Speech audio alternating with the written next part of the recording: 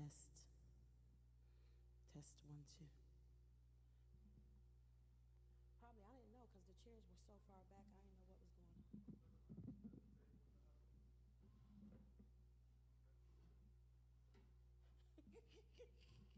The work that we've been blessed to do, be it art therapy, artistic development, or the performing arts that gave us our start, none of it would be possible without you, our faithful supporters.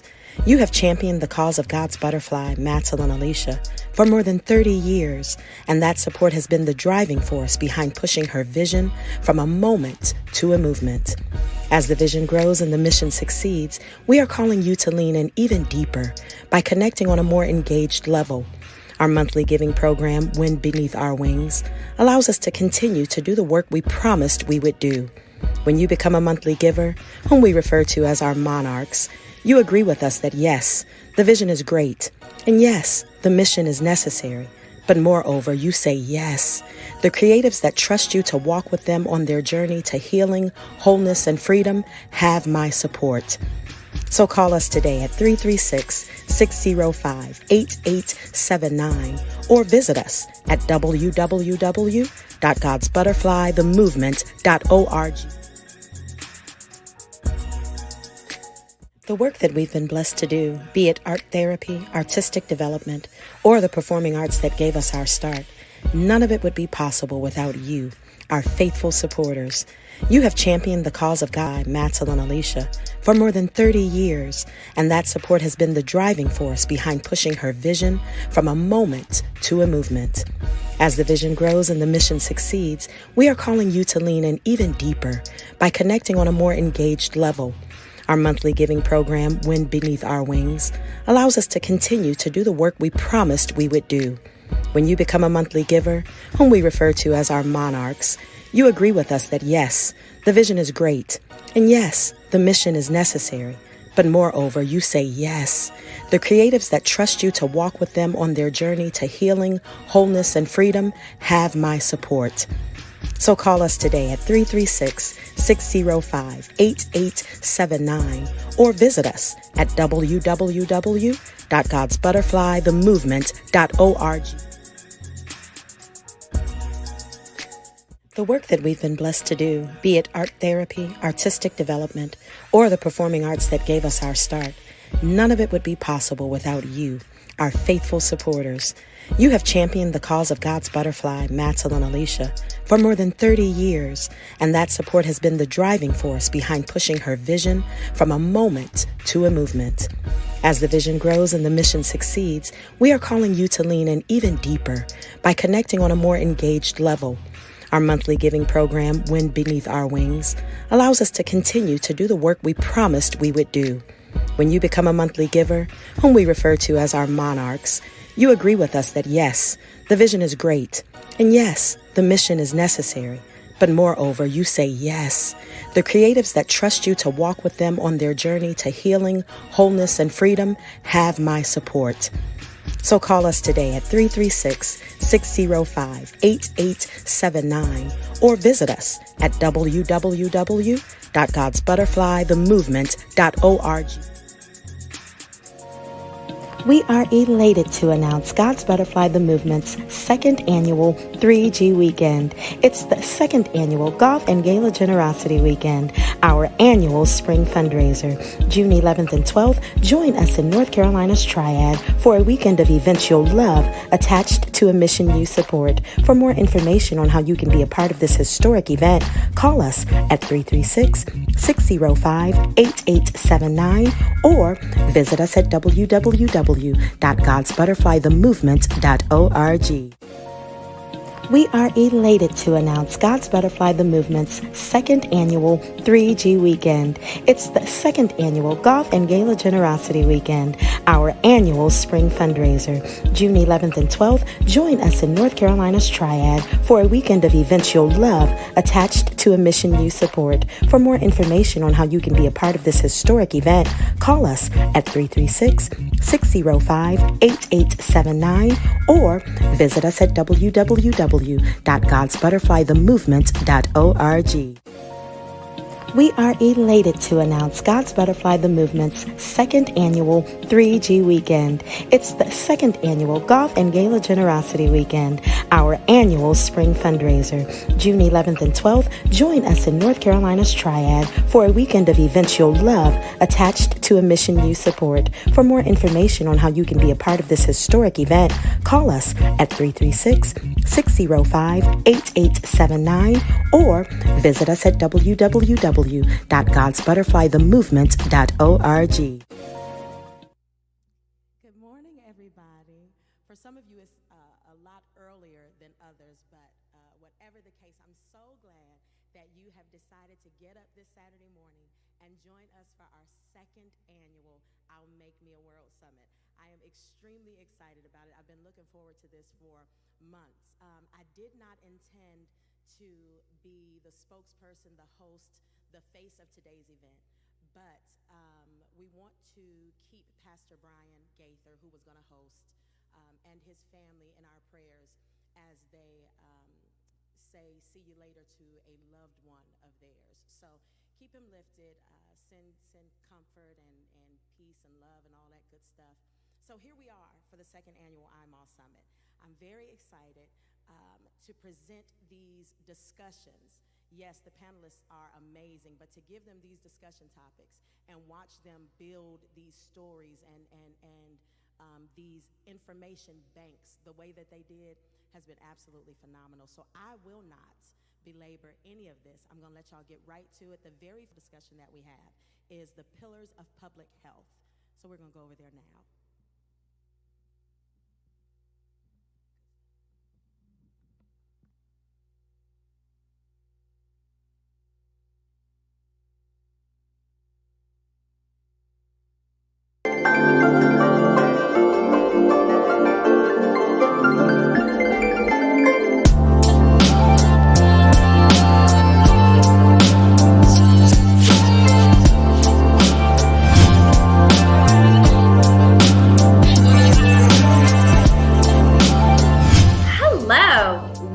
The second annual I.M.M.A.W Summit. I'm Courtney Hayes, and I am pleased to be your moderator for today. I am from Atrium Health, Wake Forest Baptist Health, within the community and marketing sector. I've been there for over 13 years, and I love what I do. I'm able to go out into the community and help others to live healthier lives.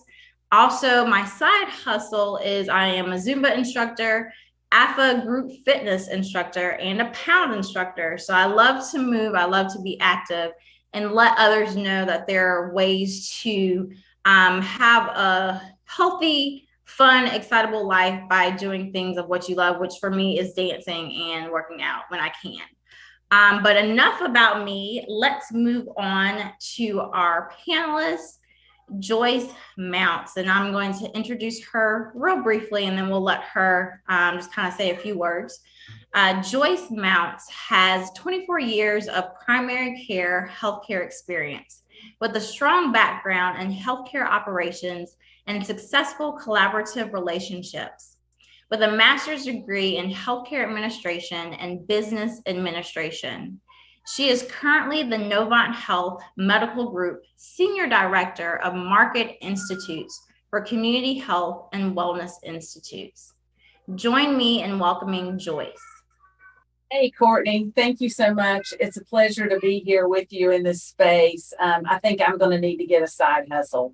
You're making me feel a little intimidated by that. That's right. That's right. So we're just going to go ahead and begin our topic, which is very prominent now in society, is about public health. So pillars of public health. In your definition, what would you describe? How would you describe public health? So public health is simply improving the health of individuals in our communities through promoting healthy habits and ensuring health equity and disease prevention and responding to health crises that occur. With that being said, how much weight would you put on prevention is better than a cure?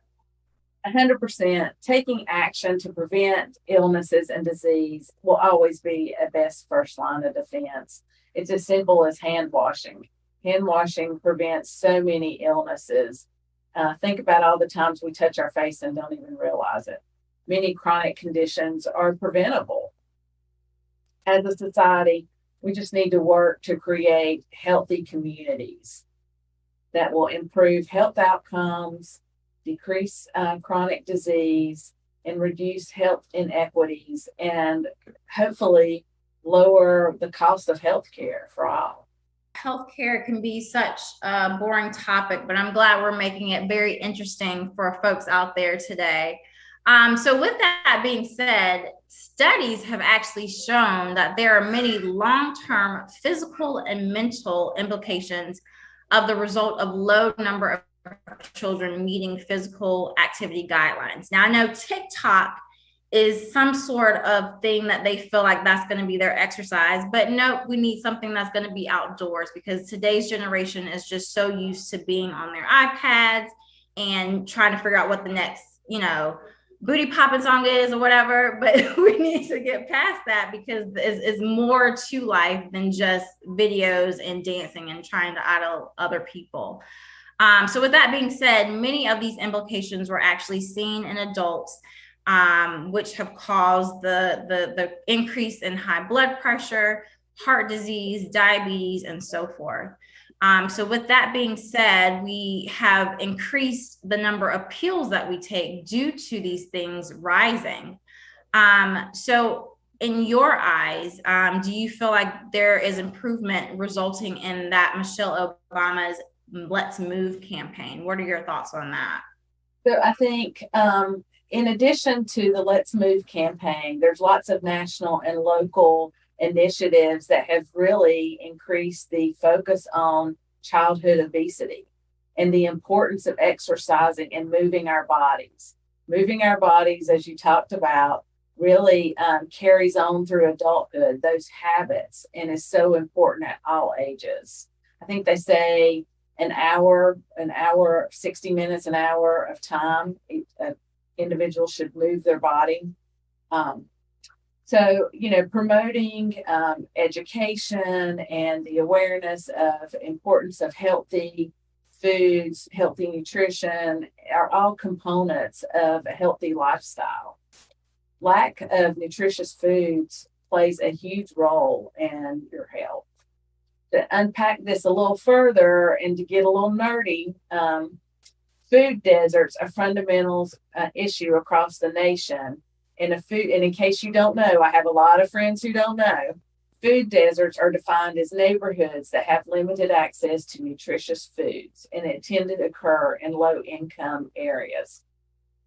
So some statistics for you.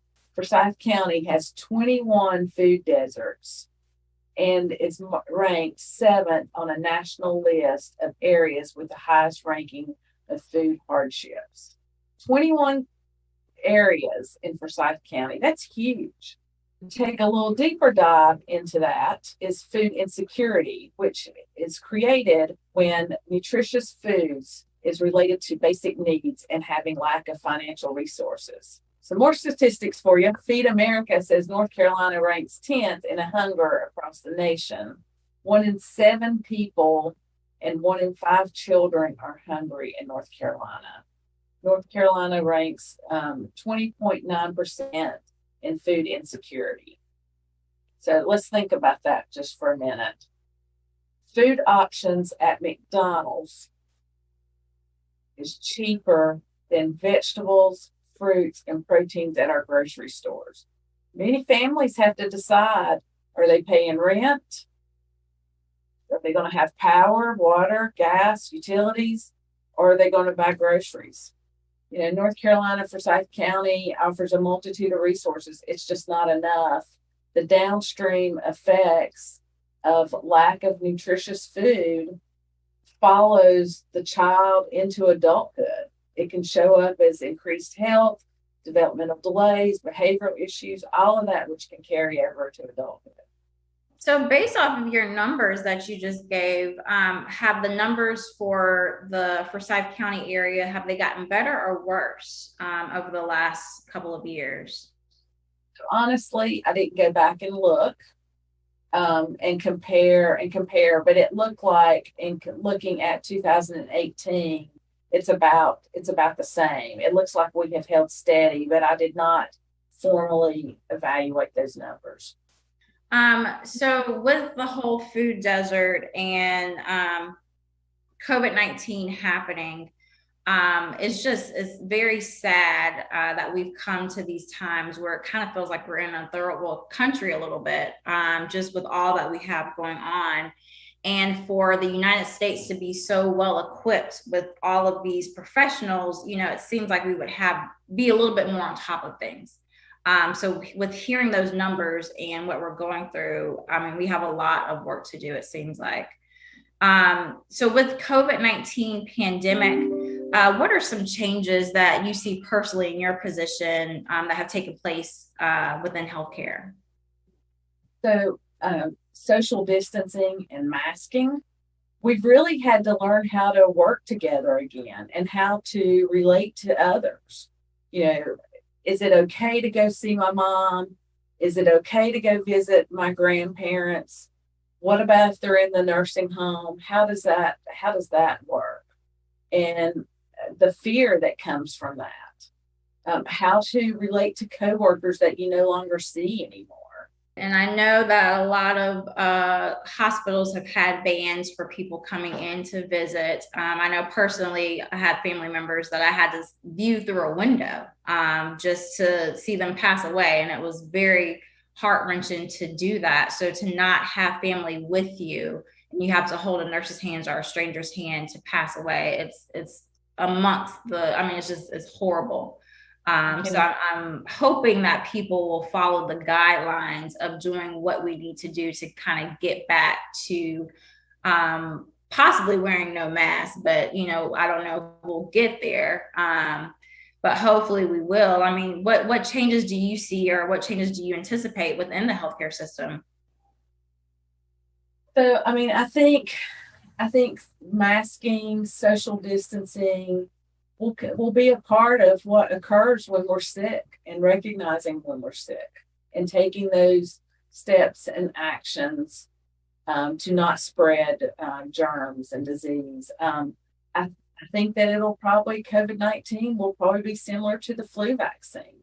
So with that being said, I know a lot of people are hesitant about getting the COVID vaccine because they don't know what's in it. I know that, it's just all these stipulations of people saying, well, if you give me the COVID shot, I'm going to get COVID. There are people that are asymptomatic. There are people that actually have symptoms.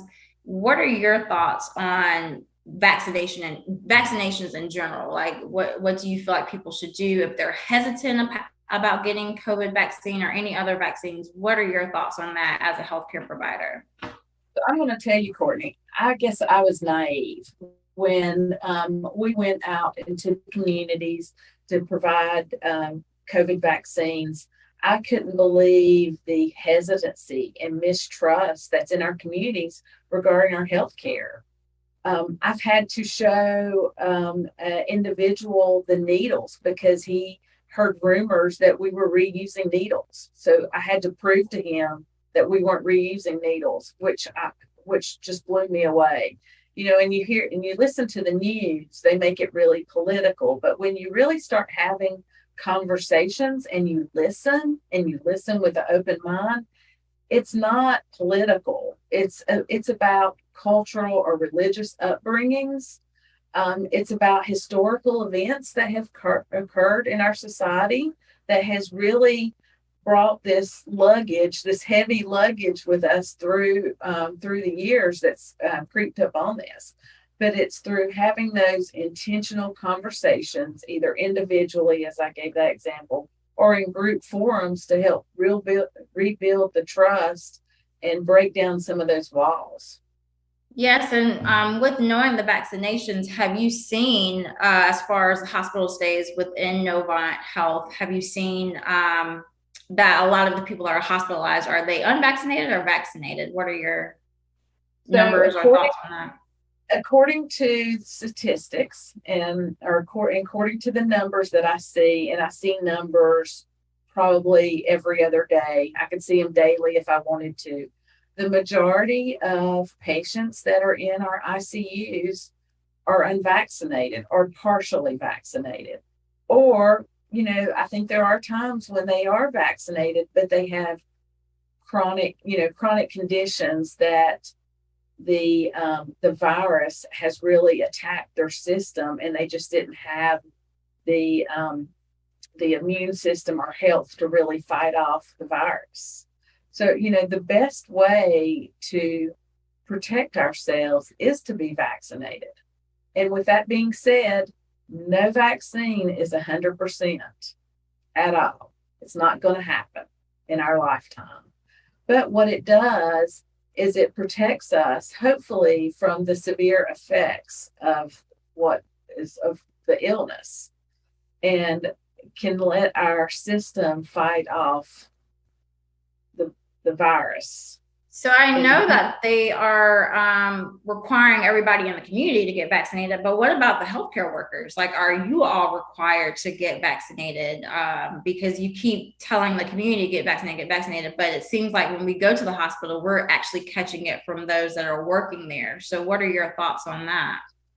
So I'm going to be real candid here. So absolutely. So I think all healthcare organizations took a stance to require team members to be vaccinated unless they have an exemption, a qualified exemption.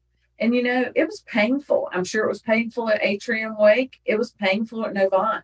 I lost a lot of friends that I was used to working with that just did not want to take the vaccine. And I get it. It's a personal choice. But, in healthcare, we commit to do no harm and to protect our patients. Well, one of the things we had to protect our patients from was from us, healthcare workers. Yeah, I agree. Like you said, Atrium Health was in the same boat.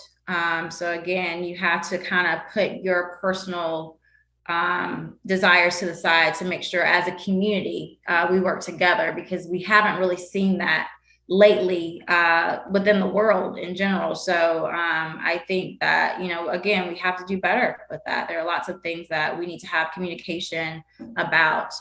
So like you said, trust is a key issue. So with asking questions and knowing what we are preventing, or especially helping those babies that can't get shots, 2 years old or less, we're protecting them. So just looking at the broader stream of things, I think is very important. So in regards to just improving health in general, we want to make sure that we reach out to certain services and groups to get to the point that we need to get to. The hard to reach populations, such as lower socioeconomic groups, the migrant populations, and the elderly people, for example. Oftentimes, these communities or organizations strategically set up for certain populations. So in your eyes, what types of services or funded organizations provide some services to help with the prevention of disease or public health? So I know that both large organizations really have a passion for supporting our communities and being where we're needed to be. It's not enough. We need to continue work to do better and to listen to leaders, listen to individuals within the communities, and figure out how to best serve needs. We have a couple of really good examples of where we've come together, both of our organizations, Atrium Wake and Novant Health. We came together, opened up for Community Highland Avenue Primary Care Clinic that is located in Highland Avenue, or located on Highland Avenue within our East Winston community. While we accept traditional insurance, I'm really proud to say that we offer an income-based fee schedule that can really help our patients who are in the gaps of not having insurance or or insurance that doesn't provide adequate coverage. So I.M.M.A.W provides the providers that are wonderful, and Novant Health provides the team members. And it's just been a fantastic partnership coming together to support the community and the community's needs. In addition, there's lots of other examples of initiatives within our Forsyth County community. There's Community Care Center of Forsyth County. It's located on Walkertown Road, and they offer free health care. Many of our clinics have community health workers that really help connect patients to basic needs. Both of our organizations have been in the communities, partnering with faith-based churches and schools to provide COVID-19 vaccines. We're starting to offer food pantries in our clinics. And then one of the oldest and I guess one of the best clinics that I think we have is Today's Woman in Pediatrics, that's located at Today's Woman Avenue. So this clinic was founded by Novant Health Foundation, set up by the foundation with its sole mission to reduce infant mortality in Forsyth County. So, which I think, this clinic's been open for many, many years, longer than I have been in healthcare, and it's really, really been a blessing to that community and to Forsyth County. Oh, wonderful. And it's just glad that both hospitals are not in cahoots with each other. We still have the same goal, same purpose of wanting everyone to live a healthier life. So I appreciate your efforts in that, and making sure that we are, like you said, we have the food set up at the different locations, and making sure that we're plugging into those important areas that need more awareness and more access to what is needed for a longer healthcare per se. So with that being said, what are some things that you feel like can protect the existence of these services that we already have that you listed that you provided? So I think with anything, it's getting involved, speaking up, sharing your feedback, your ideas, and then help communicate the offerings. It's rolling up your sleeves, volunteering to support the smaller organizations and even the larger organizations. This is such a team sport.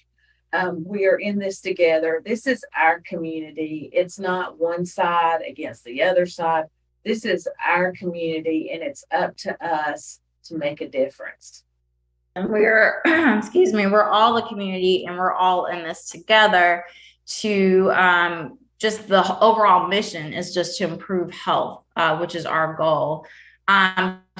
So with that being said, what does improving health look like to you based off of what, you worked in your personal life? What does that mean to you? Improving health for me personally is making better decisions and being active and educating myself. And when I don't understand, I ask questions. Improving, for the community perspective, it means getting involved and participating and rolling up my sleeves and being part of the solution. I'm so excited for the continued efforts that Joyce, you are doing within the community and others within your area. I appreciate your time, and I look forward to doing more collaboration with both hospitals. But thank you all again for your time. And again, if you have any questions, please reach out to us. Thank you again. Thank you so much, Courtney, for having me in this space with you. It's such a pleasure to be in partnership.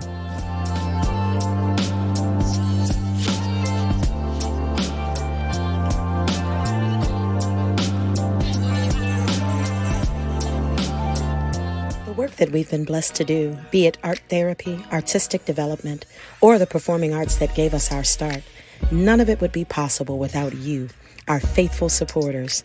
You have championed the cause of God's butterfly, Matelyn Alicia, for more than 30 years, and that support has been the driving force behind pushing her vision from a moment to a movement. As the vision grows and the mission succeeds, we are calling you to lean in even deeper by connecting on a more engaged level. Our monthly giving program, Wind Beneath Our Wings, allows us to continue to do the work we promised we would do. When you become a monthly giver, whom we refer to as our monarchs, you agree with us that yes, the vision is great, and yes, the mission is necessary. But moreover, you say yes.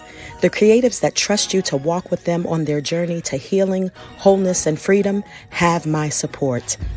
So call us today at 336-605-8879 or visit us at www.godsbutterflythemovement.org. We are elated to announce God's Butterfly the Movement's second annual 3G Weekend. It's the second annual Golf and Gala Generosity Weekend, our annual spring fundraiser. June 11th and 12th, join us in North Carolina's Triad for a weekend of events you'll love attached to a mission you support. For more information on how you can be a part of this historic event, call us at 336-605-8879 or visit us at www.godsbutterflythemovement.org.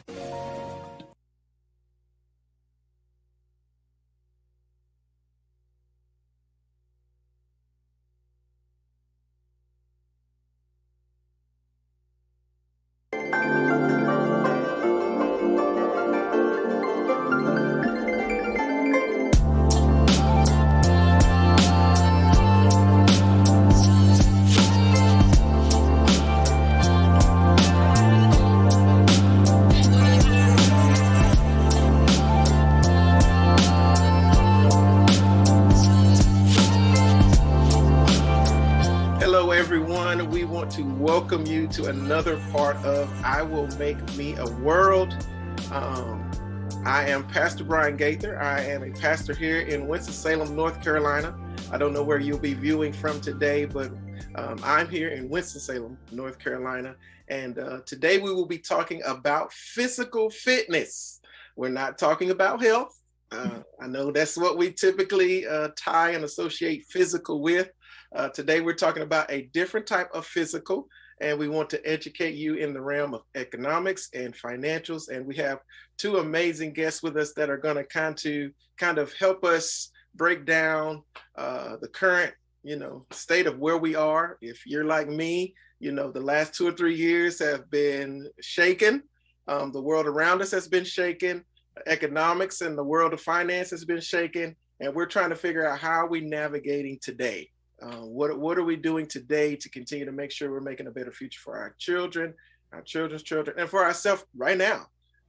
So we have with us two guests. The first one being Miss Janae Adams. Janae is a two-time author, motivational speaker, known for clearing $50,000 in debt in 2 years through some principles that I'm sure she will share during the course of our conversation and highlight some things that may benefit you, that I know will benefit you. They've benefited me and my family. They will hopefully benefit you in your life. So if you have a notepad, pull it out. And she'll be sharing some items here with you as well. We also have Mr. Lloyd Barnhart here, an advisor with I.M.M.A.W, who has an extensive background in finance and financial planning, a double degree, I understand, in history and economics. Who will be sharing and enlightening us on as well. So again, this is going to be an awesome time. So just open up your eyes, ears, and hopefully you'll receive something today from the both of them. So we welcome them to the panel today. Welcome, guys. Thank you. So we have a series of questions that we want to ask. And the first one being the word physical, as I spoke to earlier today. This question is going to be posed to the both of you. Physically fit in the terms of economics and finance. What does that mean to both of you? Lloyd, we'll start with you. Sure. So I thought about it last night, and the thing that kept coming back to my mind was having a healthy relationship with money. And you're at peace with your finances. You You can enjoy life without the stress of money. You know, if you have your financial house in order, you ultimately have confidence in everything around you. And, you know, I kind of came up with like 7 things that I think are important. You know, people need to have an awareness of their income versus their expenses, have a good budget, take action to pay off debt, be debt free. And Janae's can obviously address that in depth. No dependence on credit cards. You're not using it to get by every single month, to make ends meet. Have investments and saving strategies, which I try to preach to my clients. 10%, save 10% of what you make, either through employer plans or other vehicles. You need to have an emergency fund. You need to have 3 months living expenses at a minimum. And also you got to have an estate plan. You got to have a will. You got to have a durable power of attorney, healthcare power of attorney, living will. You know, a lot of people don't do that step, and it's so important. And finally, be properly insured. You know, have home, auto, life insurance that's the right amount. And I'm a certified financial planner. It took me about 18 months to earn the designation. I would encourage anybody to find one in your area. CFP.net is the website, or even better, get a referral from a friend. But work with somebody, interview some people, find somebody you're comfortable with, and let them help you, because that's what we're here to do. Awesome. Thank you for sharing that. Also, Janae, that same question posed to you. Physically fit, what does that mean to you? So physical fit, what it means to me in a nutshell is to be recession proof. All right, to be recession proof. That's what I like to say about it. When I was $50,000 in debt, it was during the 2008 crash. And so I definitely was not recession proof at all. I had lost my job and everything. And then 50 grand in debt after I lost my job.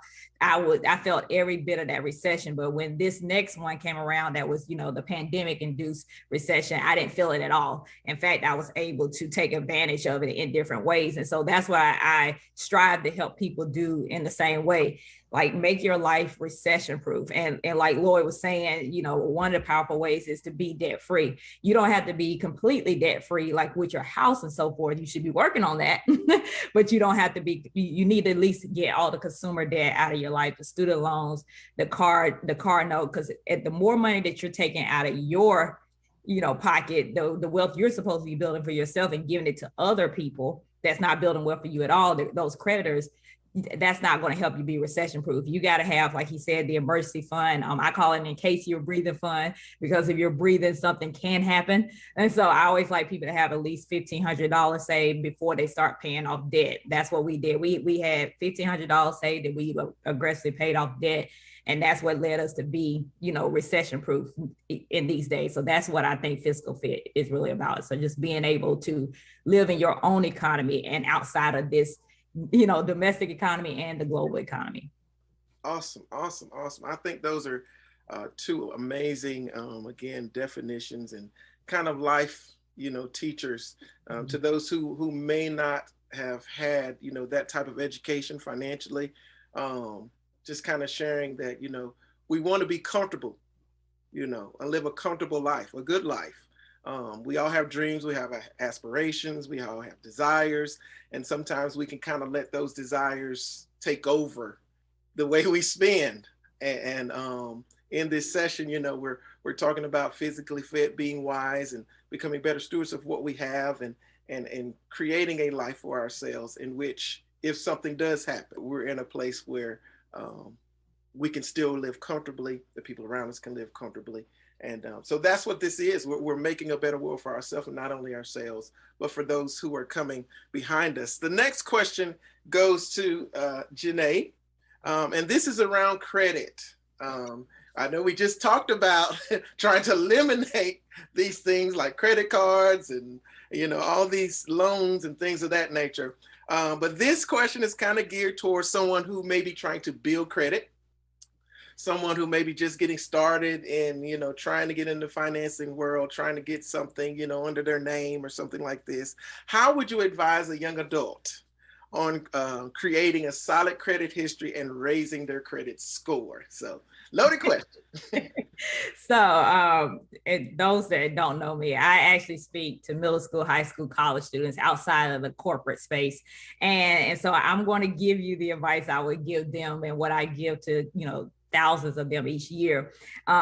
I definitely tell them not to worry about a credit score. Okay. Now, if you want to worry about one, then some of the things that you're going to need to do is obviously pay people back that you have borrowed money from. So a lot of young people, if they went to college, even if they didn't finish college, they have student loan debt. That is one thing that a lot of times takes people credit scores down because they don't pay their student loan debt on time or miss some payments and so forth. So if you have student loans, you need to be paying that on time. Next, you need to be paying your rent on time and your cell phone on time. Like that's going to get your credit score up if that's what you think that you want to do to be able to get to be important. But just understand that a credit score does not measure how great you are with money. It does not measure wealth at all.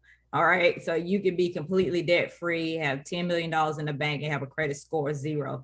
And there are millions of Americans with credit scores of 0. So I would tell those, especially young adults, because that's what I deal with all the time. Focus on your bank account and getting your money up, pay your debt off, and then take that same salary and build your wealth. Okay. So like Lloyd was saying, make sure you find a financial planner that you trust. And once you get that debt paid off, start, investing, and I'm sure Lloyd will talk about this more, invest in a Roth IRA, a Roth 401k if your company has one, a 401k, because a lot of companies have that as well. And, if you end up having children, investing in their college fund so they don't have student loans like you did as well. But if I were you, I would focus much less on credit scores and not worrying about getting a credit card and focus more on building your bank. I haven't had a credit card since 2006. I don't even know what my credit score is. And the 4 cars I've had since 2006, I have paid cash for. Life can be lived without worrying about a credit score. Wow. Nuggets have been dropped in this moment. Again, this kind of goes adverse to what we see and hear a lot. As we see, credit cards and things always being advertised and, always trying to, pull people into that world of credit.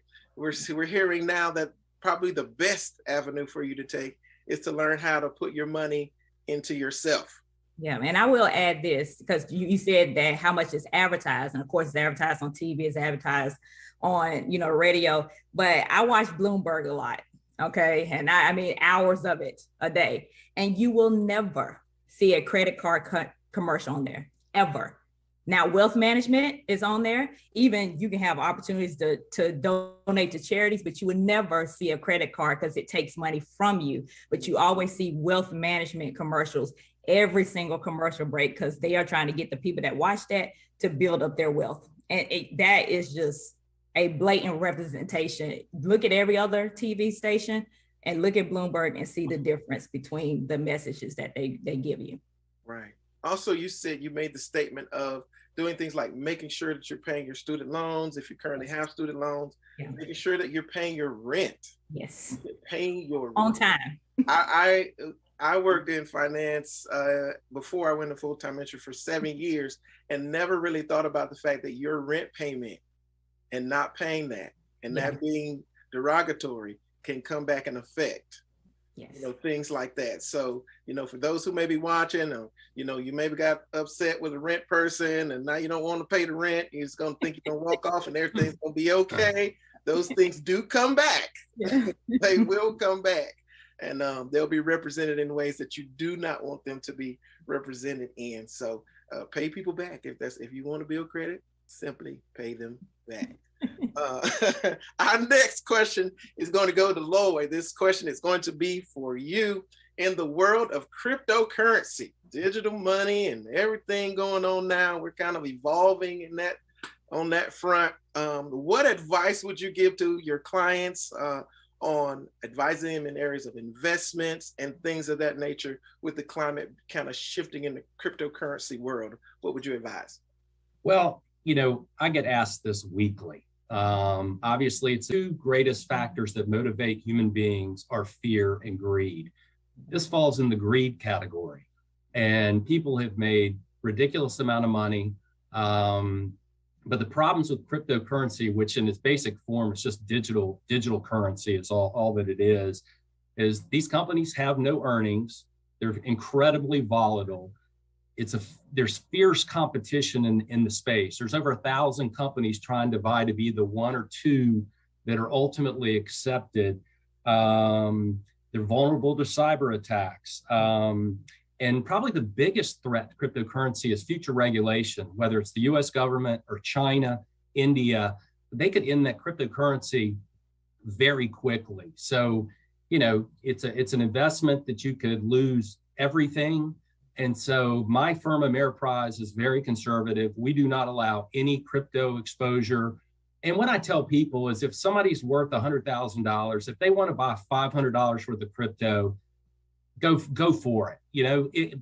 That's fine, but don't put the family jewels in it because it is incredibly risky. And it's an evolving industry. There's going to be a ton of failures.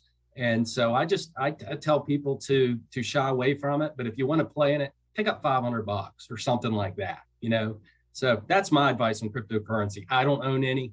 I certainly don't have any clients that I advise to own it, but I know a few people that do. So that's my take on the cryptocurrency world. It's very popular right now. Yes, sir, it is. I hear about it. I haven't ventured into it at all. I really don't pay a lot of attention to it, but you hear a lot about it. You use the term volatile. For those who may not understand, that word in a financial arena or concerning, business entities or things of that nature. Can you kind of just share a little bit more when you say volatile, what that means? Yeah, I mean, the cryptocurrencies can literally fluctuate 20 and 30% in a day.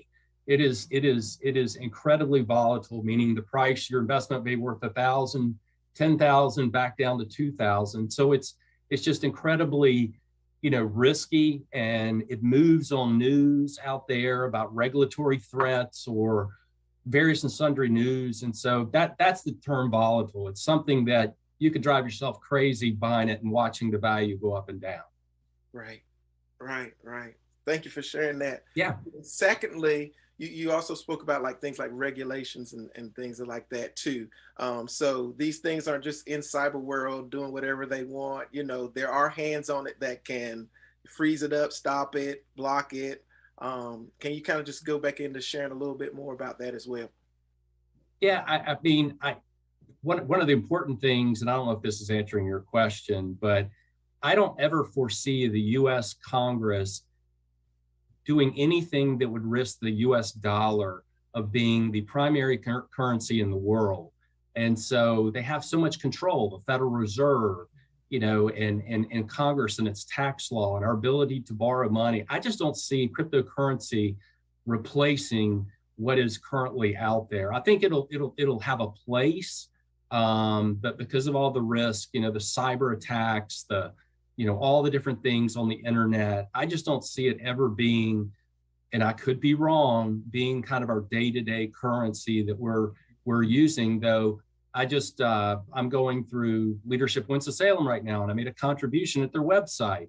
And there was there are buttons on websites now if you want to donate in cryptocurrency. So clearly it is getting more and more popular, but I don't see it being the dominant way people are going to pay for goods and services in the future. Gotcha. So word of wisdom to those, that younger generation who's excited about it, the opportunity. I heard you say words like greed. The word that came to mind for me was opportunistic. Sometimes we're looking for a big opportunity to kind of turn things really quickly. So, and another word I would throw in there is probably bubble, because these currencies have gone up so much and people have gotten, 100% return in a matter of weeks and years. Usually people get into markets or investments when they are absolutely at their peak, which is the worst time to do it. And so that's another thing I would put out there to make people hesitant to do anything, because they have had such returns over a short period of time. You're usually getting in at the wrong time. Gotcha. Awesome. All right, we will jump into our fourth question here, and it is centered around wealth and transcending generational wealth. And this question will be for both. So we will start with Janae. When you consider the word wealth building, and then also generational wealth, how do you define that? So definitely being able to be in a better position than you were of your parents and your grandparents and make children. That's the generational wealth part, that you are actually making sure they're in a better position than you were. So I have a 9-year-old and a 14-year-old. And this is even for people who don't have children. If you have a niece that you love, a nephew that you love, that you're always doing things for, this can apply as well. And so getting yourself in financial position, or paying off debt, making sure that you have the insurance that Lloyd was talking about. So I have a term life insurance policy, a nice set in their life that I had. So even while you are alive, you're making sure that they're not taking on the kind of debt that you did. You're putting them in a great financial position, but you're also making sure that yourself is in a great financial position. I'm aggressively paying this house off. And hopefully my mom don't see this. My mother's house is a surprise.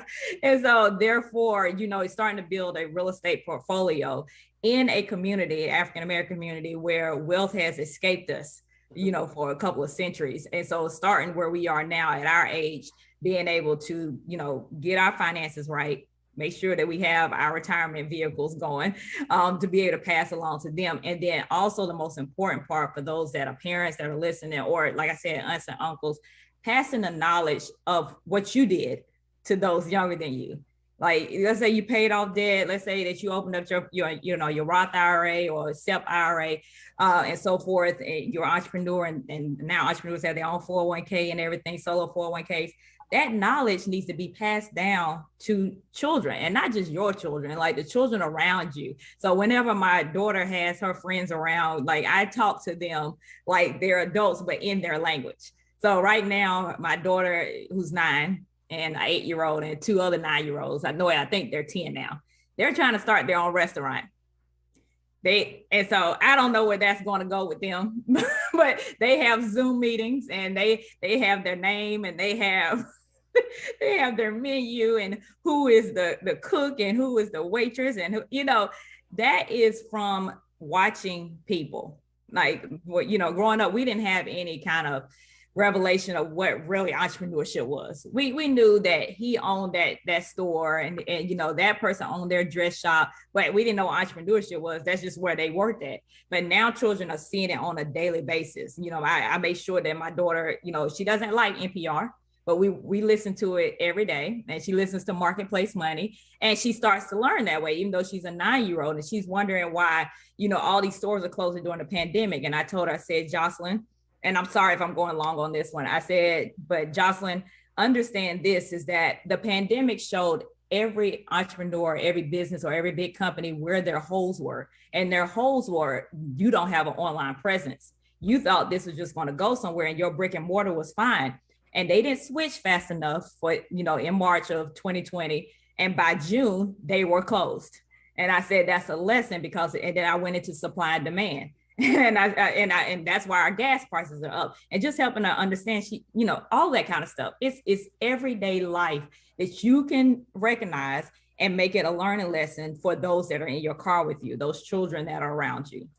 There were a lot of things that were expressed as you were speaking. And I'm trying to figure out whether I want to step into it now or kind of give Lord an opportunity. It's kind of fresh on my mind, and as you were talking about passing the knowledge on, as we talk about generational, wealth and things of that nature, and spreading that knowledge out, and not only, staying in one vehicle of savings or whatever, but learning about different ways to, extend beyond you, your time, something that will live beyond you, and knowledge and, these things that we leave for the generation behind us are vitally, vitally important, Lord, if you would just kind of share your thoughts on building wealth and then generational wealth, and then we'll kind of swing back around and kind of talk. Yeah, I thought Janae did a great job, but I kind of look at it as consistently increasing your net worth, which is your assets minus your liabilities, over your lifetime. And it's done through, of course, savings and investment, getting back to that 10% savings rule, but also ultimately owning a home. Most people's biggest asset is their home, and you want to have it paid in full by the time you retire. And so that's kind of the wealth building, but it absolutely transcends generations, because I was blessed to have a father, also a financial advisor, 50 years with Merrill Lynch, and he was just set a great example of how to save money. And he educated me on investing in stocks and real estate. And so I think it's, parents that are physically fit are going to ultimately pass assets along to their children. So that's one good thing.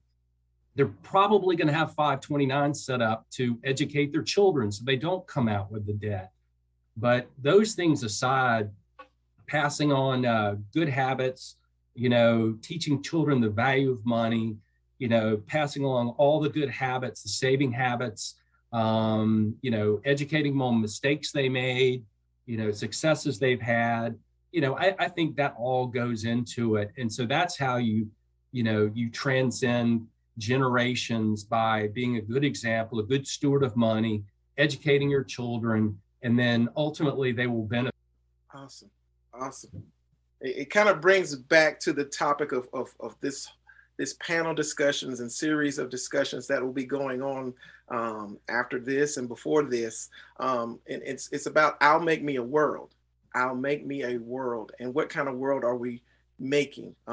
There should always be a desire to continue to grow, to advance, to get better, for one generation to go beyond what the other generation did and do greater, go further, see more, be more impactful. And in this discussion, we're talking about physically fit, or the physical, the financial part, or the economic part of our lives. And not only building something for ourselves, but also leaving something for the generation to come, to learn from, to grow from, so that they're able to create a better world than what we had. And as you were saying, Lloyd, that includes your mistakes. My daughter, Janae, also, and my son, they have a business. It's a restaurant called the Anointed Palace. Okay. And they have a menu that they've written on a yellow notepad with their menu. So we've talked about how you're going to hire your staff, how you're going to pay your staff hourly, how long you are going to be open, how you're going to buy products, meat and things like that. So it kind of transcends, because again, I didn't grow up in an environment where I learned those things, but growing up, I was exposed to people who knew those things. And I saw that as something that I desired for my life. And I went after it. And, and you all are also both beneficiaries of coming into a place where you're exposed to this knowledge and you utilized it. And now you're able to expose, the generation after you, and in your careers, those who come across your path and will give you the time to pour into them, they have that opportunity as well as you, the viewer right now, have of listening to these two share about being physically fit. And hopefully you're gaining something that's going to, make a better world for yourself and for your generations to come. So you may want to come back and watch this again and revisit it and look at it. And as we come up on our last question for today, we're going to talk to a 16-year-old girl and a 16-year-old boy. All right. You're advising them today. They just got their first job, or they're cutting the grass for the first time, and they're getting that money in their hands, and they're itching to go buy some shoes and itching to go buy a new dress and a new, nice bag or whatever. What would you, Janae, advise that young lady at 16 years old to start doing with that first paycheck that she's so excited about? Definitely, as far as just thinking about the future, thinking about the mistakes I made, at that time, Janae knew that she was getting a full scholarship, in tennis to college. And so all that money that she made could have been saved. And, so I definitely would, tell her not only to save the money, but also to start looking into, working with a financial advisor. We didn't, only thing my mother and father knew at that time was retirement investing within their companies, okay, where they worked at. So they thought that that's when you would get into investing is once you start working, then you get a piece of your paycheck going. So hopefully I'll be able to tell her, no, you can find your own financial advisor, take your check, at least part of your check, because you're still going to spend money, and put it towards, retirement investing and just saving for any kind of rainy days. I was somebody, my mother bought my prom dress. I wasn't someone who had to save my money for a prom dress. The only time I had to spend my check is when I broke my racket, and my mom said, nah, that's the last one. You're going to pay $225 for another racket. And I never broke a racket after that. So definitely the 16-year-old would say, that first check, we're going to take a part of it. We're going to save it. We're going to tithe, and we're going to take the rest, and we're going to, put it into investing for our future. You got to have a healthy relationship with money, save 10%. Avoid impulse purchases, which is so hard when you're a 16-year-old. You want that stereo, you want those fancy boots, and as you have to teach them that it's okay to have those things, but you got to save for them. You don't put it on a credit card. You got to save up and delay gratification.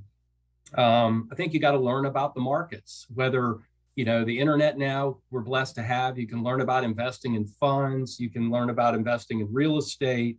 And you need to learn. One of the things that I thought was really cool was the concept of compound interest. I mean, Albert Einstein called it the eighth wonder of the world. It means you got to start early. If you start early and you're working that job at 16, and I was painting houses and doing all kinds of construction and whatever. But if you put 10% into a Roth IRA, I didn't have that when I was coming along, but now they do. You can put $6,000 a year in a Roth IRA, invest it, and with the compound of interest, you'll be so far ahead of the game 10, 15, 20 years down the road. And ultimately, that gives you options. When you're 55 and you absolutely hate your job, you've got the financial resources to say, I want to do something else. I want to start my business. I want to go into the nonprofit sector. I want to be a minister.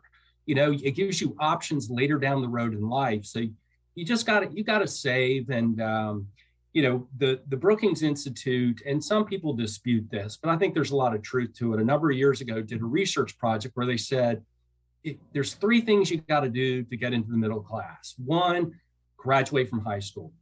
You don't even have to go to college. I think the trades are often looked down upon now, and there's so much opportunity in being a plumber or being an electrician or being, something that is not looked upon by society, maybe as highly as it should be. But graduate high school, get a job, get married when you're 21 years or older, and then have children. That right there, 75% of those people are guaranteed to get into the middle class. Only 2% will be in poverty. And so that's kind of my philosophy. Make smart decisions. And, that's kind of my view. Awesome. It sounds, like planning is a very essential part of, that 16-year-old's life, and teaching them how to begin to see the future before the future comes. Yeah. And establishing some ideals and principles in their lives that begin to pinpoint where they want to be in life. Obviously life is going to throw challenges. There are going to be things that come up. We're going to have pandemics that hit the world that we weren't planning on. But if you've been planning, if you've been putting some things together, you kind of build a life where it'll hit you, but you won't be knocked down. You'll be shaken, but you won't be, destroyed in that area. You spoke to, compound interest and things of that nature. For those who kind of may be viewing and may not understand those things, and you spoke about a Roth IRA, you spoke about IRA period. What is an IRA? Individual retirement account, you've got two flavors. You've got a tax deferred version, which you put money in, grows tax deferred. When you pull it out, you have to pay income taxes on it. The better option, particularly when you're young and you've got a long timeline and you can be really aggressive, is the Roth IRA. You can make that up to $6,000 contribution a year, $7,000 if you're over 50, and the money grows tax-free as long as you hold it for 5 years. And again, the compound of money, throw in the tax-free. the Roth IRA is just an absolute fabulous way to go. An individual for their first 10 years saved $5,000 a year, where the other person waited to years 11 to 20, and it was almost double the amount of money the first person, because they started early. And you got, if you're earning 10%, then you're earning the next year, if you earn 10%, you earn 10% on that higher number. So the number grows, sequentially over time. And, so it's so important to get in there early. And if you get into your first job, my daughters are 23, I have twin girls, they just started jobs. I'm like, you're getting in the retirement plan. And you find out what the company match is, and you say, look, you're going to at least do the company match, because that's 100% return on your investment. So if it's 4%, you put in 4%. And then what you do is every year you add 1 or 2% to it till you get to that 10% number. And you learn to live without the extra money. And so that's the key. And then throw in the compound interest, you're gonna be successful. I'd like to add to that. I tell a lot of young adults that come into ministry and they get jobs and start new jobs. I advise them also, does your company have a 401k plan? Invest the max that they give you. And every year that you get a raise, don't take that raise and immediately think, well, I got $1,000 more to go buy. No, you've been living without that $1,000. Continue living without that $1,000 and invest that $1,000 into something else that's going to work for you instead of you work for it. So, when you kind of start talking about the compounding interest, these things are happening behind the scenes. Right. You're going about day-to-day living. You're not concerned about a statement in the mail, and it's like, oh my goodness. Wow. The other nice thing about a retirement plan where you're consistently putting money in, your dollar cost averaging. You're buying the market low, high, in the middle over time. That's powerful. And, that's the way you ultimately build wealth, is dollar cost average, regular contributions. It's a slow process. Yes. You don't, and I always tell my clients, don't, look at your statement every quarter and file it, forget about it. Don't be online. Don't be looking that I'm down $10,000 from yesterday's carnage. Just keep putting the money in there, do your job, and it's all going to work out beautifully for you. Thank you for sharing that as well. Yeah. Take it easy. It's going to take time. It won't happen overnight. We live in a consumer world where, immediate gratification is the desire, and we want things now. But, in this season, what we're kind of trying to gear everyone to is to think about the fact that this is a principle of time. Yeah. Give these things time. It won't happen overnight, but if you stay consistent and stay with it and continue to do the principles that you're learning right here, you will continue to make yourself physically, with an F, fit. That concludes our questions for today. Is there a parting statement that you want to make before you leave? Just to kind of share with the people as we kind of come to the close. We'll start with Lloyd, if there's a little closing statement that you'd like to make. Yeah, and we've said it time and again, just start early. I wish I had started earlier than I did. And it doesn't have to be a huge amount of money that you're putting into that Roth IRA. It can be $10 a month. And then, let that money go. And as you see the success you're having, that'll motivate you more to put more in.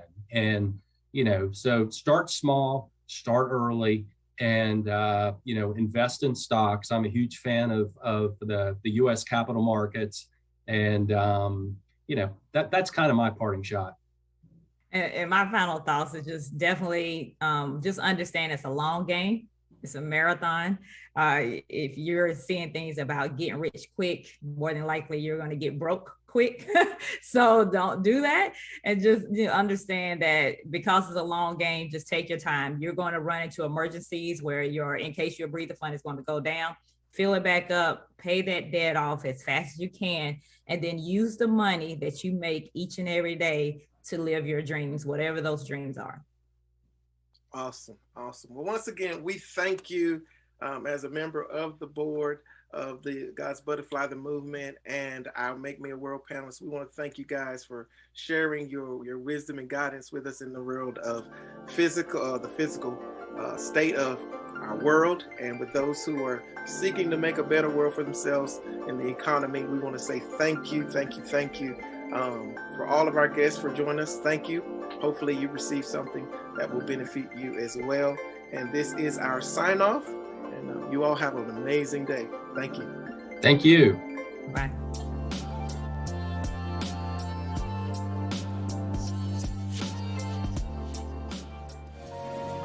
We are elated to announce God's Butterfly the Movement's second annual 3G Weekend. It's the second annual Golf and Gala Generosity Weekend, our annual spring fundraiser. June 11th and 12th, join us in North Carolina's Triad for a weekend of events you'll love attached to a mission you support. For more information on how you can be a part of this historic event, call us at 336-605-8879 or visit us at www.godsbutterflythemovement.org. We are work that we've been blessed to do, be it art therapy, artistic development, or the performing arts that gave us our start. None of it would be possible without you, our faithful supporters. You have championed the cause of God's Butterfly, Matelyn Alicia, for more than 30 years, and that support has been the driving force behind pushing her vision from a moment to a movement. As the vision grows and the mission succeeds, we are calling you to lean in even deeper by connecting on a more engaged level. Our monthly giving program, Wind Beneath Our Wings, allows us to continue to do the work we promised we would do. When you become a monthly giver, whom we refer to as our monarchs, you agree with us that yes, the vision is great, and yes, the mission is necessary. But moreover, you say yes. The creatives that trust you to walk with them on their journey to healing, wholeness, and freedom have my support.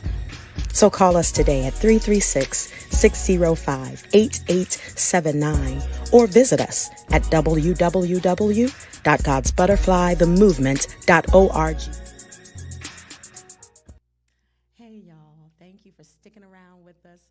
I am sitting here. First of all, I want to say, I know this is some great and in-depth information. I mean, just sitting here listening, we almost got too caught up in listening to the panel discussion and missed our cues to get back in place. So it would behoove you to get a pen, some paper, or if you take your notes on your tablet, whatever, but get something to take notes with, because this information is noteworthy. It's worth saving. So we're going to get back to that. But first, I have with me Realtor Danae Twyman. How are you, Danae? I'm good. You're going to need to get in there, honey. I'm good. How are you? Yes, I'm great. Thank you. Good. So we're sitting here.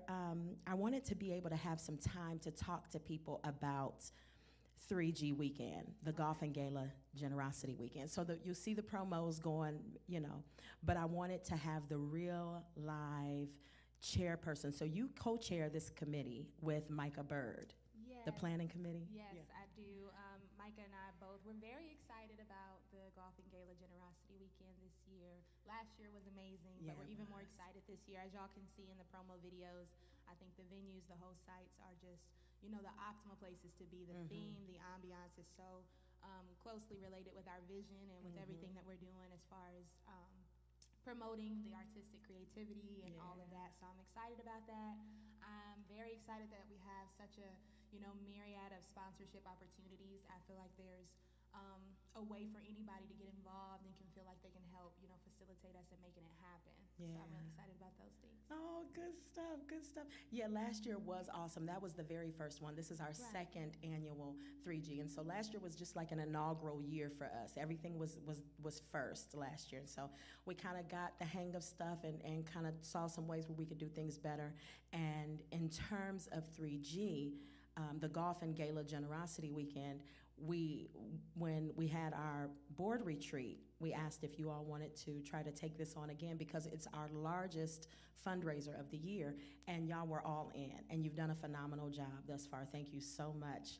I do want to talk a little bit about, because you spoke to the venues, the gala is going to be at the Community Theater of Greensboro, and it just, like she said, it lines up so well with who we are. We're artists, Can you talk about, do you feel comfortable talking about what our Her New Leaf program did in 2021, how that kicked off in Ohio, and why sponsorship is important? Yeah.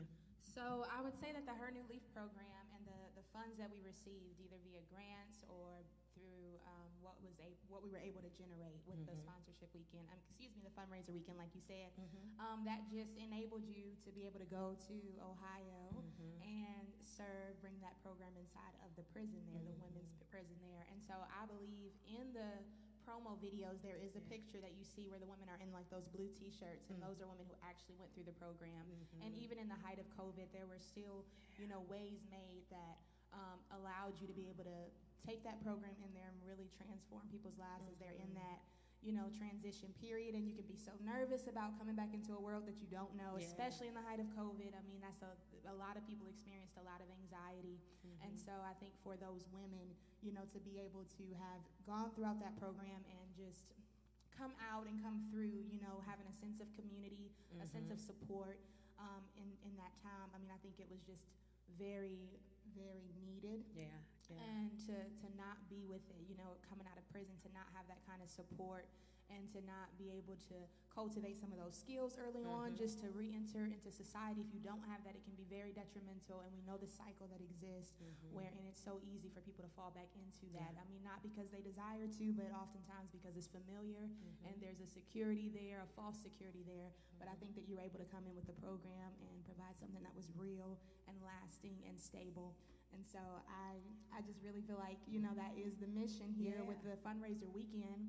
And I think that's why it's so important just to tune into things like this, so you can understand the vision and you can see that things are actually being done, work is actually being done, and it's actually making a difference. It matters. So, It matters, the women, because Her New Leaf, it's a 9-month life transformation program, and it's not restricted to women who are in prison, but this program is for victimized women, whether they're victims of circumstance or victims of abuse, domestic violence, whether they are victims of human trafficking. This is what the program is designed for, to help them walk through that process of transformation, right?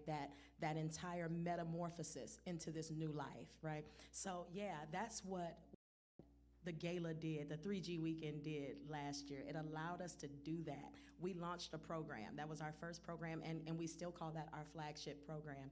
So we're really excited about that. Thank you for joining me today. Absolutely. You want to give them the website? Oh, you can visit our website at www.godsbutterflythemovement.org. Something about saying ORG just makes it sound so official. So I'd be like, .org. Yes. So thank you so much. And thank y'all for listening. We do this summit because we want to give the information, and we need our communities to have the information necessary to make a world that is better, that is suitable, that is a place that we can coexist peacefully, in harmony, and without lacking, right?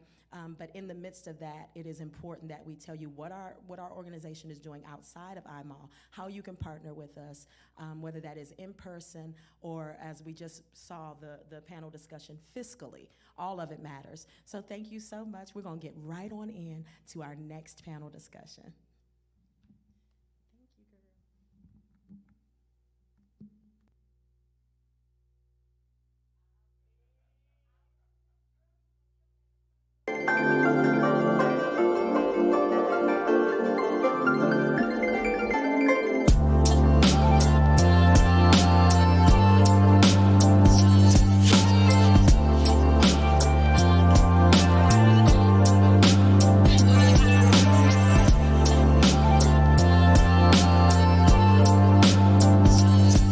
Hello, everyone. My name is Michael Ingram, the executive coach and founder of Game Changers.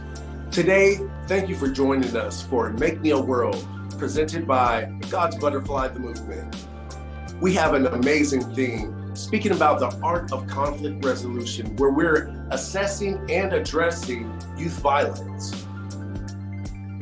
You'll also find a great panel today. Captain Katie Allen from Winston, Salem Police Department, Eunice Mingo from ECM Counseling Solutions, and last but certainly not least, Stephanie Lefevre, Operations Manager at Downtown Art Space School.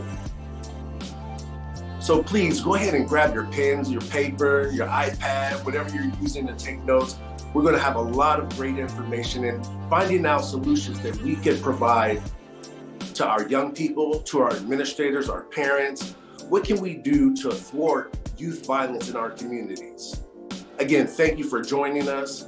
Thank you to Matelyn Alicia for creating this amazing organization. Now tune in for what we have coming up next. And for today, we've got a great panel, Captain Katie Allen.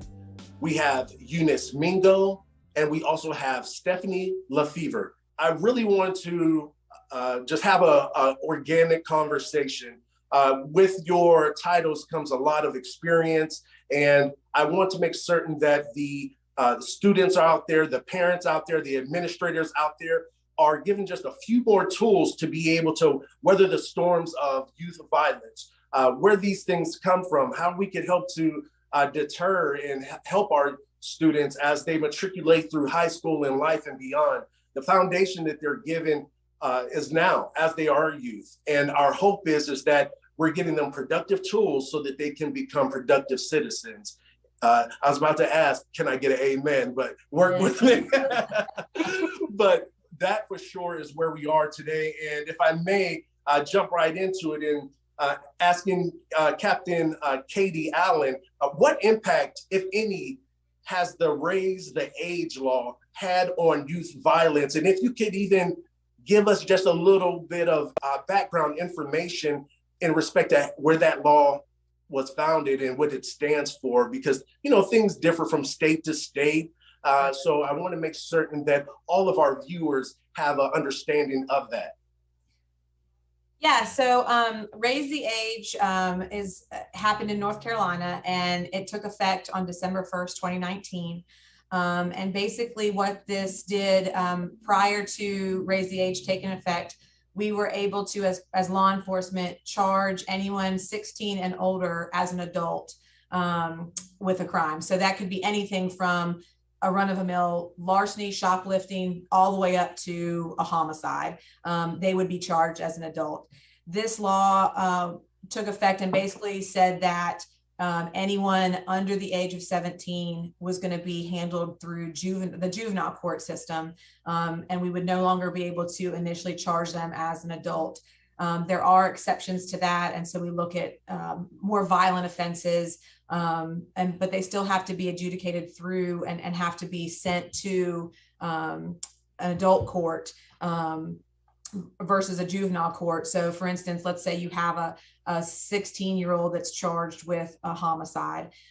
They would initially be charged, and then we'd have to go through a court proceeding to have them charged as an adult. So it just adds an extra step in there. The thought behind this was that you're basically not punishing a kid for their entire life for something that they have committed, an act that they've committed as a teenager, when we clearly know that they're not fully developed. And so it has had some impact here in North Carolina. And I want to read on this as a law enforcement officer. And so being reminded that my duty as a law enforcement officer and our duty as law enforcement officer is public safety. And so our goal is to ensure that we have a safe and secure community. And so we recognize that we do have offenders committing very violent acts that are young. And so what I think what this law has done for us within law enforcement, and what we've seen within law enforcement, is the offenders. And what I mean by that is that kids, gangs, and older people are recruiting younger people to commit violent acts, because it's not going to be as significant of a punishment if they commit it. So we've seen an increase in our gang membership, where we're seeing young, very young kids, 10, 11 years old, being recruited into gangs to commit these deeds, because, you know, a 15-year-old isn't going to get the same punishment as a 30-year-old is going to get. And so we're seeing people being attracted to gangs because of the incentive, the monetary incentive, because of the, you know, a brotherhood of a gang, I guess, for lack of a better word, that they're basically being taken advantage of because they are younger. And, you know, obviously going through a juvenile court system is not going to be near as bad as going through an adult court system. So we're seeing that. We're seeing very young offenders committing really, really violent acts. What we saw is that this legislation was enacted very quickly. And so what we didn't see happen as a result of Raise the Age is we obviously are going to have more juveniles involved in juvenile court system now, because these kids are no longer being tried in the adult court. 16, 17-year-olds were always tried in adult court. Now they're in the juvenile court system. Well, we didn't add additional space in juvenile facilities. We didn't add additional juvenile court counselors. We didn't add additional juvenile intake officers and people to manage these facilities. So you're putting a lot of extra burden on this system. And so that's really tricky. And our criminals know the law. Our juveniles, December 1st, 2019, these young people knew that we're not going to be able to arrest you. We're not going to be able to take you down to the jail. And so they kind of looked at it like they have a little bit of a free pass in the terms that most of the time we're going to call their parent and we're going to release them to a parent. And so where that ends up being a negative thing for us is, let's say you have a kid that, a 15-year-old that has broken into a store at 3 a.m. and we find this kid and we put this kid in custody, and now we have to call the parent. Well, you have to wonder, why does that parent not know where their kid is at 3 a.m? So you're releasing them a lot of times to a parent that wasn't parenting the child to start with. And 30 minutes later, the kid's back out on the street, doing whatever they're doing, up to no good. And so, while I do see that the law is beneficial and that you're hoping to reform these kids, which is what all of us hope to do. We hope to change this pattern of behavior in these kids. There's just not a punitive enough measure to make crime something that they don't want to do. And I think the other thing we're seeing is that we don't take into account the victim. And so here locally, we recently had 2 cases in the last month here in Winston-Salem where we arrested 11-year-olds, one for carjacking and one for shooting up a house. And, you take an 11-year-old, and while yes, their brain is not fully formed and they're not going to think of the long-term consequences, the lady who had her car stolen at 8 a.m. while she's getting in her car to go at work doesn't think the barrel of the gun looked any different if an 11-year-old was holding it versus a 30-year-old. She's still a victim of a crime. And we still have to consider the fear and the victimization she feels. Even though the criminal is 11, she is still a victim of a crime. And whoever committed the crime should be held accountable. Again, whether they're 11, whether they're 30. And so that's something that we have to consider as well, as she's going to want to see justice as well for her car being stolen or for the house that was shot up by an 11-year-old. That person is now living in fear because of a crime committed by a juvenile. So there's a lot to it, but as law enforcement, that's what we've really seen is the challenges is there's just not enough punitive measure for these kids to make crime unappealing. The initial thought, depending upon the communities that you come from and how policing is done, is, thinking that raising that age is, in some people's eyes, a relief, of, like you said, for the intent of reform, and saying that, a child now at the age of, again, 15, 16 is not being held to the same extent as an adult, and just being able to kind of side just a little bit of relief there. But as you said, the criminals know the law, and unfortunately, they've been able to therefore target our younger people, which is really the malice behind the entire thing. In as much, I would, even venture to say, with how we're going to be speaking about the arts and the positive effects, if I could lend a voice as saying that that's more of the reason for us to give more productive programming to our youth, to try to engage them at the younger age, so that when you're up to them, to try to pull them into different games or just mischief behaviors, they'll have something to fall back on as far as a positive alternative. With that said, I definitely want to commend the work that you're doing. You making it to the place of captain, I'm sure it's been no easy feat, but definitely feels safer with someone who has a mind and a heart for kids, as you're a parent your own self, and being able to say, look at this through a different lens. The law is the law, but then also being able to bring possibly some other solutions to make sure that the kids are looked after when it comes to their future, you know, in the long term. So I really do thank you for that. Thank you so much. If I may, Eunice, I wanted to talk about, in respect to resolving conflict and when that's concerned, what implications have you seen work? What implications would you introduce to a school or a youth organization to try to curb some of these concerns when it comes to youth violence? One of the things, well, quite a few of the things I have in mind that I have seen work substantially. As Katie said, sometimes the law is changed, or, you know, different things are added and the people are not there, the programming is not there. So one of the things that I've seen actually work a whole lot is specialized programs to help to help deter you from doing even more damage than what they've done. Putting counselors in place, putting mentors in place. Those things make a substantial impact on how a kid receives what is being given to them. And sometimes they don't receive it at that moment, but as long as they stay in the program, eventually, you know, a lot of times they get it. And some other things that I think is very beneficial, parenting classes. Even if they don't want to come, because a lot of times parents don't want to participate because they feel like, well, that I didn't do that, they did that. But just putting things in home a lot of times when it's safe, because a lot of times you don't know what you don't know. So when you introduce things to people, or when you expose them to different things, that helps the situation a lot.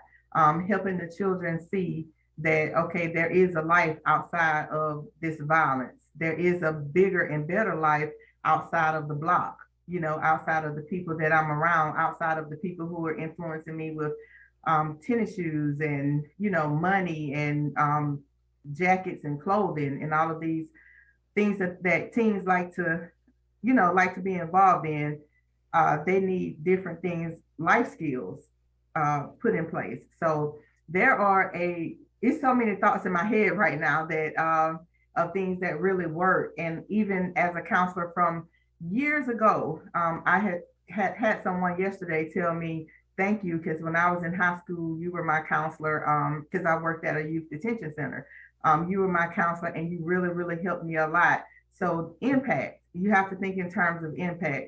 You know, when you have them in that situation, what are we going to do with them while they're in that situation? What skills are we going to give them? What are we going to expose them to? You know, the arts is therapeutically, the arts, that's a great outlet. Some people don't even realize they're artists until they get exposed to a paintbrush or coloring pencils or a canvas. They don't know what's inside of them, because usually art is not something that you can copy from someone. Well, some people do, but you know, therapeutically, when you give somebody a blank canvas, they get to create what they want to create with it. They get to put outside what's already on the inside. And usually it's a beautiful piece of work. And they learn to use those skills that come with doing that, like mindfulness skills. When you're painting, when you're drawing, when you're using the arts, you're not thinking about all the other things, because as we know, it's impossible to have, well, your brain can't think about two things at one time. So you're not thinking about the violence that you can get into, or you're not thinking about how to make money, or you're not thinking about what you need to protect your family from. You're thinking about what you're doing in the here and the now, which is what mindfulness does. And the arts are very good for that. So I think it takes a lot of exposing and introducing children as well as their families to a different way of life. Wow, amazing. I believe you hit the nail right on the head, especially when you speak about mentors. You know, mentorship, being able to be comfortable with, you know, being mentored, I believe puts that a sense of accountability and responsibility out there for both parties, right? The mentor knowing that, you know, I have a responsibility to make sure that this person, whomever, and we have those, of course, in our professional worlds as well, but being able to be introduced to that at a young age kind of takes some of the stigma out of being able to have a trusted party who is there for my well-being and making sure the trajectory of my life is in an upward motion, and that it's moving where it needs to be. And truth of the matter is that a lot of times, especially with young people, and I was there, minus the gray hairs, you can't quite tell it. It was, it looks like it's been a while ago, but, sometimes you have to do like this entire conference, I'll make me a world. Sometimes you have to put the right people around you, right? It might not be your mother, it might not be your father, because of schedules or a broken home or whatever that looked like. But it might be, someone that your friend's parents, right? Or it might be a teacher, it might be a coach, it might be an officer, it might be an array of people. I believe the key thing is us really being that village. And as long as we see a student, a youth making that one step, that it's incumbent upon us to make that two steps, first, because we're the wiser, hopefully, but then also because we were youth at one time, and we know what types of challenges that comes with that. And if I may, Eunice, I know that you've also dealt, with depression, anxiety, different types of challenges that have come across the youth and what have you in their day to day. What would you say when it comes to the arts and being able to implement something? And you mentioned a paintbrush, and as we know, I want to say with art, whether it's music, whether it's theater, there's so many expressions. Could you give me just maybe one or two things that you've seen being able to be implemented inside of a school or for a student that they've done that has resulted into a success story? I can probably give you several. I know you mentioned, because I said paintbrushes, and because that's what comes to my mind. That works for me therapeutically. But I've also seen creative poetry, rap music, different things like that, because all of that comes from a creative place. But if that creative place is buried under, depression, anxiety, and most of all trauma, then it's hard to get to a place where you can be expressive creatively. So I think in addition to programming, we need to make sure we're treating as far as ways to deal with depression, ways to even identify it, because some people are walking around surviving and not realizing they're living in survival mode, but they're not necessarily thriving, but once you realize, oh, okay, well, I don't sleep at night, or I'm not eating well, or when I try to eat, I get sick, so I just don't eat at all. They realize that, okay, well, that kind of started back when Uncle such and such was killed, or when I lost my grandmother, those traumatic events that happen. Because some of these, some children are not only impacted by the events secondarily, they're directly impacted because they were there at the moment. So exposing them to arts and creative things actually helps. So one example that I can give is a student that I had years ago. He called himself a rapper, and he was pretty good, but we had to make it appropriate because they want, kids love to show off their skills and all of that stuff. So we had to make sure that it was appropriate for the people who they were presenting it to. So I said, let's clean it up. I want you to clean it up. So think about the people that you idolize the most, the people that you want to impress the most in your life. And if you had to say this in front of them, how could you use that same creativity that you use to create this into something that you would love and be proud to present in front of them? And he did it. He spent some time, he cleaned it up, he did. And I was like, whoa, because I'm thinking like, okay, well, I'll clean it up a little bit when he gets done, Right. I did not have to clean up anything. I was like absolutely blown away. And everybody was so impressed with his display of creativity. It was his reality in words on paper presented to people that could receive it. Now, I told him, I said, so you have to think in terms of your different audiences. You do have an audience that can receive what you're saying, it the way you're putting it out there. But a part of creativity is having other people see and receive your world the way it is, and present some type of understanding. So he got invited to different schools. He got invited to different city council meetings to present this piece of art. So it really built up a sense of pride, and his chest was stuck out and just proud. And never seen this kid. This is like a really angry person. Perceived anger, because anger is a secondary emotion. Usually it comes from some type of trauma or depression, and it's just the way you express that hurt or that pain or that grief. So that was a really, really good opportunity for him to show a different side of himself and grow into that side of himself that he didn't even know existed. Wow. That's amazing. That is an absolute amazing story. And I believe one of the things that I really took away from just that point alone is that, as you said, when they know better, they do better. Right. There's nothing wrong with challenging, just like there's nothing wrong with criticism, as long as it's done in the right way, Mm-hmm. And for us, there's a way to handle. It's not how they say, it's not what you say, it's how you say it, Right. And kids are definitely receptors of that. Are you coming at them with a dogmatic, you should, this shouldn't be here in this world and this and this and this and this, or is this more so, this is your audience as of right now. You can multiply this tenfold.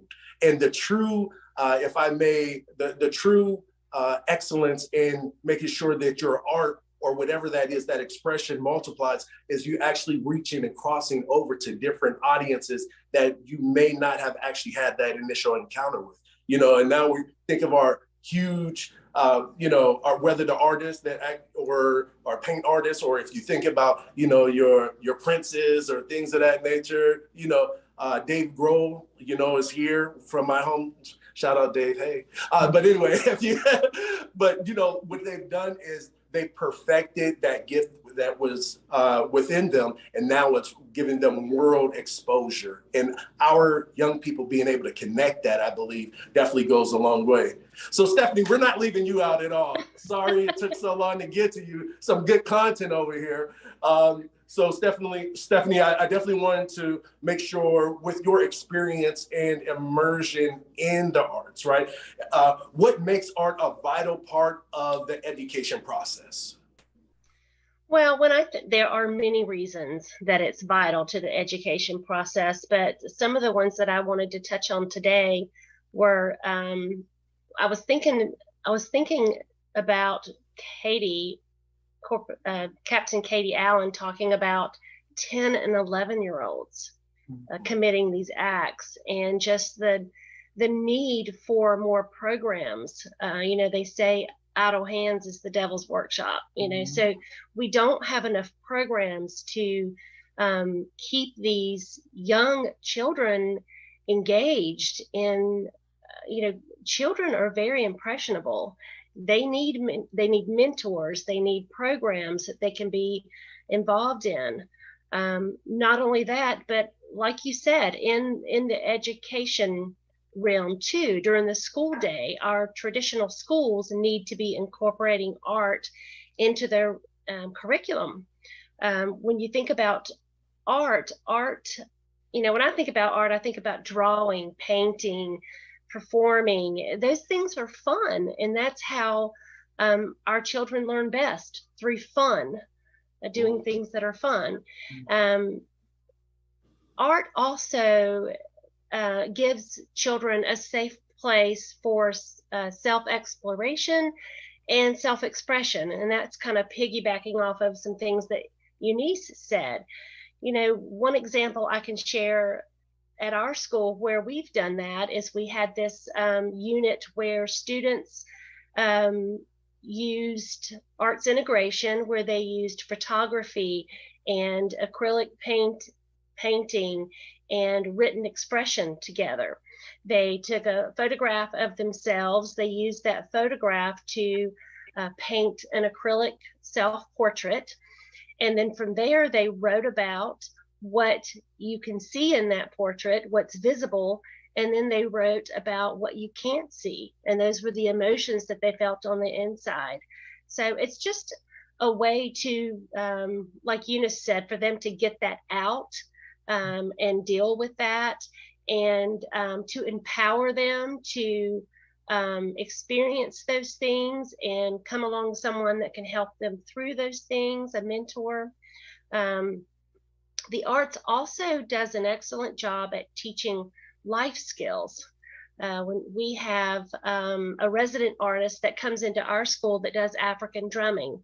And when you think about 20 students drumming together, you know, they have to learn communication, they have to learn collaboration, they have to learn teamwork, and they have to put those things into play. Those are lives they'll carry into adulthood and that they need.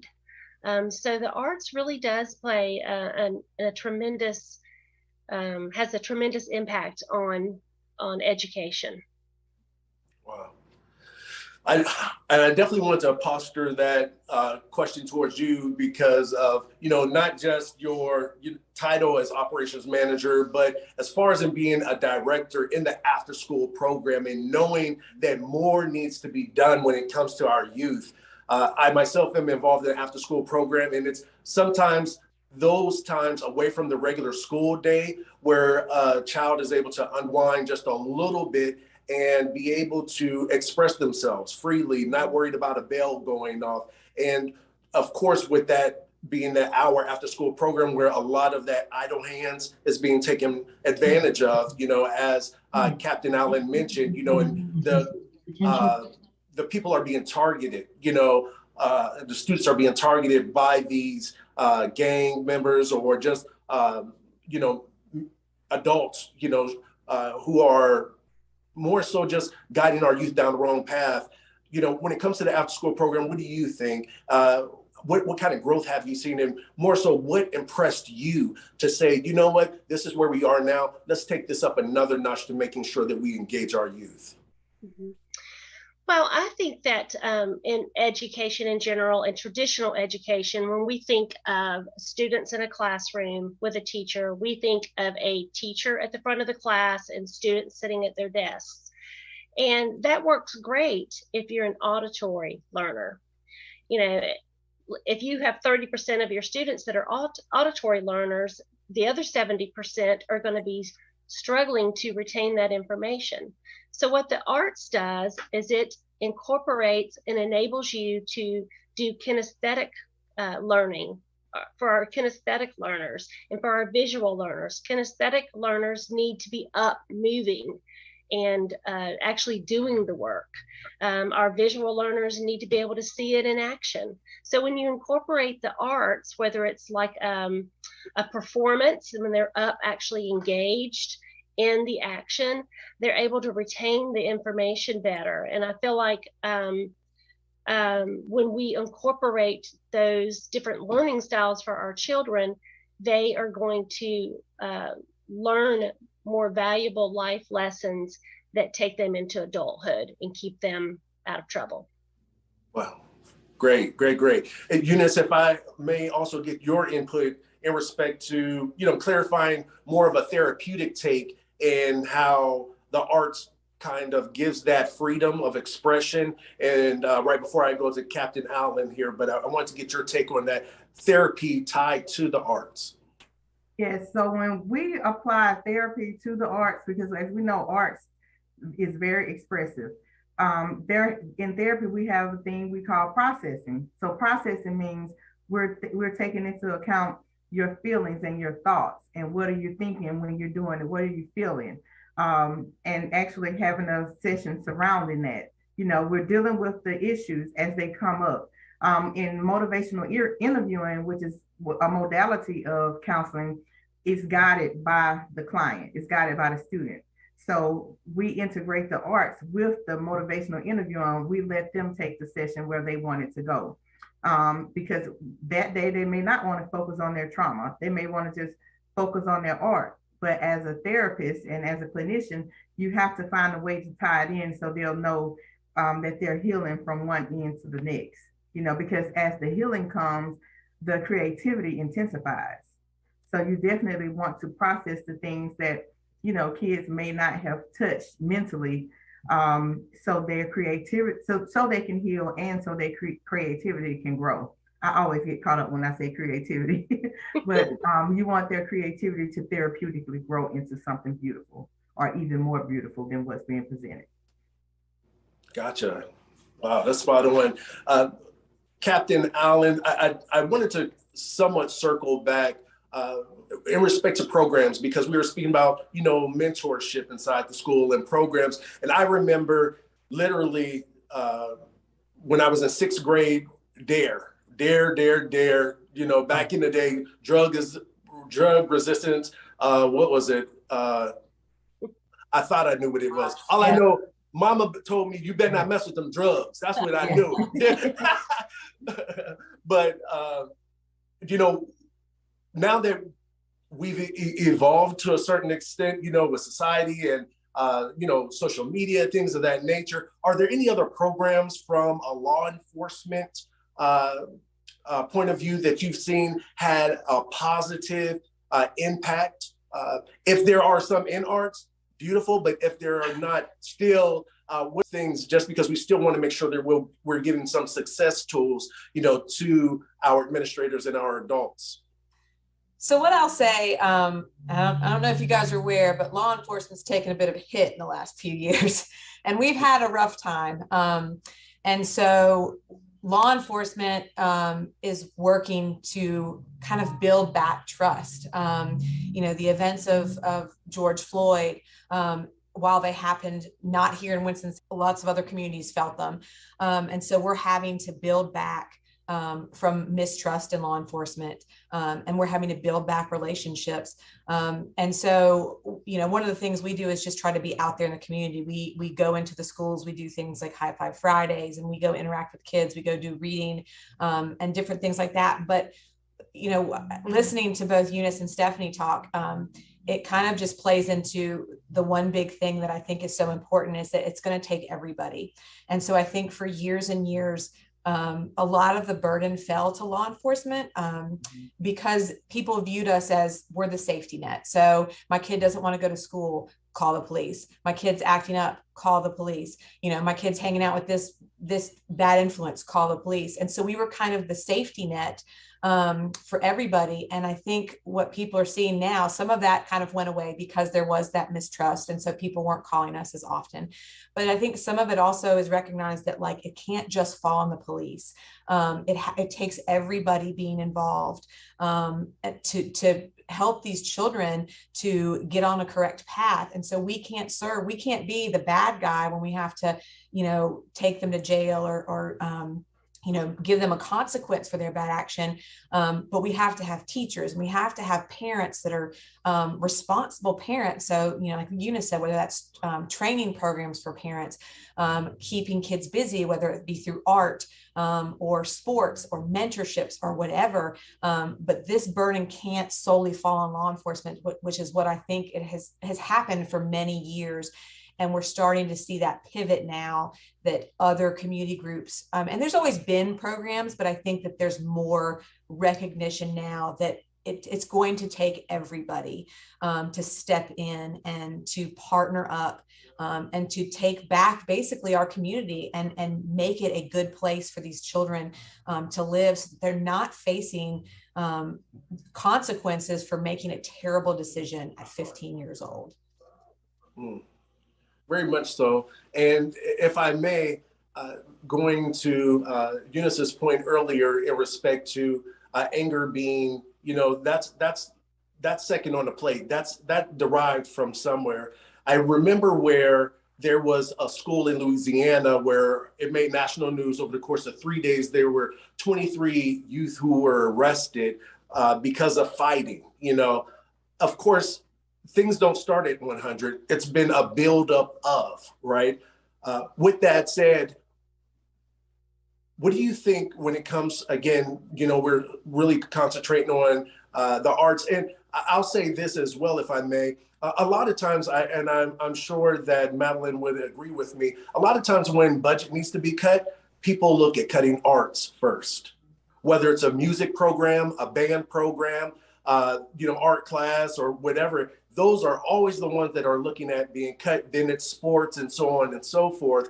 But what we are seeing is that, taking something away that's helping to build character and leadership and teamwork, whether if you're on the drum line or whatever, those things add intrinsic values and aid with the development of our young people, right? But I definitely want to, hear your point of view of when it comes to, arts and the expression of arts. How does that thwart violence? So with the, youth down in Louisiana, and it's not just there, it's Philadelphia, it's any of our cities, right? Big or small. How does arts thwart that level of violence so that our young people have, whether it's a safe space after school or being able to just buy into something where they feel that their voice can be heard? If I can start with you, Captain Allen, what do you think? Sure. So I think that if you tap into somebody's they have a talent, whether it's singing, whether it's poetry, whether it's rapping, whether it's drawing, whether it's playing an instrument, you're tapping into something that gives them encouragement to say, you're good at something, you're good at this. And this is, again, like we've already talked about, it's an outlet for you. And I think if we as adults recognize that we need to capitalize on that they're good, they have a talent, and praise them for it, and praise them as this is a positive outlet. This is something you could be good at. This is something that could take you to this place or this place. And if you have a kid that shows interest in an instrument early, take them to a school and a high school, a college, and let them see a band and say, you could do this. You could stay on this path and you could go play an instrument in college, or you could go, sing in a choir or do these things. And then it brings, I think, a sense of inner peace. When you just know that you're good at something, it's something you don't have to think about the word outside. If you're good at drawing, you can just pick up a pen or paintbrush or whatever. And this is your peace. This is how you find peace within yourself. And you could have, a parent that's not super responsible, but give you a pad of paper. And, you may not be thinking right now that, your parent isn't parenting you like you should. It's a distraction from these other issues that, again, we need to find solutions for those as well. But it's something that can provide peace to that child. And that's where we need to start calming them and giving them a peaceful heart again. Wow. I don't know, Eunice, you might have somebody else that you need to collab with. Yeah, right. Because Captain Allen is bringing the No, that's amazing, Captain Allen. Thank you so much for that. And again, I'm sure, being a parent, you get to put that into practice as well, not only in theory, but more so even at your, in your home. Eunice, when it comes again to, thwarting this violence, what would you say could be one of the key things to kind of deter violence when it comes to our young people, giving them that outlet? Not cutting funding for programming and, training people that are in place to not only be, law enforcement has to do law enforcement's job, but once it leaves law enforcement hands and they hand off to whatever they're handing off, whether it's a correctional institution or a juvenile institution, having the right people in the right place with the right training to not only deter behavior and, evoke consequences, but also evoke change, instill hope, do different things like that. So you have to really look at the programs and the things that are being cut nowadays. That's really having a big, big impact. I know back in my day, the Boys and Girls Club was a huge impact because they had the football team, they had the basketball team, they had the cheerleaders, they had all these things, and then the community centers. That was an outlet. They had people that came in and taught art and dance and yoga. And now these things are just kind of like hit and miss because of the funding. And, we have a lot of people who have the heart to do them, but because of the funding and people have to pay their bills, they're only able to do so much, maybe a couple of times a year, maybe 5 or 10 kids. While that makes an impact, I don't think it makes a large enough impact to help deter crime in the community or help put a group of juveniles on the right track. And like I said, too, a lot of times it falls on the parenting as well. We have to give parents, some parents have never been parented. So we have to put these things in place so we won't send the child back home to an environment that they have no win in. I agree. Wraparound family services, Absolutely. really helps out because you do, as you mentioned, you have those parents that don't know exactly what parenting looks like, and the truth of the matter, even for those that have read books and whatever, it's one thing to read a book about parenting. It's another thing to actually do parenting. Right. Not all youth respond the same way in respect to learning, even into discipline, so on and so forth. And a lot of times there's almost like just a one method that's given and thinking that that's going to catch all of our youth, when there are actually in that classroom of 25 to 30, there are 30 different personalities that are receiving what you're saying, that same message, in 30 different ways, based on their experiences, based on their interactions with programming, positive programming, or their communities that they've come from, or their family dynamics, things of that nature. What I myself appreciate in respect to the arts is that, whether it is something that is as painting or, poetry or theater, there are definitely enough mediums within art to be able to do something by yourself, and I know coloring isn't as popular as it once was, when we were growing up, and then it died down, then it came back because then there were coming back now. Yeah, I was going to say adult coloring books. And when I saw that, I said, what in the Lord? I said, wait, hold on. Before I click on this link, what are we talking about here? And, but, it's therapy, people are getting beat up at work and mentally, and it's just a lot, so to be able to have something to channel, and to be able to get that expression that's inside of them and get that out, first starts with self, and then everyone else sees that. And then I believe it becomes an appreciation in a positive way. And I think one of the other things we need to do is capitalize on the success stories. So you need to have people that look like you and that came from the same neighborhoods that you did, that were successful and took this path, and show them this is the same path you can take. Because, I don't know how to draw, and I'd be happy to go mentor somebody, but I'm not going to be I'm not a success story. So you want to see that this is a bridge that you can cross, and it has been done, and the trail has been blazed.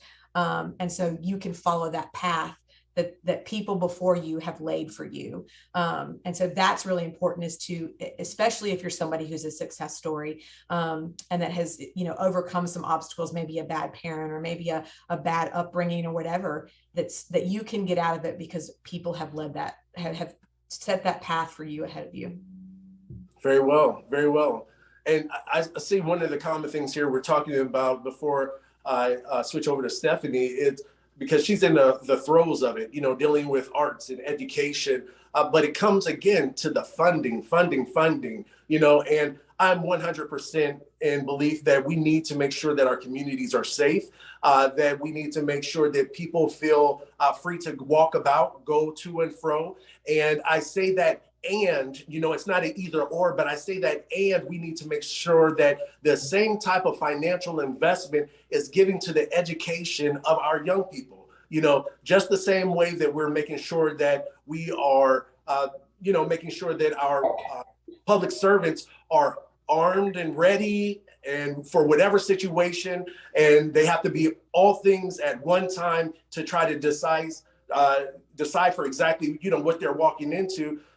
A lot of this starts with making sure that our young people are in a place mentally where they can, again, be constructive citizens rather than someone that's being arrested. They're actually helping. And now there's less of an arrest warrant, because we've given them the foundation. We've given them the freedom to express themselves at such a young age that it's not all pent up and built up after 10 years, 15 years of acting out. And now we're seeing the worst of it, But when it comes to you, Stephanie, let's talk about that. We're talking about arts and we're talking about, funding and education. How does that look and how does that translate on the day-to-day and year-to-year when budgets are being set?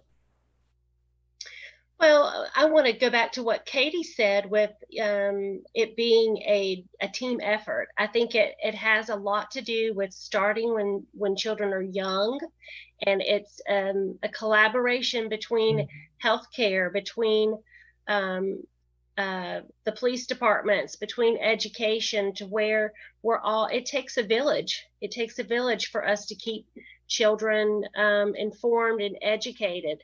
And I feel like,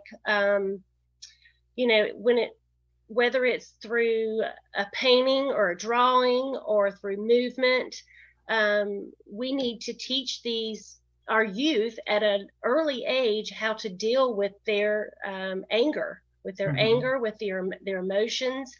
And the arts also teaches children self-confidence. When Katie was speaking earlier about, find their talent. A lot of these children, they need self-confidence, and their self-esteem improved. I have a personal experience of that myself. I had a child. All of my children are adults now, but I had a child in 3rd grade who was really struggling in traditional school. And there was no arts integration in that school, and I could really see the impact of his self-confidence and how that was just a detriment to his self-esteem. So I pulled him out and put him in an arts integrated school, and it was like a light bulb. He just thrived. His self-confidence improved, his self-esteem improved. And I knew that struggles in that area impact so many areas of your life as an adult and can lead you down the wrong path.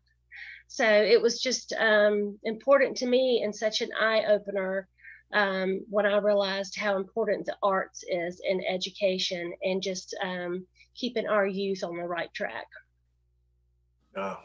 And I read about 3 of your 4 had gone through, or alumni of arts integrated schooling, and how that has had such a positive effect on them and where they are. And then when I saw and I learned you put all 4 of yours are adult, I said, look at Stephanie holding it together. Listen. I'm trying. No, but back to what you all were saying in respect to, it really takes that community, it takes that village. And I believe that that's really the wave of the future, right? It's no longer trying to pit everything on the responsibility of law enforcement, right? But I believe it's an adult conversation that needs to be had on both ends, saying that, listen, you have a component that we need, and we have a component that you need, and together, if we're able to pull that together, pull all those resources together, then we're going to make for a better community all in all.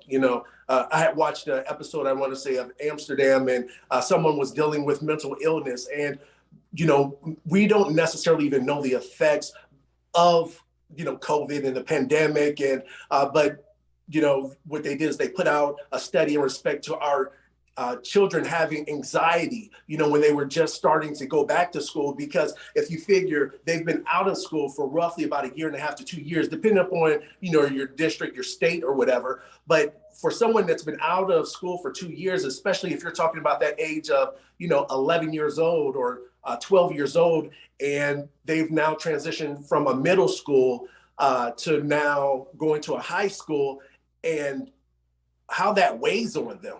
Now not only are they trying to adapt to the academic rigor, but also the social rigor that kind of comes with that, and trying to fit in, find their place and things of that nature. So again, having these positive outlets, that the arts offers, whether it's singing or music or painting or theater or so many other, I believe they are the things that are needed for our kids, again, to just have a safe space to be able to express themselves, whether it's by themselves or whether it's in a group, all the way around.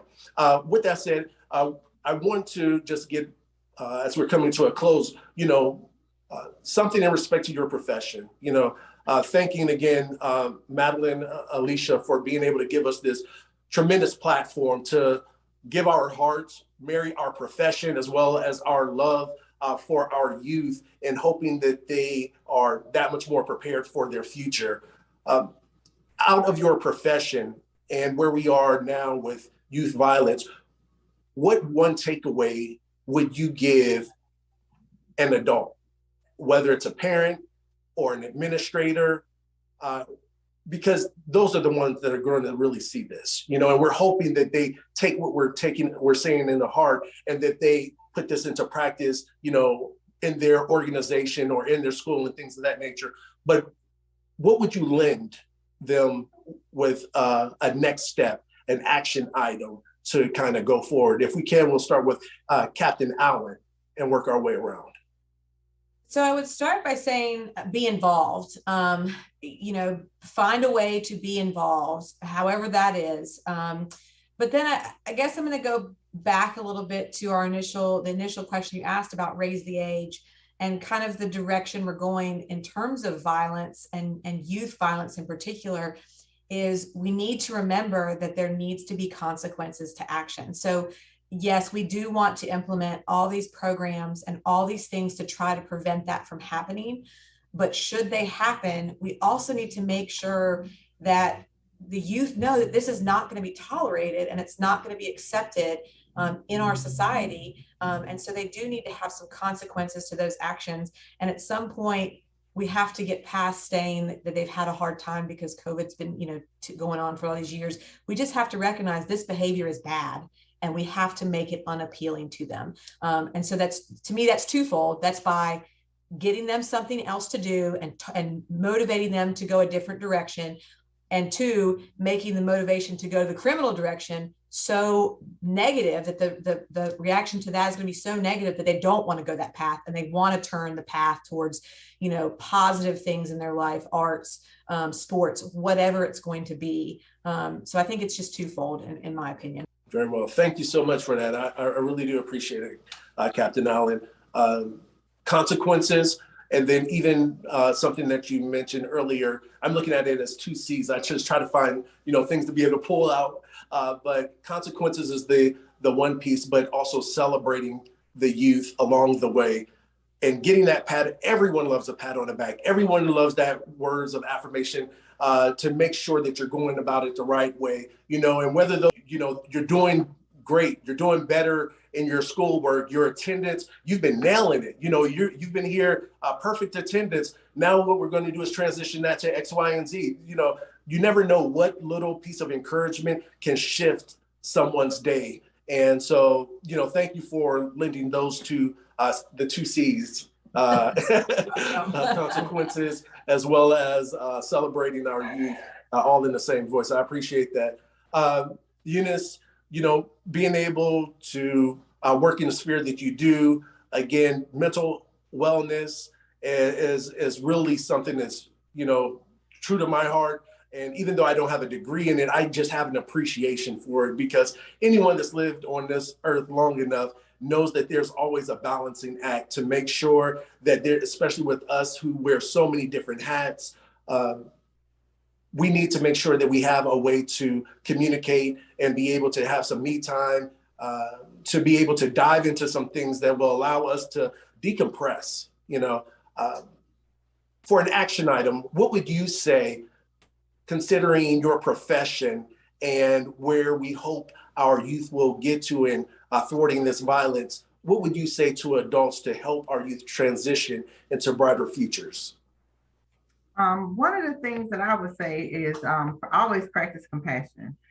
Compassion for yourself, because a lot of times we leave ourselves out of the equation. Compassion for others as well. And another thing is something that we see or hear, something that we hear all the time. When you see something, say something, whether it's something that you observe or whether, something that you observe outside of yourself or inside of yourself. If it needs to be discussed or if you feel like it's too heavy, say something to somebody. And the other thing I would want to say is for everybody,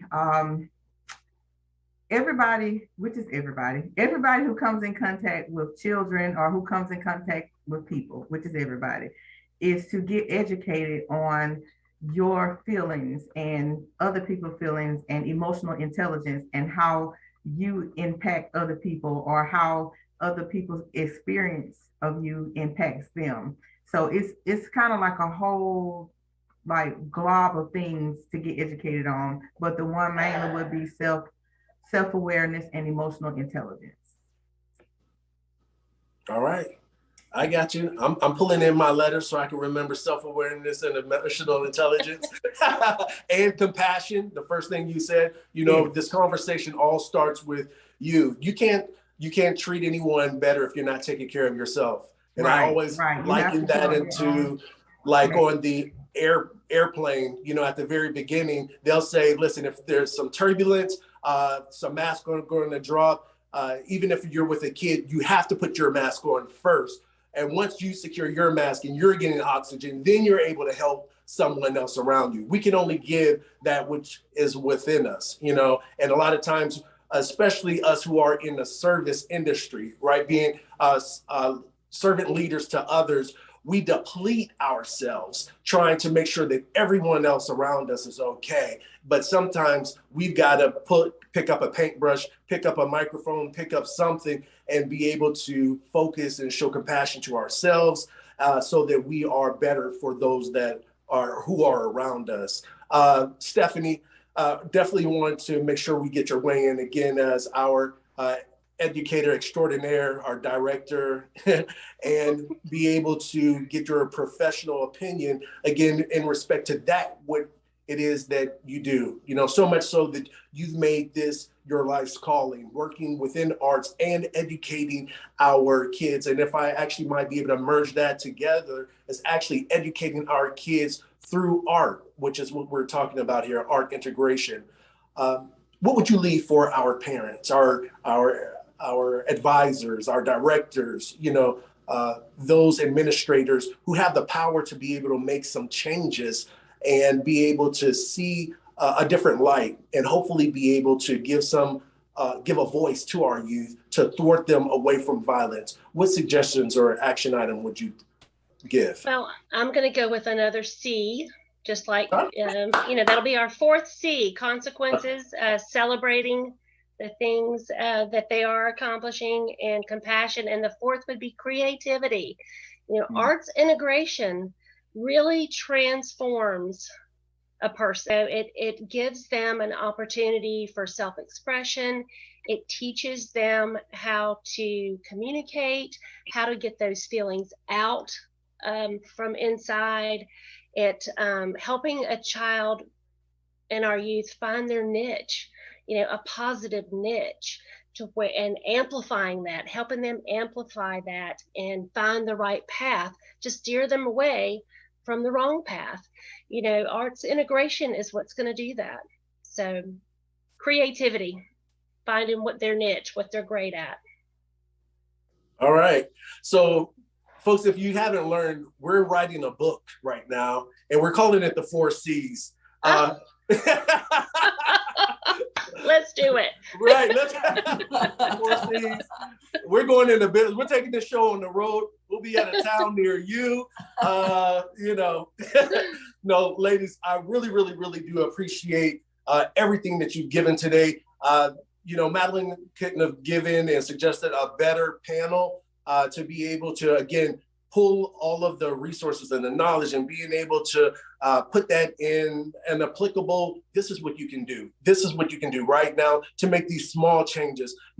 These types of things don't have to wait for legislation. They don't have to wait for a policy to be passed. These are things that can be done immediately to be able to make some positive change and hopefully help to thwart the violence, the youth violence that's going on, and letting our young people know that they are seen, that they are being heard, and that we are there for them. And I believe as long as they see that community coming together, it's one thing when one person does it. That's another thing when two people do it. But it says there's something about a 3-strand cord that once those things are all twisted together, it makes it harder for whatever that mission is to be broken. And at the end of the day, I believe that that's one of the things that we're all here to do, to help encourage our youth, to let them know that they're valuable, that they are smart, that they have the world in front of them. And it reflects back in today's panel, this seminar of, I'll make me a world, putting the people, putting the resources around you to be able to make the world that you want to have. No one's going to live this life for you. It's all about you putting together the right people around you to be able to give the success steps and be the person that you actually want to be, the purpose that you want to have. It all starts with you. And thank you all again, ladies. Thank you, Captain Katie Allen. Thank you, Eunice Mingo. Thank you, Stephanie Lefevre.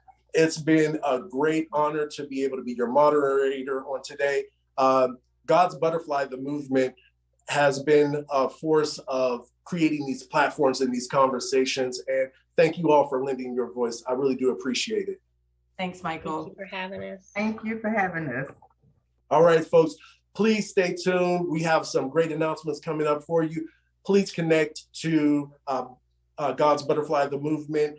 Go into the website, check out all of the resources, a lot of different things that will be able to help make you appreciate the arts and see your life in a different way, be able to connect with you, being able to express yourself, but then also, again, being able to show your own light and hopefully be able to have a positive influence. And as a lot of celebrities that I see, a couple words that they leave, they say, be kind to one another. And, there's a humanity that regardless of our professions or anything like that, we just need to be kind to one another. So thank you all. You have a great day. And we look forward to seeing you soon.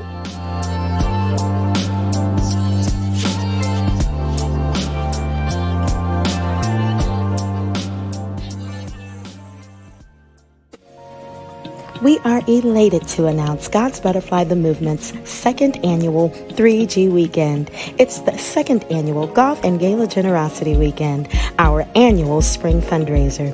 June 11th and 12th, join us in North Carolina's Triad for a weekend of events you'll love attached to a mission you support. For more information on how you can be a part of this historic event, call us at 336-605-8879 or visit us at www.godsbutterflythemovement.org. The work that we've been blessed to do, be it art therapy, artistic development, or the performing arts that gave us our start, none of it would be possible without you. Our faithful support have championed the cause of God's Butterfly, Matelyn Alicia, for more than 30 years, and that support has been the driving force behind pushing her vision from a moment to a movement. As the vision grows and the mission succeeds, we are calling you to lean in even deeper by connecting on a more engaged level. Our monthly giving program, Wind Beneath Our Wings, allows us to continue to do the work we promised we would do. When you become a monthly giver, whom we refer to as our monarchs, you are great. And yes, the mission is necessary. But moreover, you say yes. The creatives that trust you to walk with them on their journey to healing, wholeness, and freedom have my support. So call us today at 336-605-8879 or visit us at www.godsbutterflythemovement.org. All right, so good to have y'all back. Wasn't that a great session? They've all been great. I get an extra, there's extra bigness in my grin when people start talking about funding for the arts. So I'm so excited that they really drove that point home, not just for the sake of funding, but for the necessity of having the arts remain a big and important and bright spot in our educational system, and not just the educational system that is constructed here from kindergarten throughout that collegiate level, but for us as we go on to be lifelong learners, the arts are vital, right, in making us well-rounded people. As a matter of fact, the I.M.M.A.W Summit, the I'll Make Me a World Summit, is a part of our youth initiative. It's a youth advocacy event that we do every year, and we do that largely in support of our COLLIDEascope program. And so I don't know if you know, but a group of butterflies is called a kaleidoscope. Ain't that something? So when I found that out, I knew that COLLIDEascope had to be the name of our arts education and arts advocacy program, where all of these brilliant minds and bright ideas come colliding together, and that is COLLIDEascope. So it's not a typo when people see it spelled out. We spelled it that way on purpose. So because I.M.M.A.W is in support of that, we try to make sure that the information we're giving is largely in support of the community who will surround and help to rear up the youth, our young people.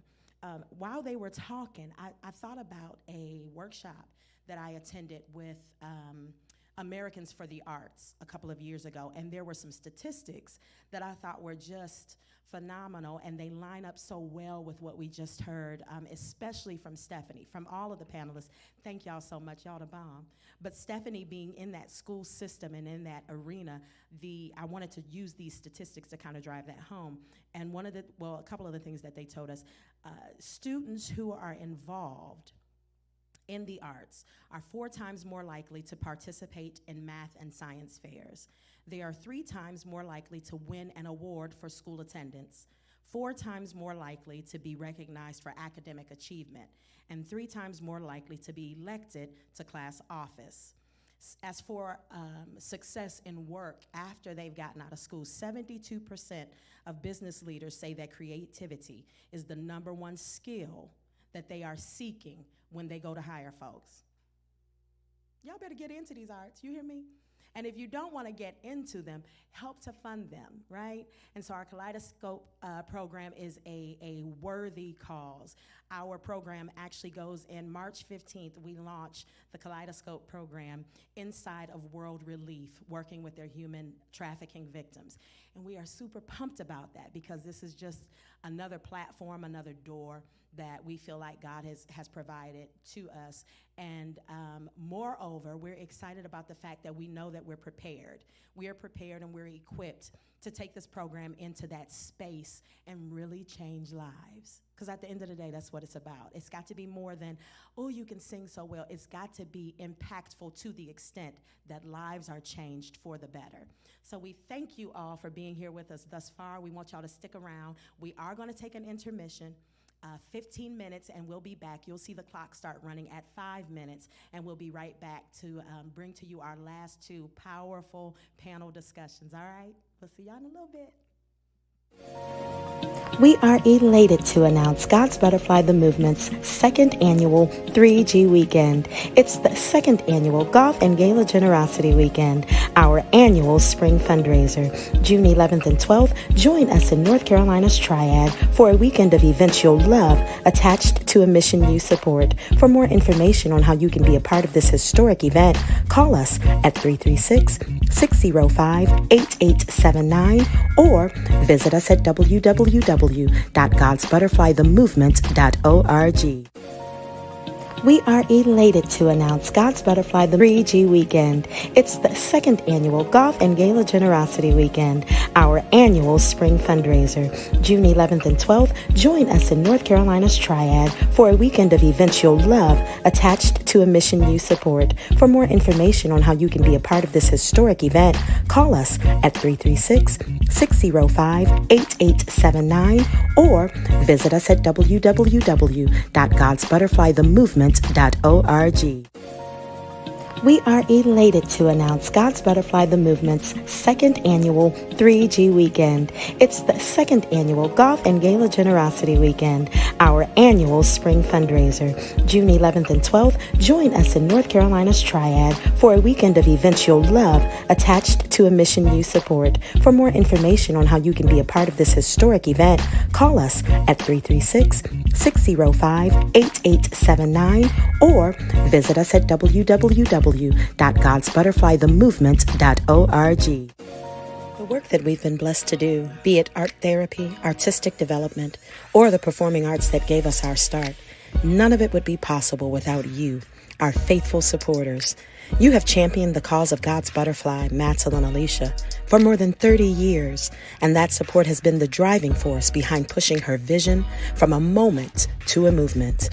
As the vision grows and the mission succeeds, we are calling you to lean in even deeper by connecting on a more engaged level. Our monthly giving program, Wind Beneath Our Wings, allows us to continue to do the work we promised we would do. When you become a monthly giver, whom we refer to as our monarchs, you agree with us that yes, the vision is great, and yes, the mission is necessary. But moreover, you say yes. The creatives that trust you to walk with them on their journey to healing, wholeness, and freedom have my support. So call us today at 336-605-8879 or visit us at www.godsbutterflythemovement.org. The work that we've been blessed to do, be it art therapy, artistic development, or the performing arts that gave us our start, none of it would be possible without you, our faithful supporters.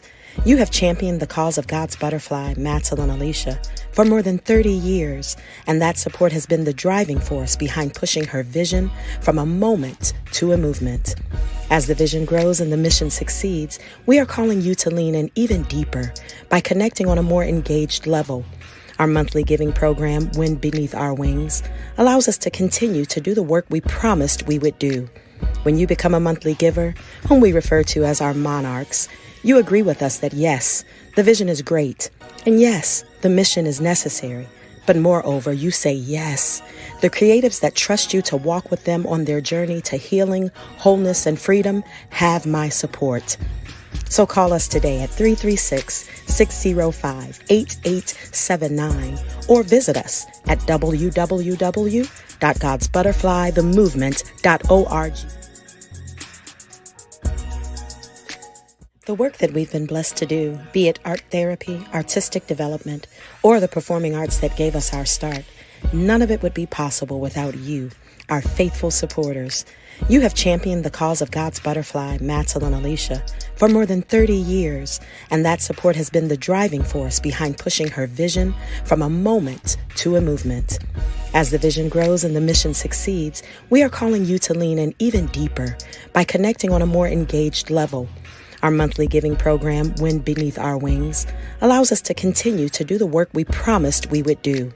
When you become a monthly giver, whom we refer to as our monarchs, you agree with us that yes, the vision is great, and yes, the mission is necessary. But moreover, you say yes. The creatives that trust you to walk with them on their journey to healing, wholeness, and freedom have my support. So call us today at 336-605-8879 or visit us at www.godsbutterflythemovement.org. We are elated to announce God's Butterfly the Movement's second annual 3G weekend. It's the second annual Golf and Gala Generosity Weekend, our annual spring fundraiser. June 11th and 12th, join us in North Carolina's Triad for a weekend of events you'll love attached to a mission you support. For more information on how you can be a part of this historic event, call us at 336-605-8879 or visit us at www.godsbutterflythemovement.org. We are elated to announce God's Butterfly the Movement's second annual 3G weekend. It's the second annual Golf and Gala Generosity Weekend, our annual spring fundraiser. June 11th and 12th, join us in North Carolina's Triad for a weekend of events you'll love attached to a mission you support. For more information on how you can be part of this historic event, call us at 336-605-8879 or visit us at www.godsbutterflythemovement.org. We are elated to announce God's Butterfly the Movement's second annual 3G weekend. It's the second annual Golf and Gala Generosity Weekend, our annual spring fundraiser. June 11th and 12th, join us in North Carolina's Triad for a weekend you support. For more information on how you can be a part of this historic event, call us at 336-605-8879 or visit us at www.godsbutterflythemovement.org. We are elated to announce God's Butterfly the Movement's second annual 3G weekend. It's the second annual Golf and Gala Generosity Weekend, our annual spring fundraiser. June 11th and 12th, join us in North Carolina's Triad for a weekend of events you'll love attached to to a mission you support. For more information on how you can be a part of this historic event, call us at 336-605-8879 or visit us at www.godsbutterflythemovement.org. The work that we've been blessed to do, be it art therapy, artistic development, or the performing arts that gave us our start, none of it would be possible without you, our faithful supporters. You have championed the cause of God's butterfly, Matelyn Alicia, for more than 30 years, and that support has been the driving force behind pushing her vision from a moment to a movement. As the vision grows and the mission succeeds, we are calling you to lean in even deeper by connecting on a more engaged level. Our monthly giving program, Wind Beneath Our Wings, allows us to continue to do the work we promised we would do. When you become a monthly giver, whom we refer to as our monarchs, you agree with us that yes, the vision is great, and yes, the mission is necessary. But moreover, you say yes. The creatives that trust you to walk with them on their journey to healing, wholeness, and freedom have my support.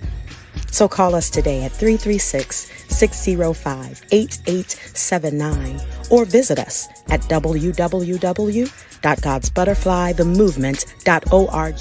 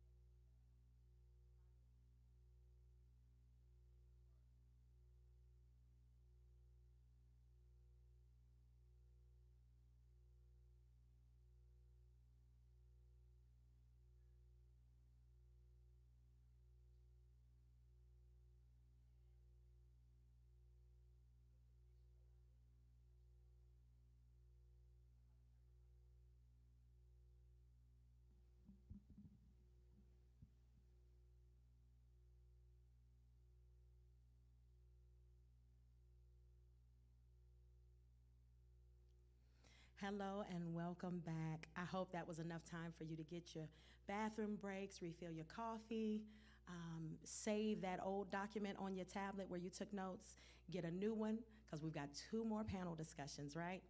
So I want to say, and people that have heard me talk before, especially in spaces like this, one of my absolute favorite quotes is a quote by Terry Tempest Williams that says, "The eyes of the future are looking back at us, and they are praying for us to see beyond our own time." And that's what I'll Make Me a World is about. We're creating this world. We are setting things in place that will make the future not only good and pleasant, but sustainable. And so this next panel discussion is the eyes of the future, the 5 pillars of sustainability. And they did an excellent job. So much great information here from some, like I said, as you've seen already, some of the nation's top leaders, people who have experience and education that are absolutely awesome, but they have hearts that match what they're saying, right? And that matters. So enjoy this next panel discussion, The Eyes of the Future.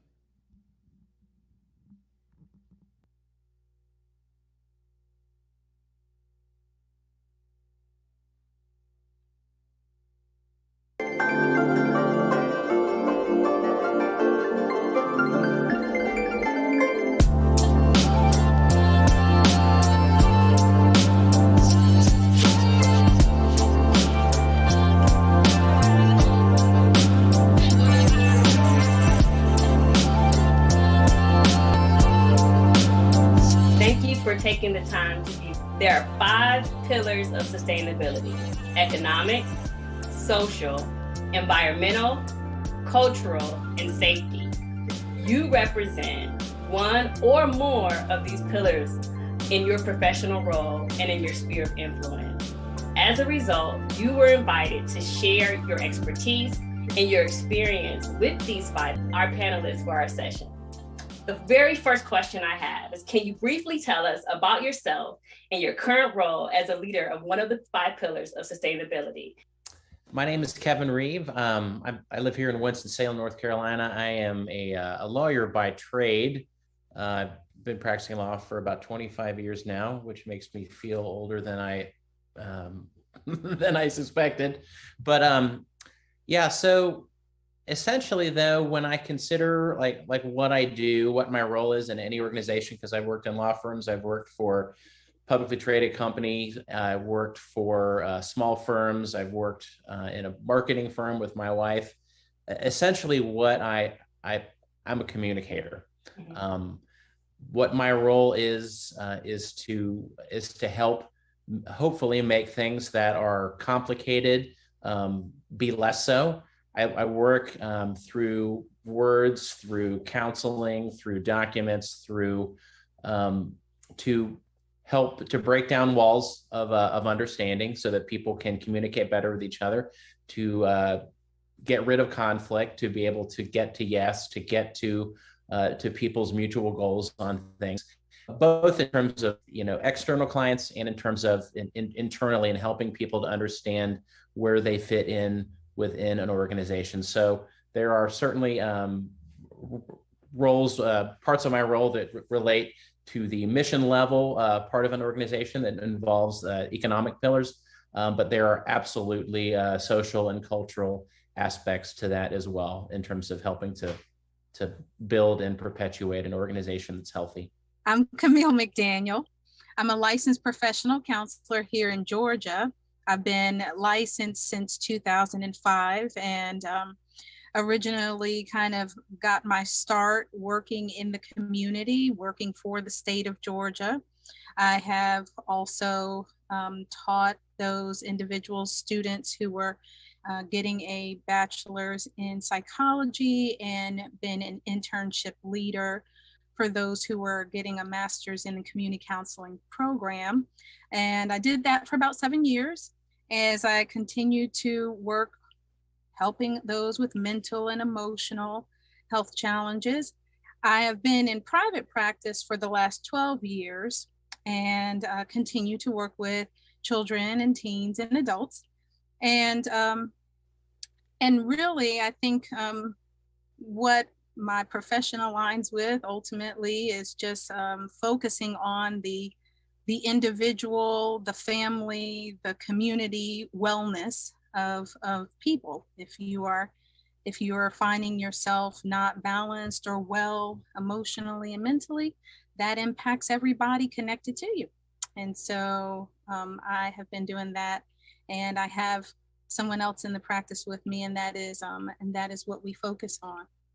Hi, I'm Amber Albert at the Reynolda House Museum of American Art.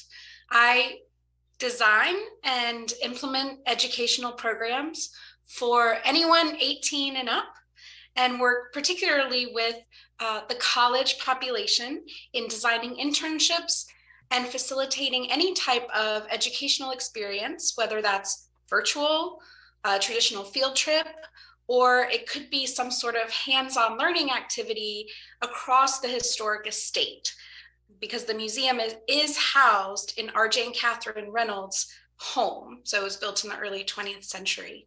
And it's just my privilege to really focus on that cultural pillar, which in turn, right, has a ripple effect on the others.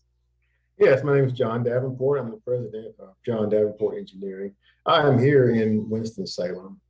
And I think I'm going to come from a little bit different background than some of the others. I'm actually an engineer by profession. I do communicate, Kevin, and that's interesting to try to find engineers that can communicate, but that's one of the talents that actually I bring to the industry, because most engineers communicate in numbers. But how does that relate to the 5 pillars? I mean, when I look at our core focus from our website, the core focus of Davenport is to provide solutions that enhance our communities using our God-given talents. So when you think about that, you know, we're using our numbers, we're using our expertise, but it's not just doing the art, or if you want to be the science of engineering, we're actually looking at it from an economic standpoint, the cultural, and that is what that differentiates our firm from other organizations, because we do have a focus that is outward.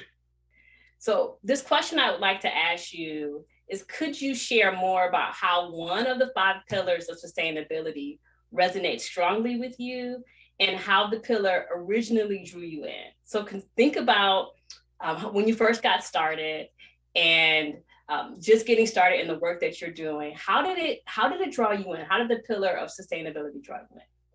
You know, my father had an 8th grade education, and my mother didn't graduate from high school either. So from that standpoint, there were limitations, and from the generation they came from in terms of what they could do. And I always thought about owning a business, but then, like a lot of us as I grew up, that became a distant dream that really didn't seem like it was going to happen. But as I moved on from working for the States, I did that for 10 years. I got the opportunity, and I can really tell the whole story, but it's on the website, of getting thrust into entrepreneurship, and really getting the opportunity to use my skills and talents, but really, as I say in my video, unproven. I didn't have a big background, didn't have a lot of money, didn't have a lot of things that I could bring to the table. I just brought me. And so I feel a strong pull when I go in, when I think about the idea of sustainability for the next generation and many young people I've worked with, to give them the same opportunity. We give folks the same opportunity with our company. I've been an educator and taught over at North Carolina A&T State University, and a number of my students are now in the engineering field now. So there's lots of things that have kind of blossomed, if you will, from getting the opportunity to be planted in this economic, I guess you want to call it, garden that I got planted in, to be able to open up doors for other people. So that's really the thing that gets me going, is giving people the same opportunity that I got. Mm-hmm. That's clear. Anyone else want to share? Sure. The one that really aligns, I think, with who I am most is, and what I do has to do with social sustainability. Social sustainability, making sure that ultimately communities are healthy. And as a mental health professional, that starts with the individual. And I like to tell this one little story, is that I don't even know that I was just drawn into the social, but I think it kind of found me just innately with who I was. 9 years old, 3rd grader, and I only wanted to be 3 things. I wanted to be a veterinarian, a lawyer, and a psychologist. That's the only term I knew for mental health professional. And as I kind of went along, what I found was what you really had to do in those professions. And you know, it dropped off. The lawyer dropped off, the veterinarian dropped off, but I never stopped wanting to help people. I think in my young mind, feel good. You know, I was always drawn to the person who didn't seem to feel right, the person who didn't seem to fit in, the person who seemed to be the underdog. That just was my personality, because I wanted to know why, and I wanted to see if I could help, right? And so that then kind of took me, I think, as I continued to get older and learn more, it just stuck with me that yes, I am interested in the individual. I'm interested in how they think. I am interested in outside factors and internal factors that impact how they feel, how they interpret the world around them, how that causes them to relate to the world around them, and then what does that do for their future? So if you are coming for mental or emotional health reasons or counseling for things that are challenging you, then it is impacting something in your world. It could be it's impacting your marriage, your work, your finances, your whatever. But ultimately, if we could kind of, and this is, I think, again, it was drawn to me a little bit because I said, oh, this just clicks with who I am. So the social sustainability aspect, I think, is more aligned with what I look at. And really, because I know in social, you can look at all kinds of things. You can look at health, wellness, finances, you know, laws, so many things. But for me, it's about the individual and how they see their world and how they relate to that world, and identifying challenges that stop them from getting successfully and in a healthy way to where they want to go in the future. Yeah. Thank you. Kevin?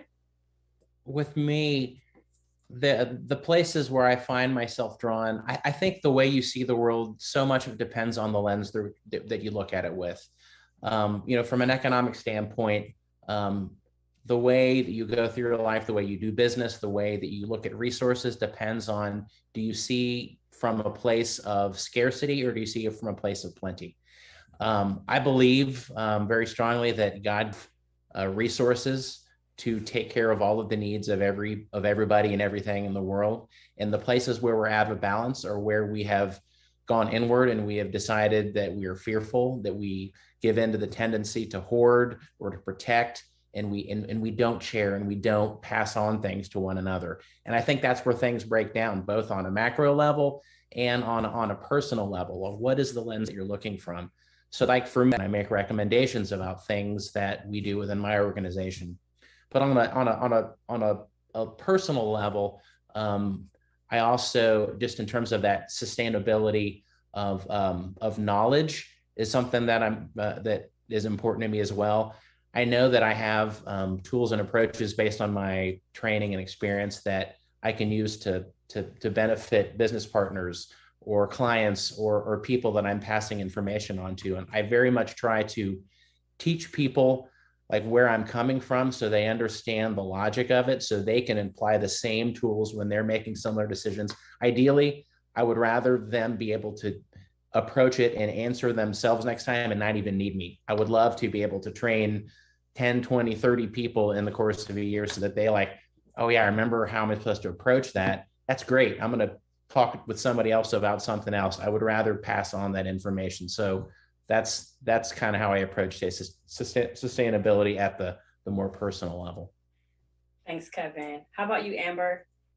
So for me, once I learned that history wasn't a series of facts, it's actually a series of stories that we tell about ourselves and about others, I became more interested in history, and my first job was at Drayton Hall, a historic plantation house in Charleston, South Carolina.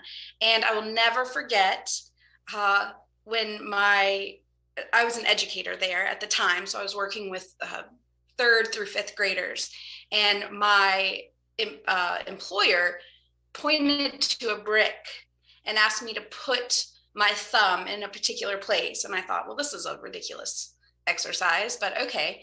And I did, and then I pulled away, and you could see a thumbprint that when this house was constructed in the 1740s, an enslaved person had taken mud and straw, hand formed the brick into a mold, had it baked by the sun, and then used it to build the house. And that person likely never imagined that someone like me, 250 years later, would find inspiration in that and use that to educate children about the people that lived and worked on the site when no other materials from their existence at the time were on display. Today, the historic site has a museum, and you can see more of that material culture. But for me, the sustainability pillar that I am drawn to is cultural. Thank you. Thank you all for sharing what drew you in. And now I'm going to ask you, moving forward, what part of this work excites you or inspires you the most right now? So we started with Kevin before. Camille, let's start with you this time. Okay, so automatically success pops right in my mind. So, you think counseling, mental health, there are some people, they are charged up and ready to go when they get to my office, or telehealth is what I do now. There are some people who I'm honored they feel comfortable enough to say, I really don't want to be here. They are a bit skeptical, not so sure this is actually going to work, but they stick with it. And it is an awesome experience to be able to witness what you kind of can see. There's sometimes where I feel like through discernment, the Lord just lets me know, this person is stronger than they think, or there is a brighter path for this person, but the person sitting in front of me does not see that for themselves.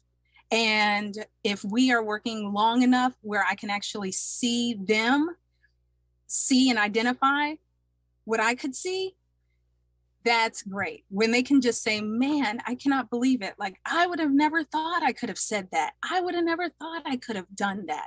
I would have never, whatever. So it is always seeing the success of the individual, because that success translates into freedom of thought, being able to understand or not be trapped by whatever brought you to me in the first place. Yeah. Even when you were saying it, Camille, it got me excited to think about freedom in that way. Mm-hmm. John, what about you? What excites you the most right now about this work that you're doing? In this industry now for almost 30 years. The excitement is really reaching out and getting young people the same opportunities that I have. I mean, I feel like that I'm coming closer to the end of this particular era in my life, not that I'm old, but that, we all have seasons where we do things. And now it becomes incumbent upon me to work with younger people and give them encouragement. In fact, I've got a number of people that I'm encouraging and mentoring right now. Folks reach out to me on a regular basis. And so that is exciting because, again, it does foster the sustainability because, I feel like to he whom much is given, much is required, or I should say expected. I used to take that and it kind of felt more like a commandment. Really, it's not that. It's more from the mindset of, being a river. And that's what I try to be. You can have a dam and you can build a lake. And I think to Kevin's point, a lot of times that's where we are. We want to hoard. Well, I've got mine. I'll make sure I have everything I need. And there's a little stream that goes out of them. But, if you think about the blessings that come from the Lord, in fact, as a river, then you don't really have to hold anything. There's power in the river. There's always going to be enough for you don't have to hold anything back for other people. So that excites me. Thank you, John. What about you, Amber? What inspires you right now? What excites you? Working similar to what John said, working with college students as they are finding themselves, finding their passions, trying to identify a trajectory, and to work with them, to hear their story, to validate their story, and help sort of draw meaning from that So whether we're doing a history lesson out on the historic landscape, or we're looking at a 20th century work of art on the wall, making sure that they are in a safe place to work toward constructing their story, and reminding them that history happened yesterday and that the things that they do today will be history tomorrow. And I find that to be really sort of an energizer for them, but often even more so for me to see how that sort of, it starts to work through their brains gears. Yeah, it can be contagious. So yeah, Kevin, what about you? What inspires you right now? What's exciting right now about this work? You know, touching on some themes that have already been said. First of all, John, when you mentioned about the river, that metaphor speaks so strongly to me in terms of, say, sustainability, because you think about water keeps flowing by and it goes on to other people, and you can get in and you can nourish and you can cleanse, and then you step out and it goes on and blesses and comes back around again. And you have to trust that it's going to come back around again for everybody to be able to be nourished by it. But one of the things that people have touched on is on youth and on, I am so inspired by young people right now. I have a daughter who's in college, and I am blown away by the way that she and her peers get a lot of things that took me so much longer to figure out. And for example, like looking at these 5 pillars, I'm so used to a very regimented, very dualistic way of looking at things, binary. You know, it's either this or that. You're either for or against. And we see that play out in horrific ways, politically, culturally, across the board. And we see the places where that runs up against, you know, where it's limiting. And I'm really encouraged by the generations that are coming through that are not so tied to that dualistic thinking. They see that, okay, there are 5 pillars, but it's really one thing, right? Amber, you said you're really focused in on stories, and all of those aspects of those 5 pillars, it's all one thing. It's all one story. And the less we think about everything in terms of one or the other or us and them, and see it all as it's just we, and we have to figure it out together so that we have a planet to live on, so we have meaningful work to do, so we're in present and community with each other, and we have, like, it's all connected. And I'm just very, very energized by the way generations after my own, and specifically after me, how that is becoming more and more intuitive in the way that we're teaching younger people. That I think that bodes very, very well, and it has to.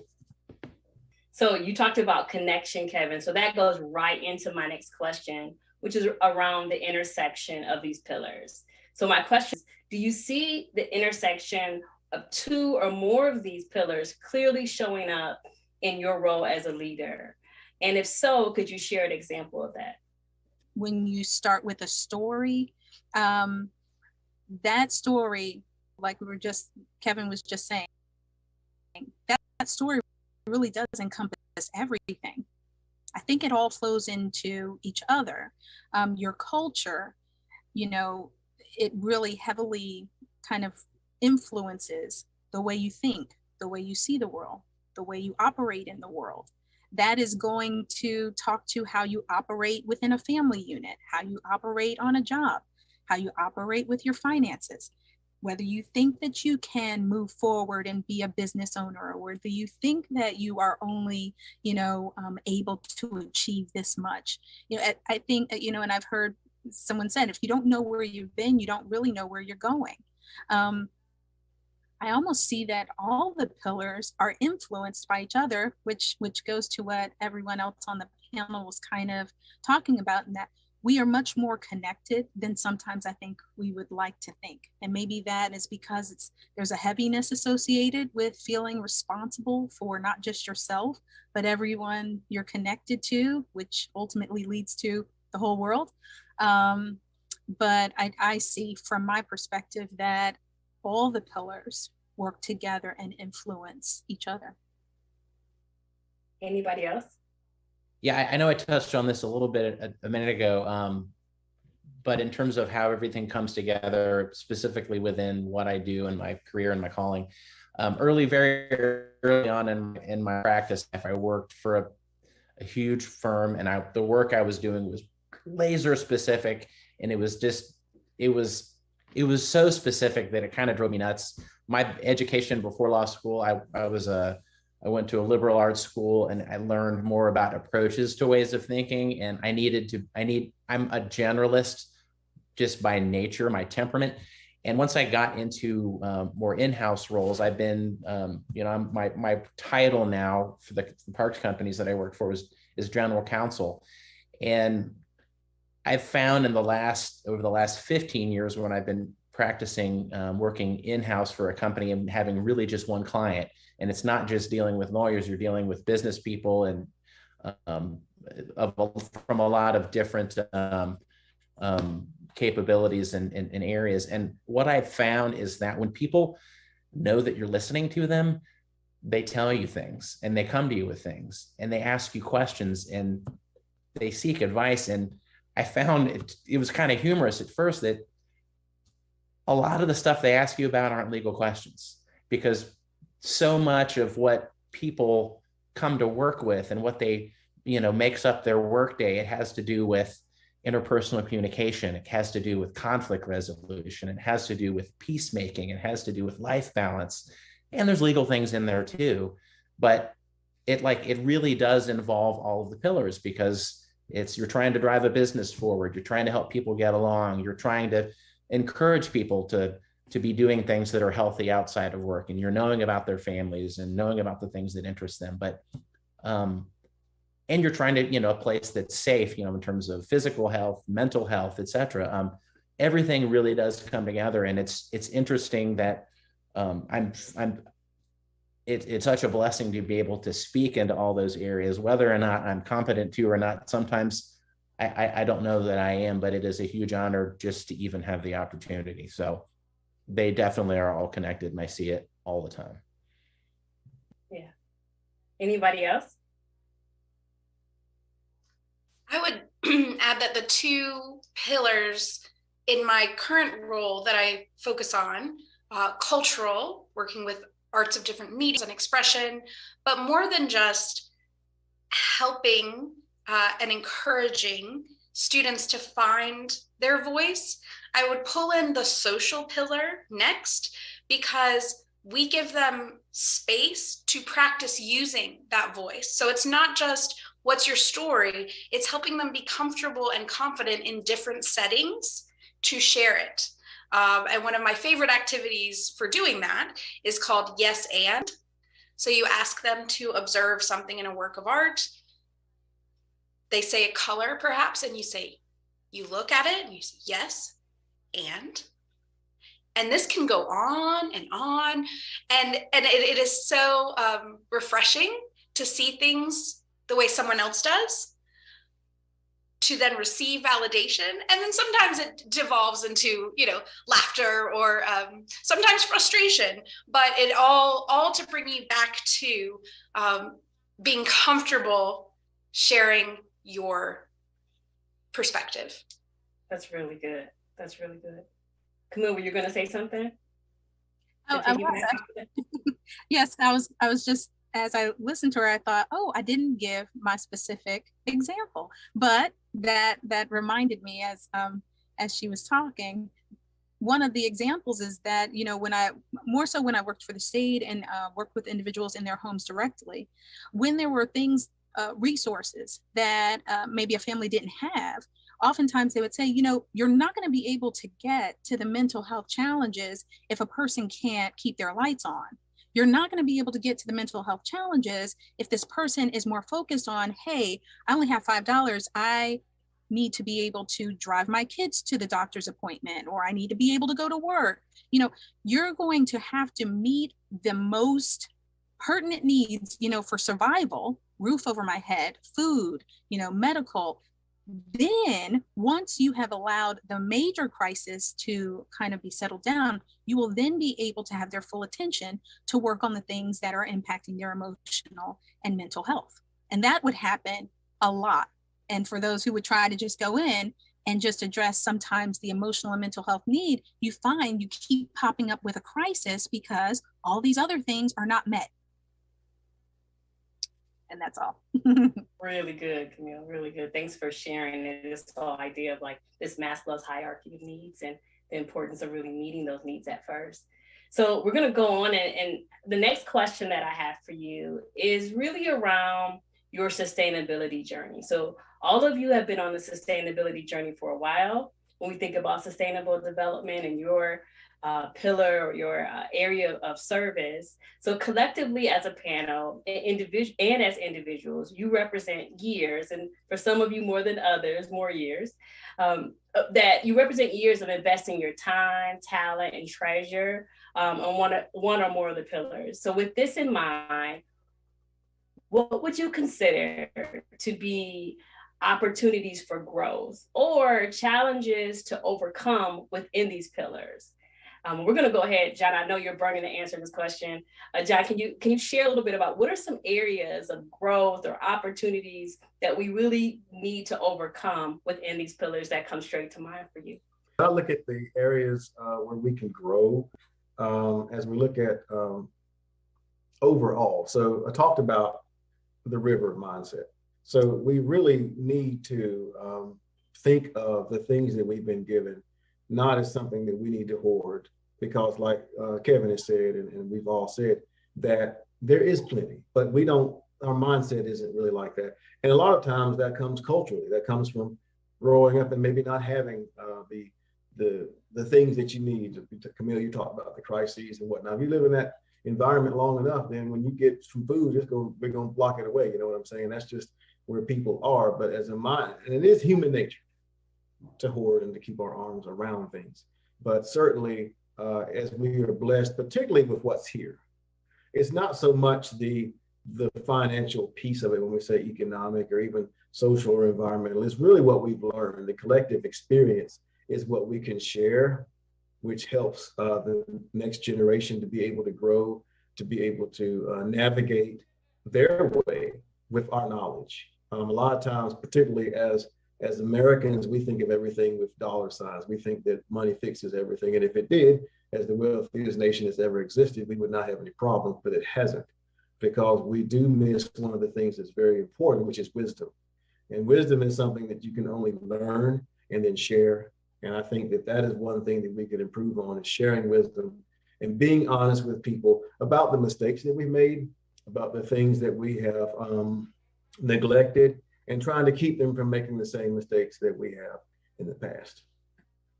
Does anybody else like to share around, what are some of the challenges or the areas of growth that we have right now within these pillars? From the last question, that the arts sector and the education sector are dealing with a similar conundrum. How do you get the basic needs met before some of the more cultural and spiritual needs or mental health in the case of Camille? I think one of our greatest opportunities is what God's Butterfly has brought together here, and that is people from different fields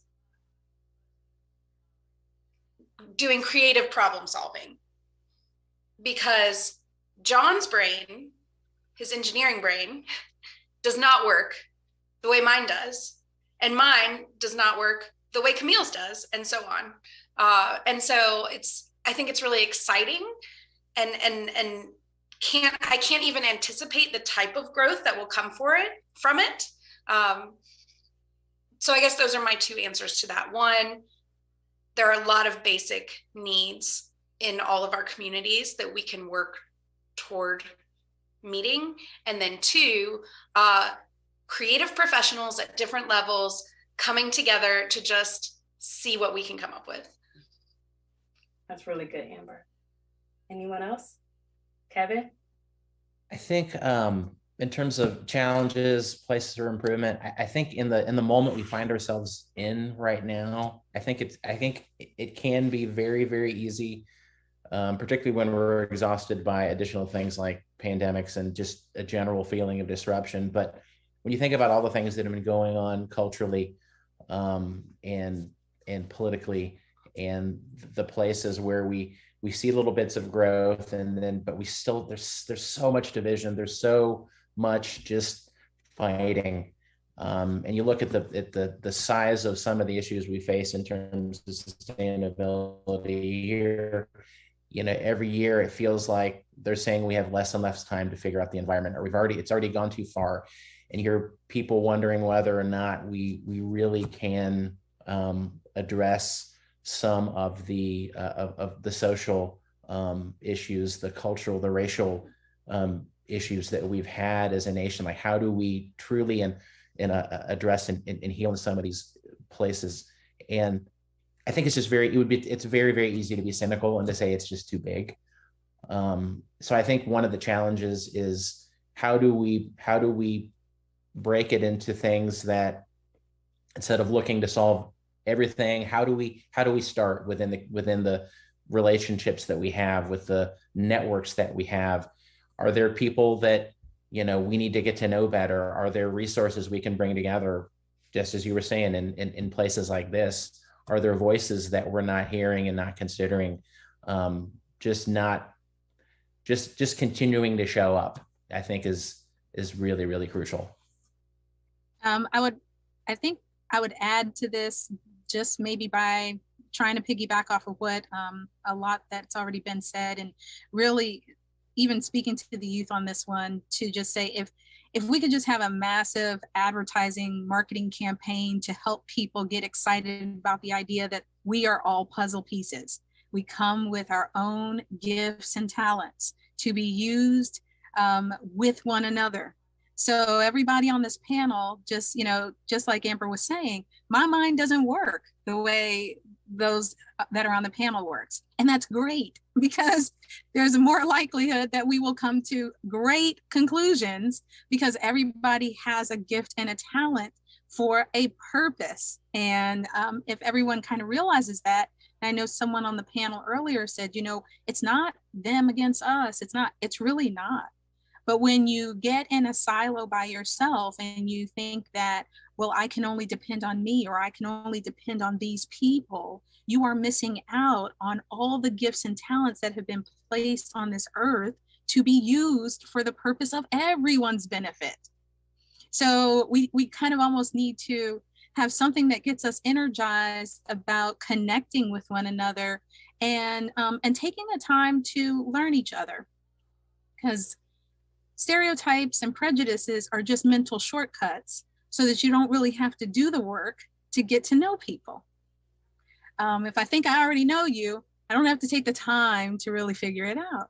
And kind of add that if there's anything we could kind of overcome, it's maybe some way to overcome being comfortable, so that we can acknowledge the idea that we need to be able to see who our neighbors are and acknowledge that they have gifts we need and we have gifts that they need.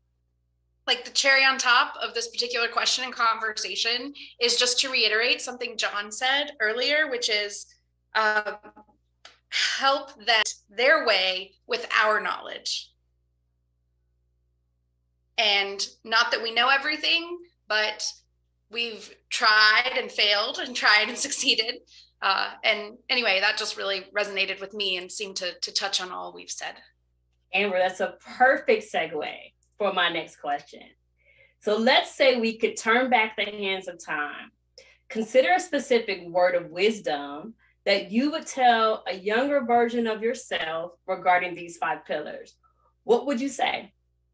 In other words, what words of advice might you give the next generation of leaders? And I believe that I've heard from Amber and John, but I'm inviting all of you all to share your words of wisdom to the next generation of leaders right now.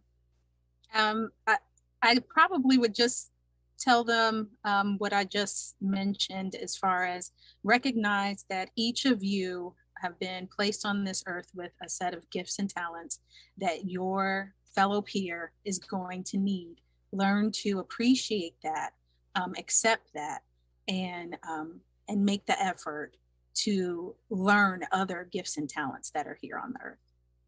I would say, don't be afraid to fail.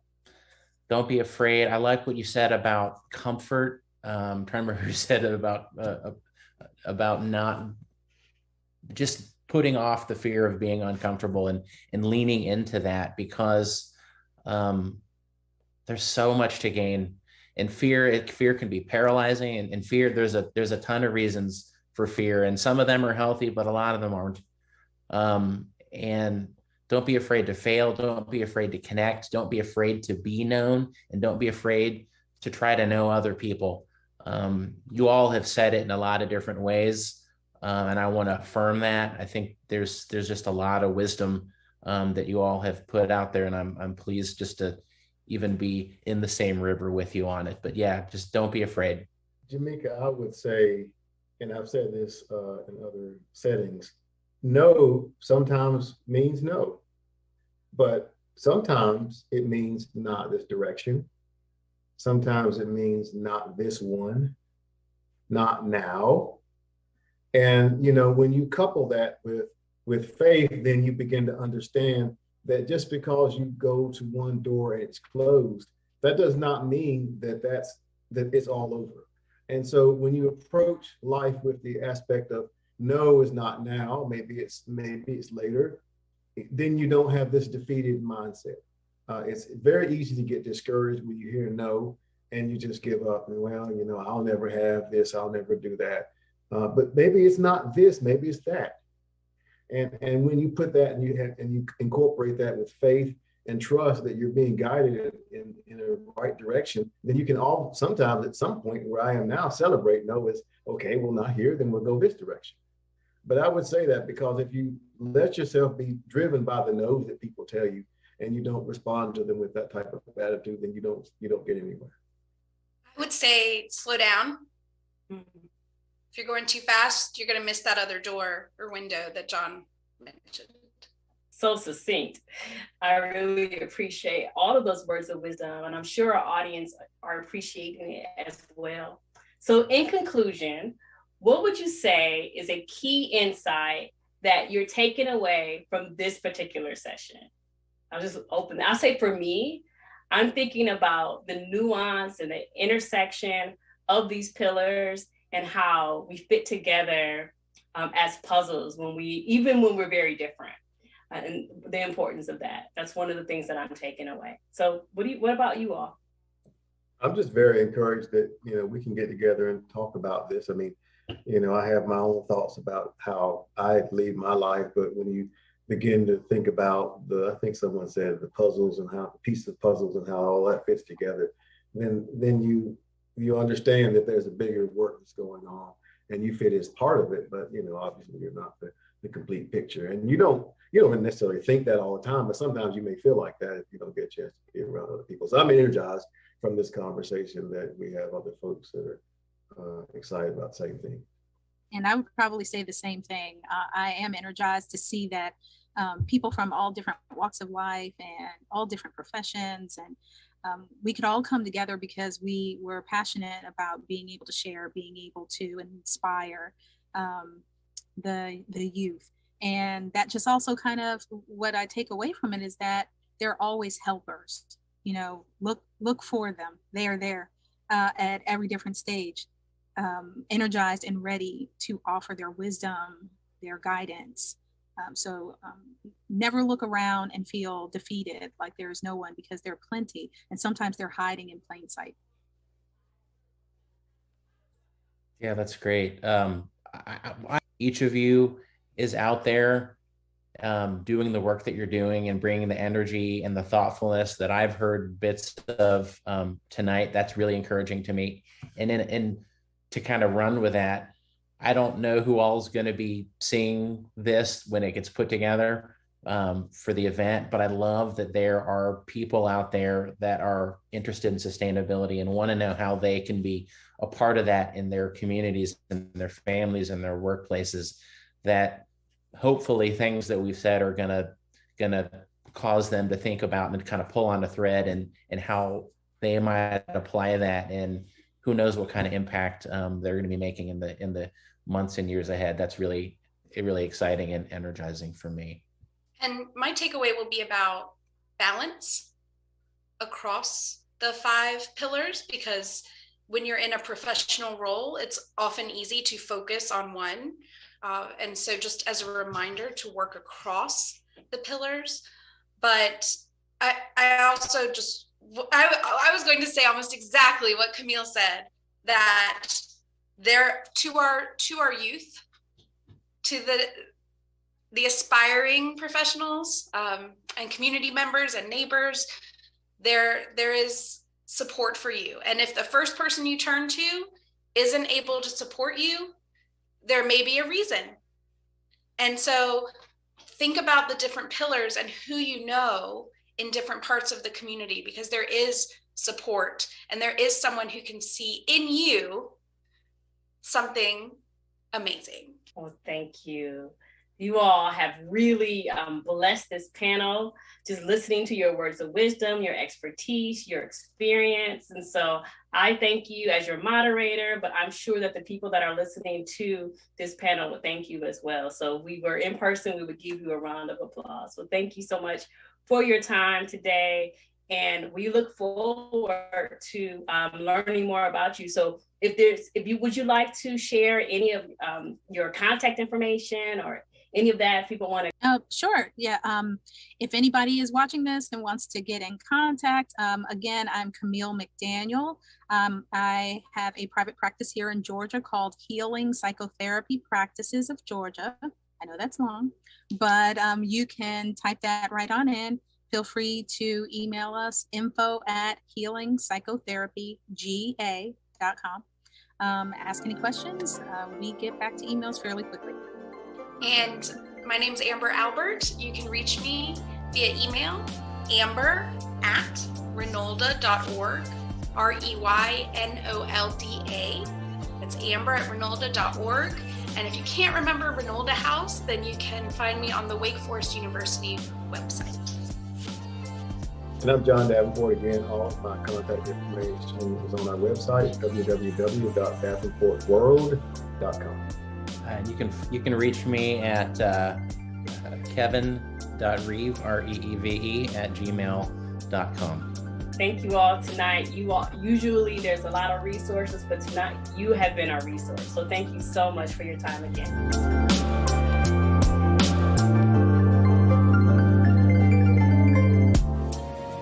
We are elated to announce God's Butterfly the Movement's second annual 3G Weekend. It's the second annual Golf and Gala Generosity Weekend, our annual spring fundraiser. June 11th and 12th, join us in North Carolina's Triad for a weekend of events you'll love attached to a mission you support. For more information on how you can be a part of this historic event, call us at 336-605-8879 or visit us at www.godsbutterflythemovement.org. We are elated to work that we've been blessed to do, be it art therapy, artistic development, or the performing arts that gave us our start. None of it would be possible without you, our faithful supporters. You have championed the cause of God's Butterfly, Matelyn Alicia, for more than 30 years, and that support has been the driving force behind pushing her vision from a moment to a movement.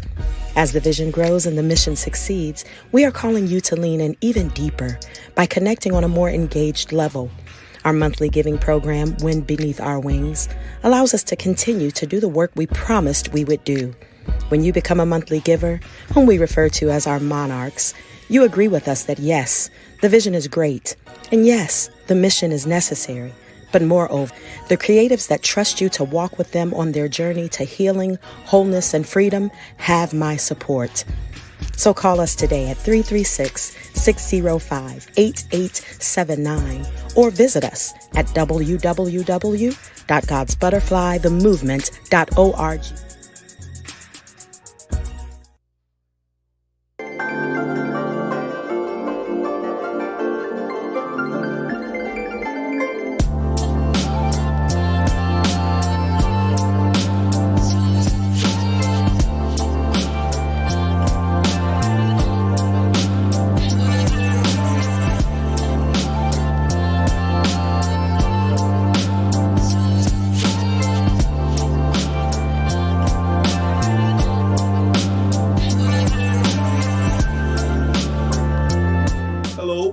welcome to the second annual I.M.M.A.W Summit, brought to you by God's Butterfly the Movement. This will be the Miseducation of the Negro, CRT edition.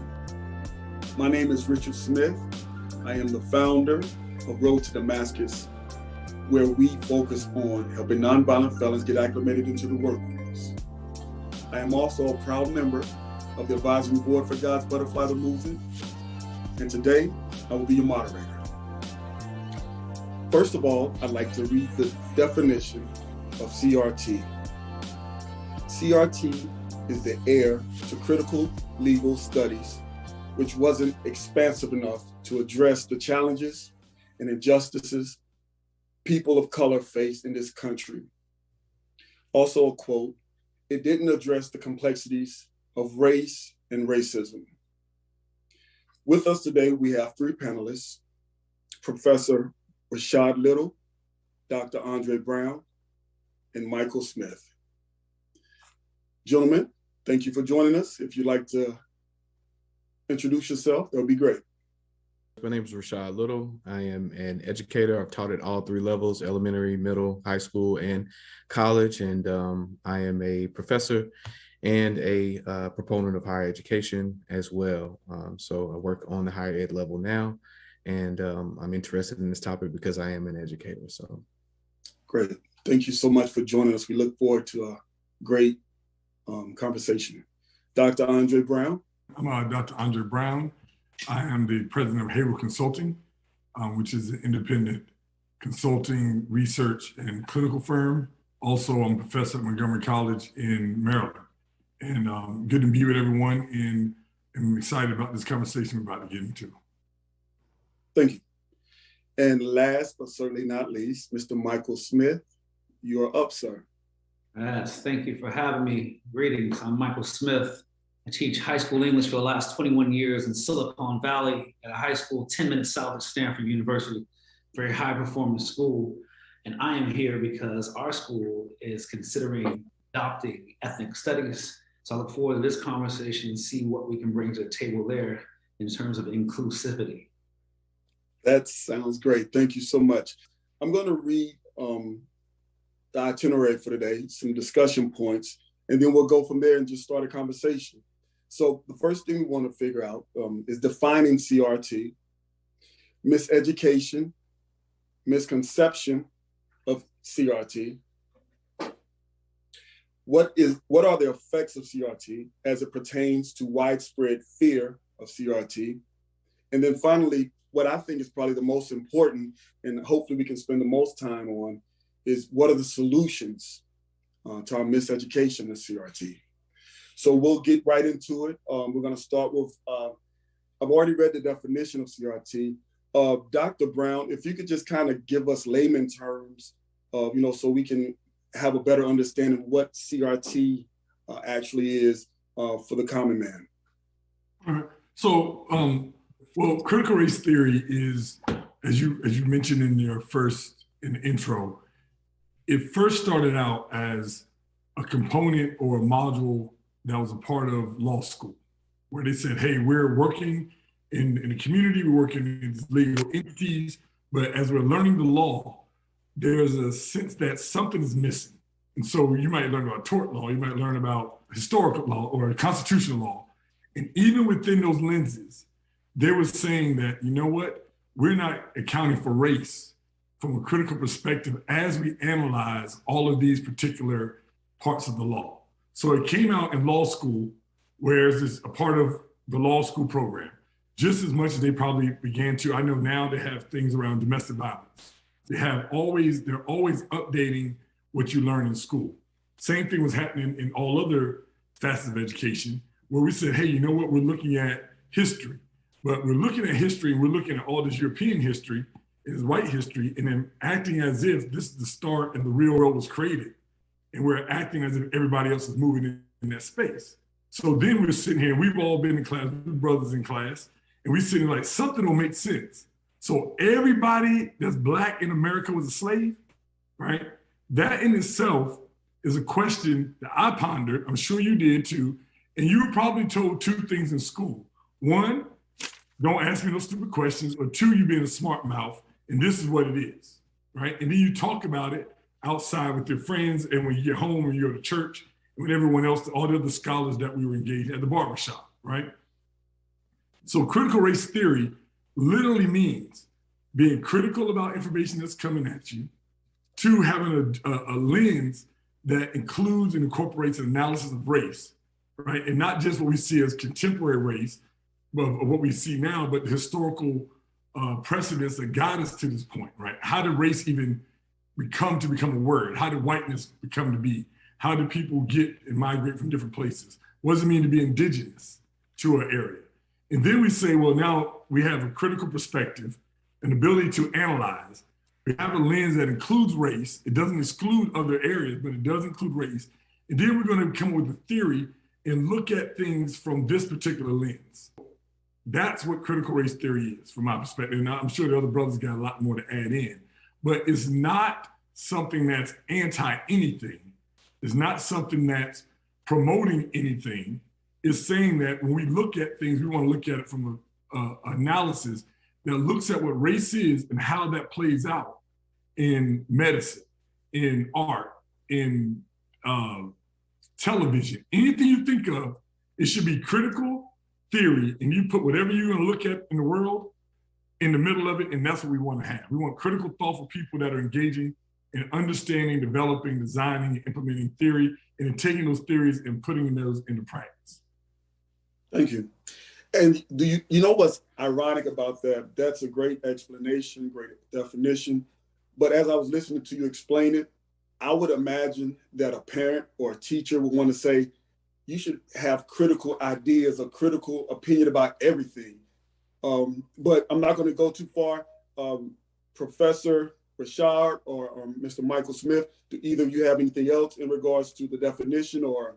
First of all, Dr. Brown, thank you for that explanation, because I think that it's important that we understand that it doesn't take an aim at anyone or anything. It requires that you are looking at this, perspective of, how I think it was interesting when you said, the history of this country, right? It doesn't just start with, that particular history where, Black people were slaves and they were a permanent underclass in that particular regard. But I want to go ahead and point out in the video that we watched or that was sent to us that the problem comes in when we, not the critical part or not the theory part, but the race part comes in, right? Because there's an idea of where African American people or Black and brown people or indigenous people are supposed to be positioned in this society, right? And I think we're sold a bill of goods, a lot of times about opportunity in general. We're taught that opportunity is just this narrow here, and that it's only for this class of people, or that it's it's just for this type of people, or just for these types of people on this side of town, when really opportunity is vast, but we're not taught like that, right? And so because we're taught that opportunity may be narrow, that because of the origin of Black people in this country, sometimes it's misconstrued that opportunity and the good things in life are supposed to go to a race, class, color, creed of people. And I think, as we get into the discussion, I'll start to talk about that a little bit more. But I think that when you're talking about critical race theory, you really have to start with the basis of education, because you got some people that believe in that notion that I just talked about, right? That we are supposed to be here because we built this, right? And anybody that knows the origin of this country, it's a little shaky. It's a little shaky how everybody got here, or how this society was formed, and all these different things. But we'll get into that in the later questions or whatever. But thank you, Dr. Brown, for that. It's a little shaky. It's a lot shaky. It's a lot shaky. It goes back to what Dr. Brown was talking about. That lens that we look at history through has that history looking shaky. It has it looking shaky. And so that's a wonderful thing. I love the idea that you brought up, Rashad. You talked about the opportunity. When you take the opportunity away from people and you refuse to prepare them for a set of group of people. And so we have to begin to stay prepared, have to take the opportunity so we have the success to find. But this idea that CRT has been defined in this circle right now so well.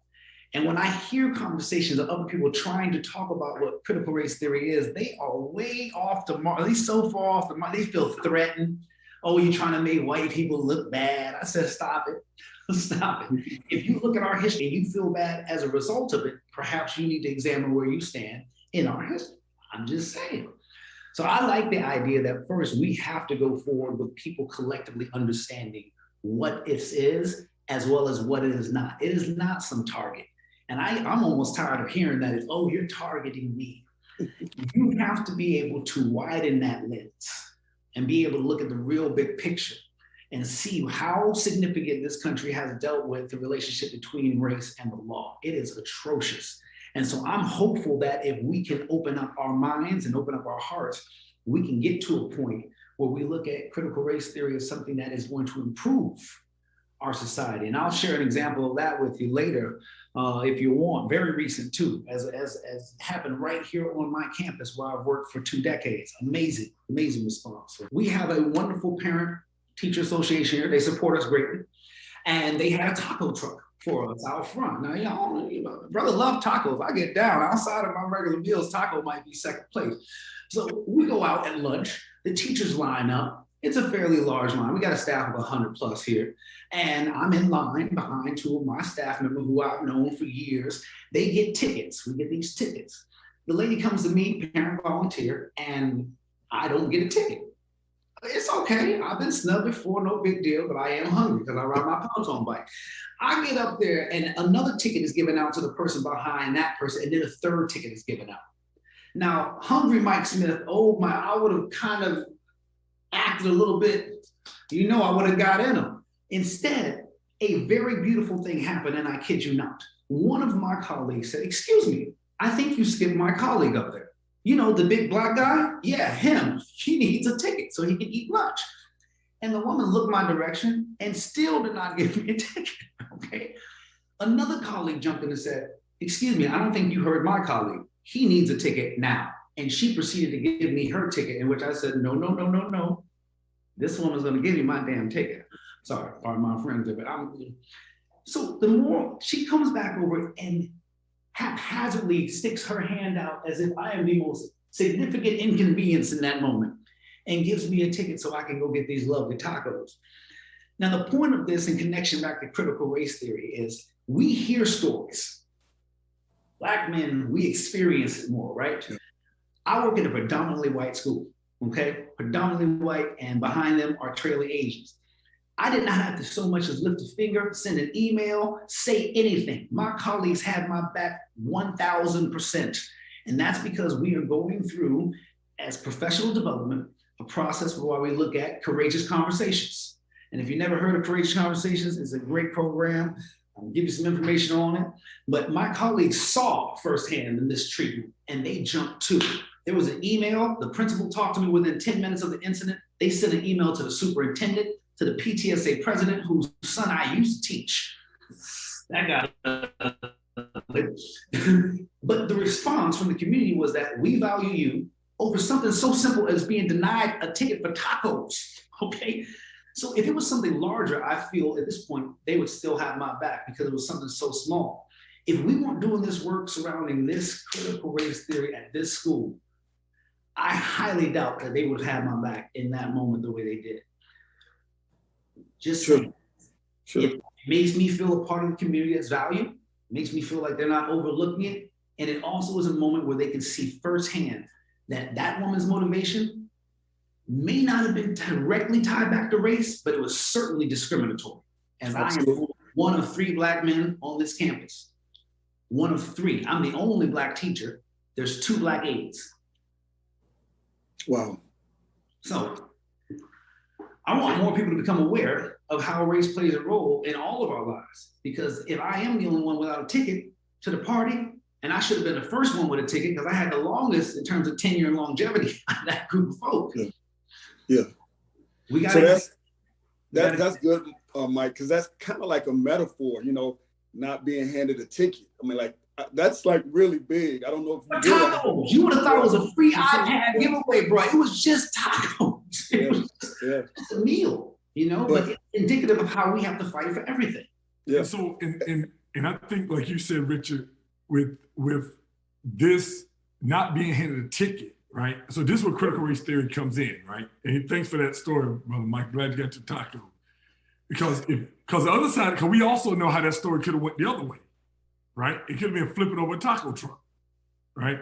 So the part where it comes in now is, so now we have an isolated incident, right? So say this is isolated in the fact that it happened to Michael at his school one time, one situation. Critical race theory says, okay, now let me look at that metaphor, like you said, for ticket. What are other times that people in this area, this geographic region where you are, you mentioned Silicon Valley, right? Where we know it's money, money, money, money, money, right? And even if you're there and you're Black, you probably got some level of money or access to money. So there's no reason to be there unless there's a purpose there. How many other times have people not been able to get the ticket? How many times have we been redlined in this community? How many times do we not get the money or the loans to purchase our own food trucks to go into this, right? And then how do these people get access to this type of resource to come into a community and then disrespect the members of the community and to feel like they can do so with impunity? From a critical race theory lens, I'm pulling all that stuff out, and we're gonna walk all that stuff through, and we're gonna make sure we understand what happened, why it happened. But the reason why we don't want that to happen, right? We don't want to use that lens, and this is where the opposition comes from, because then everybody has to be held accountable, right? Then that means we're gonna do a pre-screening the next time we invite someone else on our campus, because the principal don't want this situation, right? And there's no reason for him to want to, because he didn't bring it in. What is how many Black people do y'all have in your organization? Have y'all served Black population before? Have you done this and this? Those become part of the checklist that anybody that comes onto his campus has to do, just like they have to show their license and their clearances, their licenses, and be able to serve the food legally, right? So when you want the racism to continue, you don't want people to be aware and be alert. When you do want it to, when you want it to stop, if we elevate the consciousness of the people, everybody, then it's gonna be more difficult for folks to get through. But why, if I'm a person holding the power, would I want the masses, right, to fully understand, and for children? So imagine if this would have happened with kids there. The students would have went off the chain just because we know that, why you treat my man bad? This is my good teacher. He the favorite is one. I'll give him all the tacos. So when the parents are opposing, they're opposing because they don't want their kids to know what they already know. And they don't want to look and go home and say, hey, Mom, you cool with the guy that did the tacos? Right? That's your homeboy? So that means you're more like him than like us. So now I got to think about my parents differently. And so that's why when it comes to why this is such a big deal, it becomes because once we get it, and we do get it, and we're able to articulate and use our words behind it and point it out, it changes the structure of the game. Dr. Brown, you hit on it perfectly, like just transitioning to it. What do you all think the origin of critical race theory was? I mean, so of course we all have our own thoughts, and then also what was the time frame? Like, when did it become a big thing? Does anyone have any idea? And I'll go ahead and share, because to me, critical race theory appears to be the attempt to hide wrong that was done. I'll give a brief story. I remember being in middle school and social civics. I'm not gonna call my teacher's name, but I remember it very well. And I remember there was one page and a small picture that was describing the Trail of Tears. It was kind of, I don't even know if we really talked about it. It might have been a 15-minute segment where it was played out to be something that, just happened. It was like an agreement. And what's scary about that is what it seems to me that could happen at some point. If we continue on this path, we could see pictures of the slaves on yachts coming in from Africa, like it was Gilligan Island's trip. So that's from my viewpoint, and I know that I'm limited, but from my viewpoint, it just seems like someone is attempting to hide the truth, because at the end of the day, who would be upset with the truth being taught to their children? But yes, I know you have a little more insight. Please, Mr. Little, if you would, help me understand what are the origins and what kind of time frame did this come into play? So the time frame, I guess we could just, just to make this an easy conversation in terms of when it kind of came in play. We already talked about, how races were introduced to America, right? There was already an indigenous people here, right? Sure. But from the inception of school, and you guys correct me when if I'm wrong or whatnot, we grew up learning that Columbus discovered America, right? And we know that is a fallacy, right? But that was a part of the American educational system and indoctrination, right? I would say. So, the origin of that with grade school, right? And or, the history of this country. And then the other thing is that I wanted to point out, there were so many great things said, but I want to say this.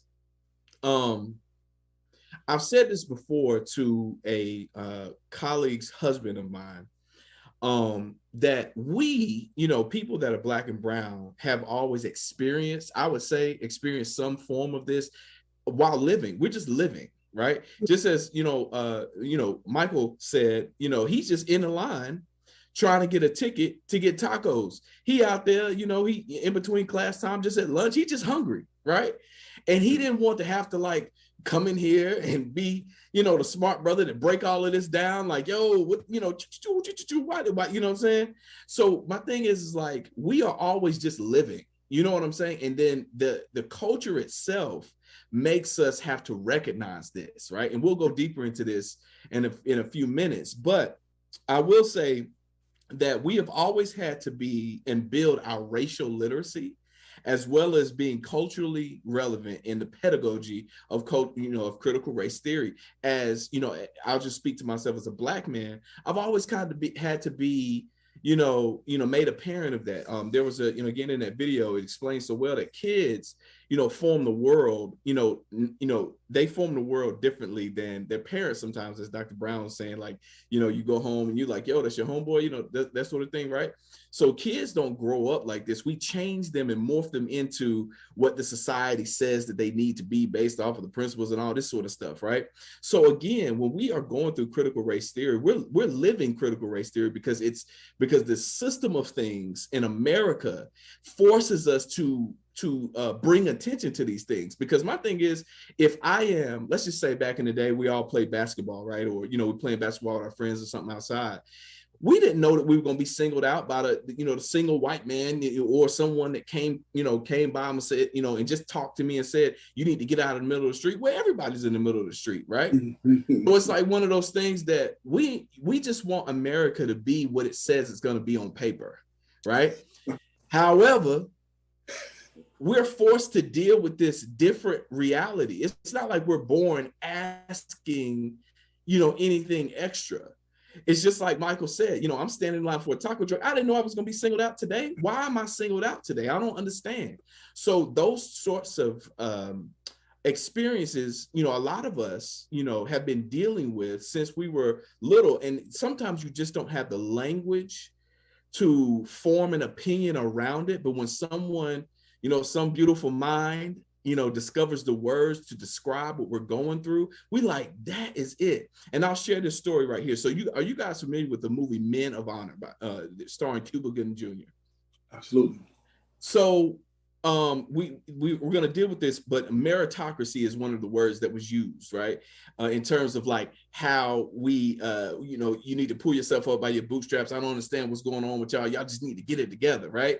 So you take this, this framework, and there's one scene that I always share that relates to critical race theory. You got two soldiers standing on a dive board, getting ready to go into the water, right? Everybody has to assemble a mechanism that, that a boat needs or whatever have you. So each diver goes in, bag goes down. They have to, open the bag to assemble the piece. When it gets to Cuba Gooding Jr., his rope goes over. He, is getting ready to step off.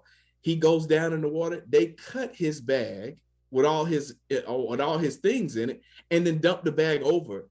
Now, again, it's like, well, why couldn't he get the same, treatment that this other brother got? And then they said, well, when he came up and he finally assembled, it's getting dark and cold at the bottom of the sea or whatever. He has to assemble his stuff, with his stuff all mixed around on the ground and all of this. He comes up and now all of a sudden he doesn't make the time necessary to be a Navy diver, right? So again, it's like we want America to be what America said it's going to be on paper, but our bags are usually cut down the center and we got to go and find all of the pieces, and it's never assembled in the right place. So it's not that, we are looking for critical race theory to, but it just finds us. So I've been teaching, I think we all probably been teaching around the same time, right? About 20 something years now. You feel old when you start saying those kind of numbers. I didn't know about the word critical race theory until about a year and a half ago. Never used it. I've been writing, researching, doing all these things throughout my whole life and have never used that term until recently, because it never was a term that I needed to use, the term critical race theory, right? Now I use critical consciousness. I talk about Paulo Freire, pedagogic depressed. I read bell hooks. I read all these scholars that are now being categorized as critical race theorists now, but when they were writing, they were just writing, and they were Beverly Crenshaw. I'm like, okay, she's a feminist, Black feminist author. There's other terms that was used. So the thing is, the length, now we know we can track it back where, like I said earlier, through law school, I never went to law school. So as a psychologist, there was never a critical race theory class. We were always taught to be critical and to think about race. And I added that component to my work, right? And so part of it now is why it became, to your question that Brother Rashad was talking, right? Why is it a big deal now? Where did it come from? It's always been, as he said, it's only become politicized more now, right? So even when I'm going for tenure, I remember going through, and I had to submit, when you go for tenure, you have to submit all your work, right? So you look at everything you've done, particularly those things when you're at that one particular university or that school. And they want to see, what did you write? What did you write about? What was the reception? What's this and this? I remember writing stuff. I wrote stuff about like Black males in education. I did presentations on all these different things. And they were like, well, what's the reception of this? I'm like, well, I did this one speech I wrote about 4 times, about 4,000 people, right? I wrote this article, only 8 people read it, right? My mama didn't read some stuff I wrote. And I've done this here in churches. I know I can do research and pull 150, 200, 350 Black men to do my research. So part of what I was trying to help them understand was what y'all measure me by isn't even the same thing that where my focus is, right? If I have community impact, the community's gonna tell me whether or not I'm good. And I'm also meeting the rigors of what you have academically. So part of what happens is but I knew when I was sitting down at the table, when they were looking through my packet, someone's gonna be sitting here knocking everything I did that had the word Black in it. Because they would want me to be a white scholar, even though they hired me into a program and I helped develop a social justice-based program. We redesigned our whole program around social justice. So critical race theory wasn't a term, social justice was, right? And so part of what happens is, as things become political and everything is political, one of the things that knowledge is political. So when we say Christopher Columbus 1492, that's political. We say Trail of Tears. When we say, my daughter was reading about the Trail of Tears and Sacagawea going across the country and helping Lewis and Clark, and I taught at Lewis and Clark. And I told her, I was really good, but I said, well, Sailor, this didn't happen like this. There's no way, because there's a passage in the book, and it's a kid's book, where they talk about going in and raping her village, killing everybody, doing all these things, and it talks about her walking across the rest of the world with these 2 white dudes and act like she was really helping lead them to something. She was a hostage. So I asked my daughter, if they kill me and everybody you know in North Carolina, right, all them Black folks around Asheboro, all the Black folks we know, are you gonna help them, you gonna lead them somewhere and they done killed your daddy and mama? She's like, no. So why do you think she would? Right? And it helped her frame. So, and I'm trying to be cool with her even, because I don't want to make her pro-Black. No, I do. I want to make it a militant midget, because that can be interpreted. But the only way that we got to live and the only way that she is and where I'm from and my people is you're critical. You think about this stuff all the time. As you said, all the time, every day. I'm going to say this, I'm going to let it go. I was thinking today, so I knew I had y'all to be smarter than me, so I had to think of something good. And I remember the first time I can document one time I used critical race theory in school. Do y'all remember? So we're going to end up doing a bunch of remembrance today. Do y'all remember the story of Crispus Attucks? Mm-hmm. First Black man to die for the revolution. Yeah. There's a picture in every textbook, it's a famous picture, all these white folks, right? The red coat, the blue coat standing there. And Chris Pizzat is the only black man in the shot getting his chest blowed out, right? Wow. And I said, I was sitting in class, I don't remember what grade it was, but I said, hold on a second. Out of all these people, the first man who gets shot in the black dude, this can't even be right. So he didn't start the revolution. They decided to kill the black man first. He was easy pickings. And then everybody went off. So from that, but it wasn't received and wasn't necessarily celebrated or thought about in school. I didn't know, that's a great point. Let's really deconstruct this. It was like, what is this boy talking about? Shut up. What are you doing? You weird little kid. And I'm saying like, well, I don't even know what the rest of what you're talking to me about. You can't explain how this guy happened, right? How this happened. So then I'm checked it out instead of getting engaged. So go ahead, Brother Shai. Make me sound smarter because I went off. Oh no, I was just gonna say real brief.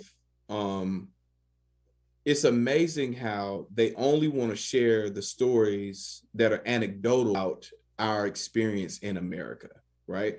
So it's like their existence, the dominant existence here, or the dominant race that they want themselves to be, they kind of capsize you at your efforts. But if you've ever taken a tour of the African American Museum in Washington, D.C., right? If you've ever gone there and looked and just took some time to kind of look at how ingrained we're woven into the fabric of the United States and how they try to, quell that. The only question I have, and again, going back to how important it is to understand racial literacy, right? You have to understand why someone would want to quell that. The reason why your teacher could not explain that is because that's not what was programmed up here. You see what I'm saying? That's all I wanted to say. Well, let me stop.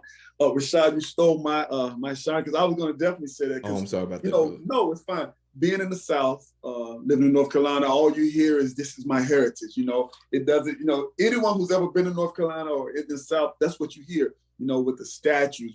We're going to fight to make sure these great statues of these great people are here.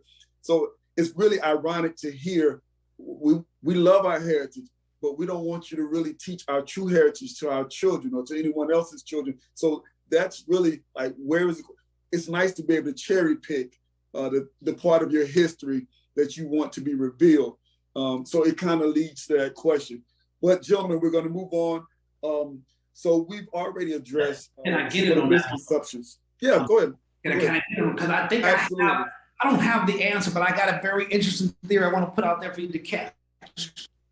All right. Okay. This was driven by ego heavily. Yeah. The idea that we started taking population counts, 1790, the census comes into play. We start counting the population, counting the people, because ego drove us to say, look, I got more slaves than you. Yeah, you got a couple, I got a whole bunch of slaves over here. And that population was directly tied to economic success. Yes. Because you had more slaves and you had more fields, you can get more cotton and tobacco and you're wealthy, and it's greed. So that branches over into greed and you begin to measure this. Once you start measuring the data, and the good doctors on the screen to tell you right now, data points, you begin to see patterns. Yeah. And patterns are something that are very enlightening and yet dangerous at the same time. I just wanted to add that in because once they started tracking it, they let that ego and greed overcome them. And we found out the truth of how many brothers were incarcerated, how many brothers have been lynched. We still don't know that real number, but that's a high number up there. But once they started counting, that's where it became to unravel slowly. Yeah, that's 100% valid. It's obvious that there's something bigger, that just hasn't been uncovered. I mean, and that's what America is built on. And I think it's unfortunate because the bottom line is truth is being hidden. And anytime truth is being hidden, it's a scary place to be. However, we're going to move on. These are some great points. I think we might need to consider a podcast because truly one session is not going to be enough. I'm with it. Let's move on to what are the effects of CRT. I think that's really a good point as it pertains to the widespread fear. And let me say this, and the reason I asked about the origins of CRT, I asked for myself, and the time frame is because I didn't even, it didn't become real or big to me until I started hearing the protesters. So for me, the protesting of CRT kind of did the opposite of what I think it was supposed to do. Like it really made me want to find out what is CRT all about. You know, I see the protesting. So I think if it hadn't been protested so much, it could have probably just gone under the radar. Now, Dr. Brown told you it's as political as it gets. In Iowa right now, they are trying to implement cameras in the classroom so that parents can live stream the classes and can make sure that critical race theory is not reaching their students, their children. That's what the legislation is about now. So you know what that means, right? In layman's terms, and Rich want me not be too smart, a bunch of dumb people gonna watch a bunch of their kids stay dumb. They're gonna be happy while they both ignorant and dumb out. Yeah. That's literally what the logic is behind that. And so, and that's what they want. So to maintain the status quo. So the dangerous part is, you're right, Richard. Like you said, I didn't know. Say that again, please. I skipped. You're right. I didn't know why. I didn't heard of it. You know it. It's whatever. Keep it moving, right? They start protesting, and then when they start protesting, I'm like, hey, I teach. Are they gonna come in my class and tell me what I'm saying? I'm like, they could, they want to, I guess. I don't know what I'm about to say before I say it. Half the time I give it to teaching anyway. But they hired me and they want me to do my job, right? Yeah. If you want to come and critique me, that is great. I'm built to be critiqued. Does that make sense? Sure. I'm designed. Sure. When you get educated as a Black person, and there's two things I want to add. One, critical race theory is not an American phenomenon. It's a global perspective, right? Just as a point of reference. One of the biggest things I realized how messed up it is, we use the word minority for Black people in America, right? And we're not. Black people are the global majority. Yes. So when I started writing global majority back in 1999, it changes the whole way my brain thought. I'm small here, but I'm not small there, right? Anywhere else in the world I go, it's all, if I go to Africa, it's all me, right? Which is the biggest continent? Say it again? I said, which is the biggest continent? Which is the biggest continent? Whole another conversation. Whole other conversation. How it looks on the globe. Yeah. On the globe. So even then, right? So if I can say I'm a global majority person, that means it's more in my crew than your crew. That means you can't beat me no matter what, right? Therefore, if we all think that, then I am not a minority, so I'm not small-minded. Therefore, I upset the apple cart, right? I'm not able to maintain status quo. All of these things are designed to maintain the status quo. When the protesters started protesting, they were fighting to maintain the status quo. Well, what they weren't smart enough to do, right? Because people usually protest the most ignorant part of the whole revolution, right? We'll protest, I'll leave it there. We go black, white, red, whatever you want to go, that's what we usually end up doing. Yeah. Part of what happens is, now you done made me think, what does this mean? Now all these folks that are being attacked are saying, hold up, you can't come in here and tell me what to do. And I wish you would come to my school. I teach at a community college, right? Parents ain't got a live stream to see what I'm teaching. They can sign up for $159 of credit and come on in and sit right there and be a student. But they want to do it, they want to control something. But you can't control something that all institutions are doing anyway. All teachers are doing it to different levels and degrees. So like Brother Rashad said, they couldn't answer my question because they didn't know they weren't programmed. My parents couldn't answer some of the questions I had because they didn't know it wasn't programmed. They hadn't been exposed to certain information. They weren't aware of it. So then you got to seek other people. And what happens is it is dangerous because what it's creating is communities of like-minded people who are openly seeking the truth, right? We're saying we do a prayer service. There's prayer meetings and book readings and book. I'm gonna say this, I'm gonna go. I do a book talk at my school, which I'm like, all right, I gotta do it. I'm helping with the office, equity, inclusion, whatever else. That's how I think about most work. It's exciting, but I just think, it's work, right? Gotcha. I'm sitting there, we're doing how to be an anti-racist. I'm like, I read the book, it's a good book, it's a very good book, right? It's also repeating information that we've known for the last 400 years. But he did it in a very good way, very concise, very thoughtful. It's very, very well done. And it's digestible for people. I'm thinking, don't nobody want to read this book. I hit the button on the Zoom, it's 150 people, right? Next time it's 2 and some people. Now we have 56,000 students at my college, right? And so people coming from all over to get on this Zoom because they want to know what's going down because Mike Brown stuff is happening. Stuff in not Mike Brown, sorry. All of the racial injustice was happening. Sure. And everybody's at home during COVID, right? So now you have all these people at home reading, thinking, plotting. What's going on? Why is this happening? They're reading, they're thinking, they're protesting. What are they protesting this? What's wrong with this statue? Oh, that's opened up. So now it's a political squash. It drops back down underground. Let's take care of it in school. Let's do all this legislation. Because when we put it to the public opinion says we want more thought. We want more intelligence. We want more intellect in our conversation, in our dialogue. I'm reminded of a book that I think I loathe. I had to read in high school. And I remember reading it, I'm thinking, this will never happen. Fahrenheit 451, I think it was. And I'm not so sure we're so far away from book burning at this point. I can really see it happening.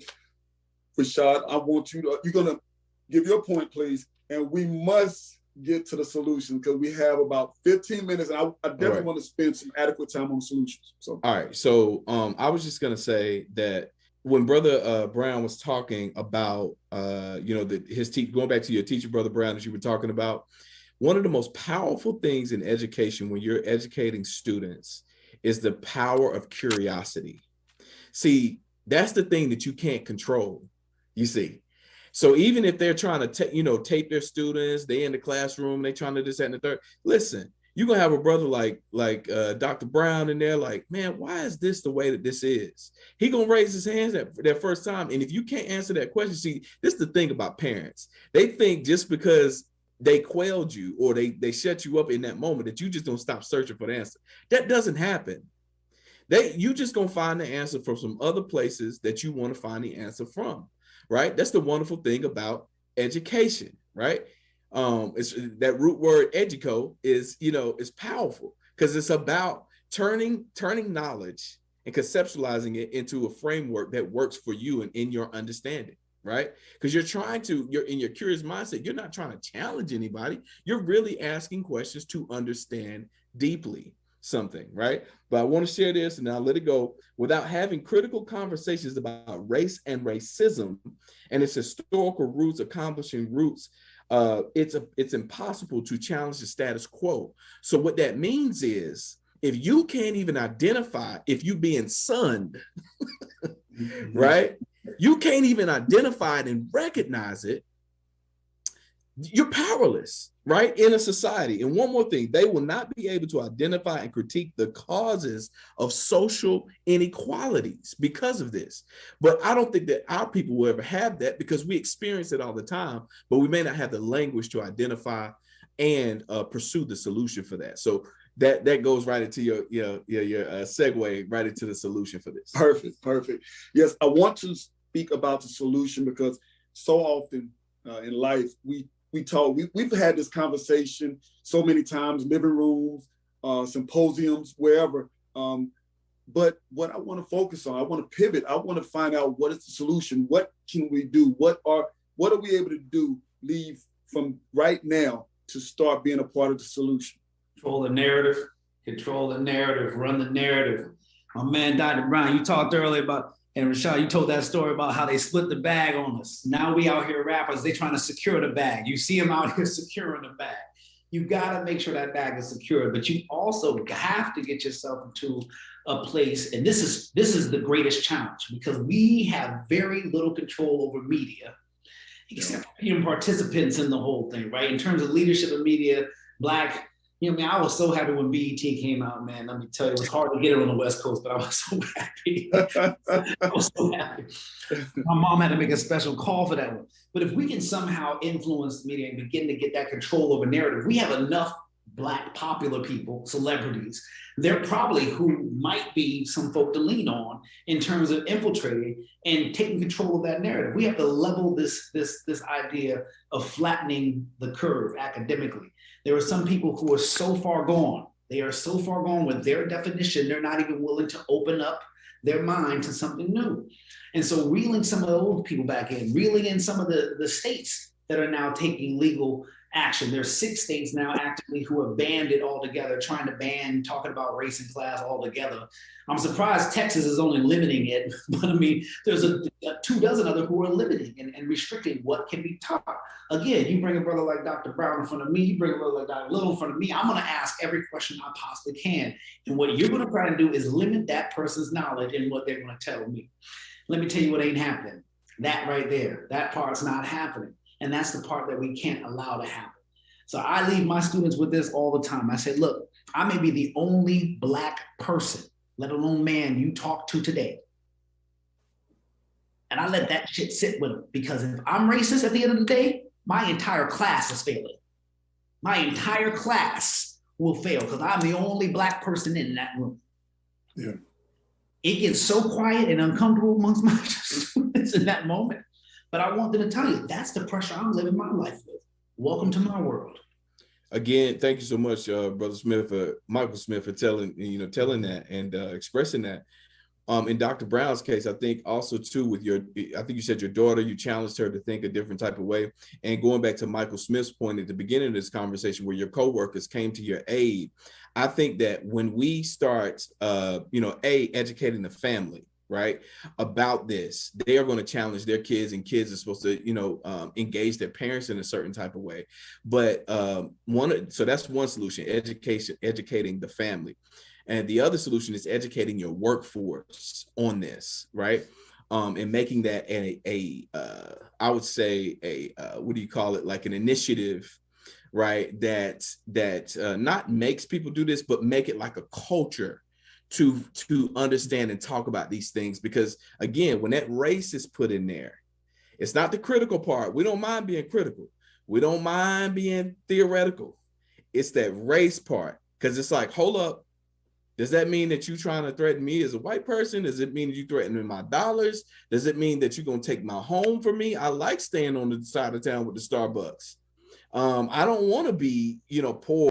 That's not what we're saying. We're saying that, can you understand that if Michael is standing in line, that if everybody get a ticket for a taco, can you understand why it's wrong for him to be surpassed or passed up from getting a ticket? And it's that understanding, again, to your point, some people are so blinded that they cannot open up their mind, but it's because in their own lives, they haven't been challenged in that way. And it's uncomfortable to be challenged like that. But they have to understand this, and I'll leave it here and let Dr. Brown go, is that whether you like it or not, you're going to be challenged, period. Because that's not how our world is set up. This solution is kind of easy and hard at the same time, right? The answer to it is, I'm trying to be good because I know this is God's butterfly and I got to be spiritual and butterfly-ishy, right? But really the answer to it is crush anything that's not on our side, right? If you're not smart as me, don't talk to me. Does that make sense? That's what I was told as in housing school, right? So that means if you're coming to debate me about critical race theory and you can't hold your weight, and I crush you, you need to go away somewhere and go read some more, do some more, come back again, right? The problem is we have to make sure that our people are literate, as we said before, the racial literacy, to the level we can stand and combat and debate those conversations when these I'm saying dumb on purpose, right?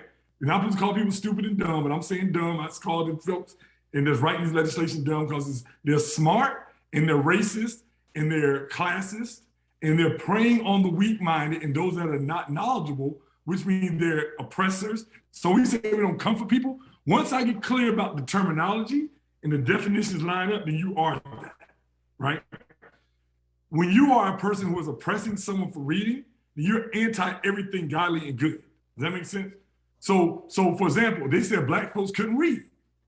They did not teach you get lynched for reading. This is another form of that type of thing. They said women could not read. You would get beat if you're a woman, you know how to read.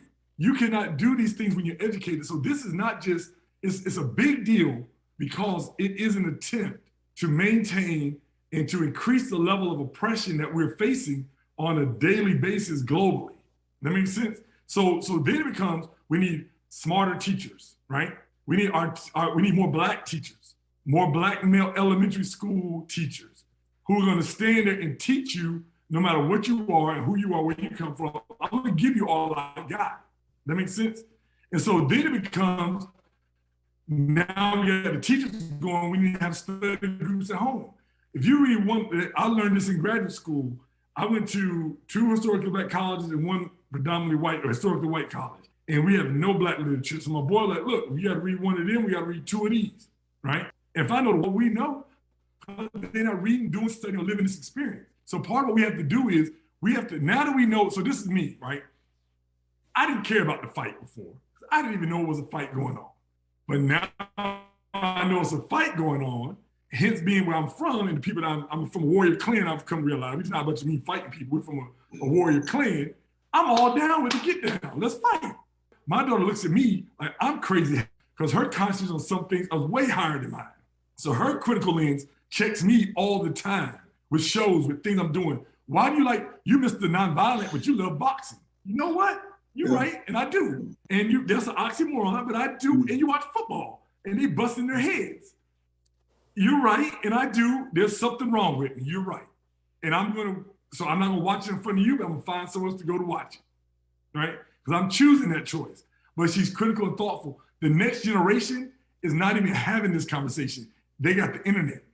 They know the truth. They're looking at teachers talking, and they're Googling. I teach all the time. I want students to go look and fact check me while I'm talking. Please check, because I might be wrong, right? And if I'm wrong, I want to be humble enough to correct it and learn, so I won't do the same mistake next time. So the solution is we read more, we study more, we get ready for the fight that's coming, that's already here. We protect those of us that are on the right side of right. So if we look at, if Brother Michael gets in trouble in school and they come down to his neck, he need to call everybody here, everybody got a butterfly, everybody he's ever touched, all them students, and they need to show up for him. We can't let them run them off the map, because they will. The other thing is, I'm gonna add this in, critical race theory is less important than critical class theory. That makes sense? When white people understand that they're not the same white people who's writing this stuff are not the ones being impacted, they're gonna flip the script. They won't say that, right? This ain't no poor man's conversation. This is about the rich elite trying to maintain power. Yes. Poor folks, they don't even count them as white people in the same group or the same tribe that they count the wealthy. So that's where the fight is. So I say we got to get more, stack our chips, make sure you got your months worth of like it sells in financial environment, 3 months of salary saved up, because it may be a day when they say you got to get to class and now you got to fight again, a different type of fight. And you got to be able to feed your family. So we're not going to be stupid about it, but we're going to be thoughtful and be disciplined in how we approach it. That's good. That's really good. I tell you what, we're definitely on our time. What I want to do is go around and give 2 minutes to everyone, thoughts. But before I do, I want to say, I appreciate you, gentlemen. I want you all to know that you are brilliant. I'm honored to be here. You all are definitely the dreams and the hopes of the slaves. I say this sincerely. You know, I consider you all to be kings. And I want to read a couple of things before I relinquish the mic. Until it's revealed, it can't be healed. It's just unbelievable to imagine that the fact of truth is what it really boils down to. It's just about hiding truth. I saw a quote earlier, and I thought it was perfect. It said there are 2 ways to be fooled. First is to believe what is not true, and the other is to refuse to believe what is true. So just some food for thought. We're gonna go around 2 minutes, round robin. I'm gonna set my timer for Dr. Brunks. I'm sure he's gonna take more than 2 minutes. But let's start with Mr. Michael Smith. Michael Smith, thank you again for joining us on behalf of God's Butterfly, the movement. It's an honor. I'm on the advisory board, so I want to thank you. Please share with us your final thoughts. Absolute pleasure talking with you, gentlemen. I feel like we need to meet up and have a meal soon or something like that. I'm gonna have to head out the East Coast real quick, easy. I'm from there anyway, so that's easy. I tell you, I close on continuing to think about how I move through each day. And the old quote, old adage as it goes, life is 10% what happens to you, 90% how you react. You can take those percentages and throw them away And you just got to know what happens to you is the small part. How you react to that, you have far more control over what to do. And it's about assembling the right team. It's about assembling the correct amount of knowledge. It's about making sure you have the right confidence as you move forward to challenge these systemic, oh my goodness, these long-lasting systemic problems that we continue to want to try to ignore. I also want to give a good shout out to my man of talking about us needing to talk about critical class theory as opposed to race. I live in a place that has what I am going to call an abundance of monetary wealth. Believe me, some people around here broke as all hell, but monetarily, I can see more Teslas in a day than you guys will probably see in a month. Trust me. The problem with that is they will protect class at all costs. At all costs. And I know this for a fact, being in this community for so long. And so I want us to continue to look for those things that stifle us economically, those opportunities. I am very fortunate enough to own a house in California without having to give up a lung and a kidney. But I know other places I can live much more freely. So I would just like to thank y'all for the opportunity. I think that we are going to gain some great ground over this new vernacular of CRT, and we're going to connect it back to something that's substantial. But I am about waking up the masses. And at this point, we are all about to get a very, very rude awakening. It's coming. I feel it. I'm very appreciative of being here. And thank you, Brother Britt, to have a real conversation. You know, a lot of times we're in spaces and we don't allow us to really be ourselves when we have all the room in the world to do it, right? And so thank you for letting it happen. And also, you know, when we think about critical race theory and these type of topics, I'm learning so much just even in this conversation, like the 10%, 90%, that's my whole life. Because that a lot of times that 10% outweighs my 90 a whole lot. And so I had to sit here just even then and kind of rethink about, okay, where do I spend my next, when this happens to me, where do I go next? What am I going to do with this reaction? How am I going to get this information? What books do I need to read? One of the solutions, one of the things that I want us to do, I want to put this, I thought about today. We need to support Black artists more, right? And part of that is because the artists amongst us are the most freest ones of us that should be able to operate without these restrictions, right? Even though critical art is a thing too, right? You can draw a picture, and that picture can do more than I can write in whatever I'm about to write up or do, right? Because it has a better image. We need to revisit things that make us feel good about ourselves. You don't have to read books to make you smart. Read a book that's gonna make you feel good about yourself, right? Sure. Make you understand your history, and then that's gonna make you more critical and thoughtful and use new words and bring this thing around and have those debates at I remember my dad go to Biscuitville sometime just to go sit, him and his friends, he went in old white dudes, black dudes, whoever's in there. If it's on TV, they're talking about it and it's a whole conversation and it's real. And then they're out and we gone, right? You go to the black world, white world, and some of their combined world. But we also need to start reading and getting our hands on movies with artists, with books that are talking about something that's going to help us better understand our history or figure out how to work our finances, or something's going to give us the how to navigate college, how to change a carburetor, whatever it is, something's going to help us be able to do something, right? The more we are be able to do, the less people can try to control what we're learning because we're already doing it, right? And we got the cachet. And the other thing is this, I want to encourage people that's listening to this, do not stifle your critical lens. That's the only thing that we have that's God-given. That's that third eye. That's that soul that we have. The ability to weed through all the BS is what makes you who you are, right? And that's what you have to stand on. You can be done wrong in a situation, but as Brother Smith said, when you're thoughtful, I can figure out how to get myself out of this or renegotiate for the other 90% of this time that I got. But if you get stuck in what's happening right now, and then that's it, then there's no other options. And the key to mental health I've learned for Black folks is having options. So read everything. Get those books that you've had, those old encyclopedias, the ones that everything you get your hand on, just get it and start digesting it, or have it close to you.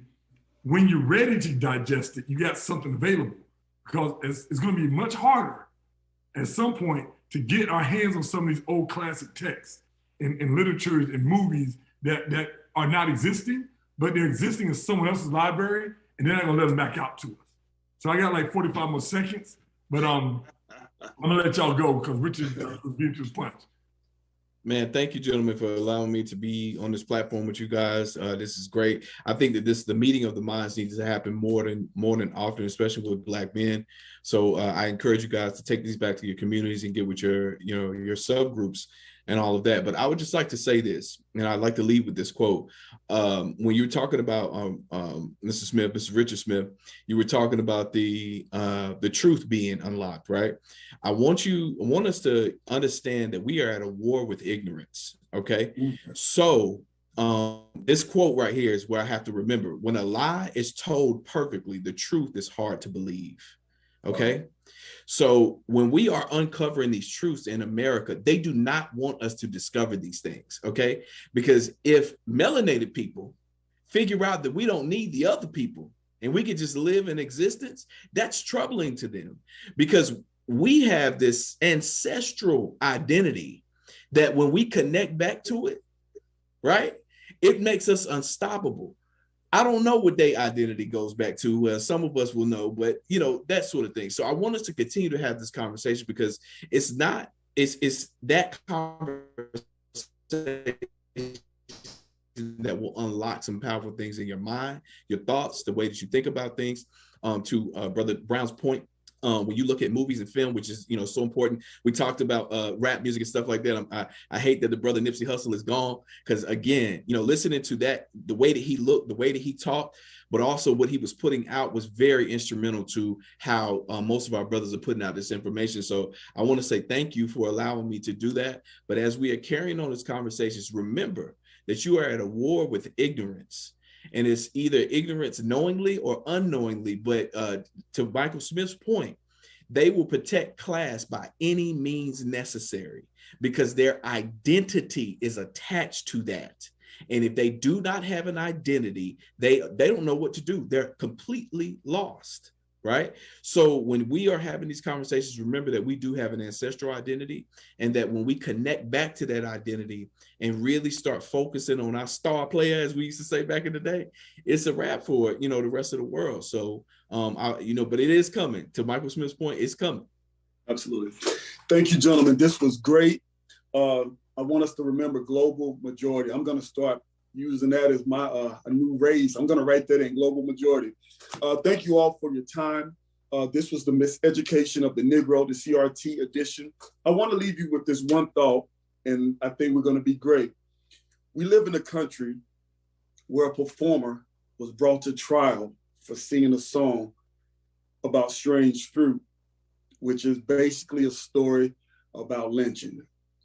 But we are in the year 2022, and lynching a person that looks like me or you or Dr. Brown or Mr. Smith is still up for decision as to whether it's a crime or not. That's just something to think about when we talk about critical race theory. Once again, this is God's Butterfly the Movement, the Miseducation of the Negro, the CRT edition. My name is Richard Smith. On behalf of Rashad Little, Michael Smith, and Andre Brown, we thank you all. God bless.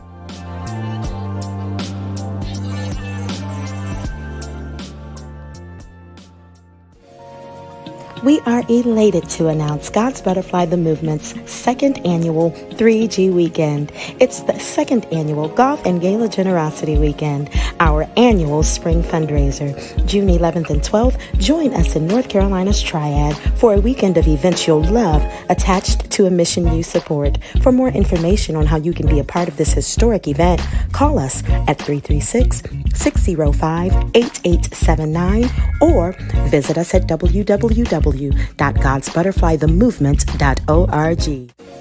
The work that we've been blessed to do, be it art therapy, artistic development, or the performing arts that gave us our start, none of it would be possible without you, our faithful supporters. You have championed the cause of God's Butterfly, Matelyn Alicia, for more than 30 years, and that support has been the driving force behind pushing her vision from a moment to a movement. As the vision grows and the mission succeeds, we are calling you to lean in even deeper by connecting on a more engaged level. Our monthly giving program, Wind Beneath Our Wings, allows us to continue to do the work we promised we would do. When you become a monthly giver, whom we refer to as our monarchs, you agree with us that yes, the vision is great, and yes, the mission is necessary. But moreover, you say yes. The creatives that trust you to walk with them on their journey to healing, wholeness, and freedom have my support. So call us today at 336-605-8879 or visit us at www.godsbutterflythemovement.org. What an absolutely phenomenal day. I am sitting here in awe just as I have sat and watched each one of the panel discussions fully through. You know, this is not the first time. A few of these I was able to record via Zoom, so I got to sit in them in live time, you know, in real time. But I'm awed by, I think more than anything, I'm awed by the heart of such brilliant people to come together and sit in discussions that matter. Like, to sit in discussions that matter, that means something. I am so grateful. I will not dare start calling out names, but I want to thank each and every one of you, and you'll receive something from me individually and personalized to let you know that my heart is full because of you, moderators and panelists. Thank you so much for what you gave us on today. You gave of yourselves, and you gave us what I feel is the best of you in conversation, in education, and we are grateful. I am personally beyond grateful for you, for the gift of you. So grateful for everybody that tuned in today. Thank y'all so much. I'm so grateful for the ones that are going to see this later on, as this has been live streamed. We will share it. We'll share it in its entirety, and we'll share individually with each panel discussion so that you can go back and pick up those things, because even today I picked up some stuff that I missed during that time of the original recording. So I'm just really, really full right now, because how amazing was this? Y'all ain't got to tell me it was amazing. I know it was amazing. So I'm so glad y'all were here with us to enjoy this. And the charge is to go back and take the information that was given, throw that in that toolbox, and get to building this world, right? That's what we're gonna do. The hammer, the nails, the chainsaw to deconstruct some stuff, at least two focus groups that you can come into via Zoom on each one of these discussions and go deeper and be accountable. Give some accountability in terms of telling us how you've taken back what you got here today into your individual communities and the impact that you're seeing there. We want to know that what we're doing is working, right? And we want to know how we can help you to make it work better, because we're building a world, y'all, okay? So aside from that, the promos have run continuously, and we're probably gonna run them one more time, just in case somebody took a nap or used that for popcorn break. We're gonna run the 3G promo and invite you to visit our website, www.godsbutterflythemovement.org. We're doing work that matters. We're doing it because it matters, and because there are people who trust us enough to do it. They trust us enough to walk with them on this journey, and I don't take that lightly. I don't take it lightly at all. So any way that you can partner with us in the work that we're doing, we invite you to do that. And the best way to find out about those opportunities is to visit the web.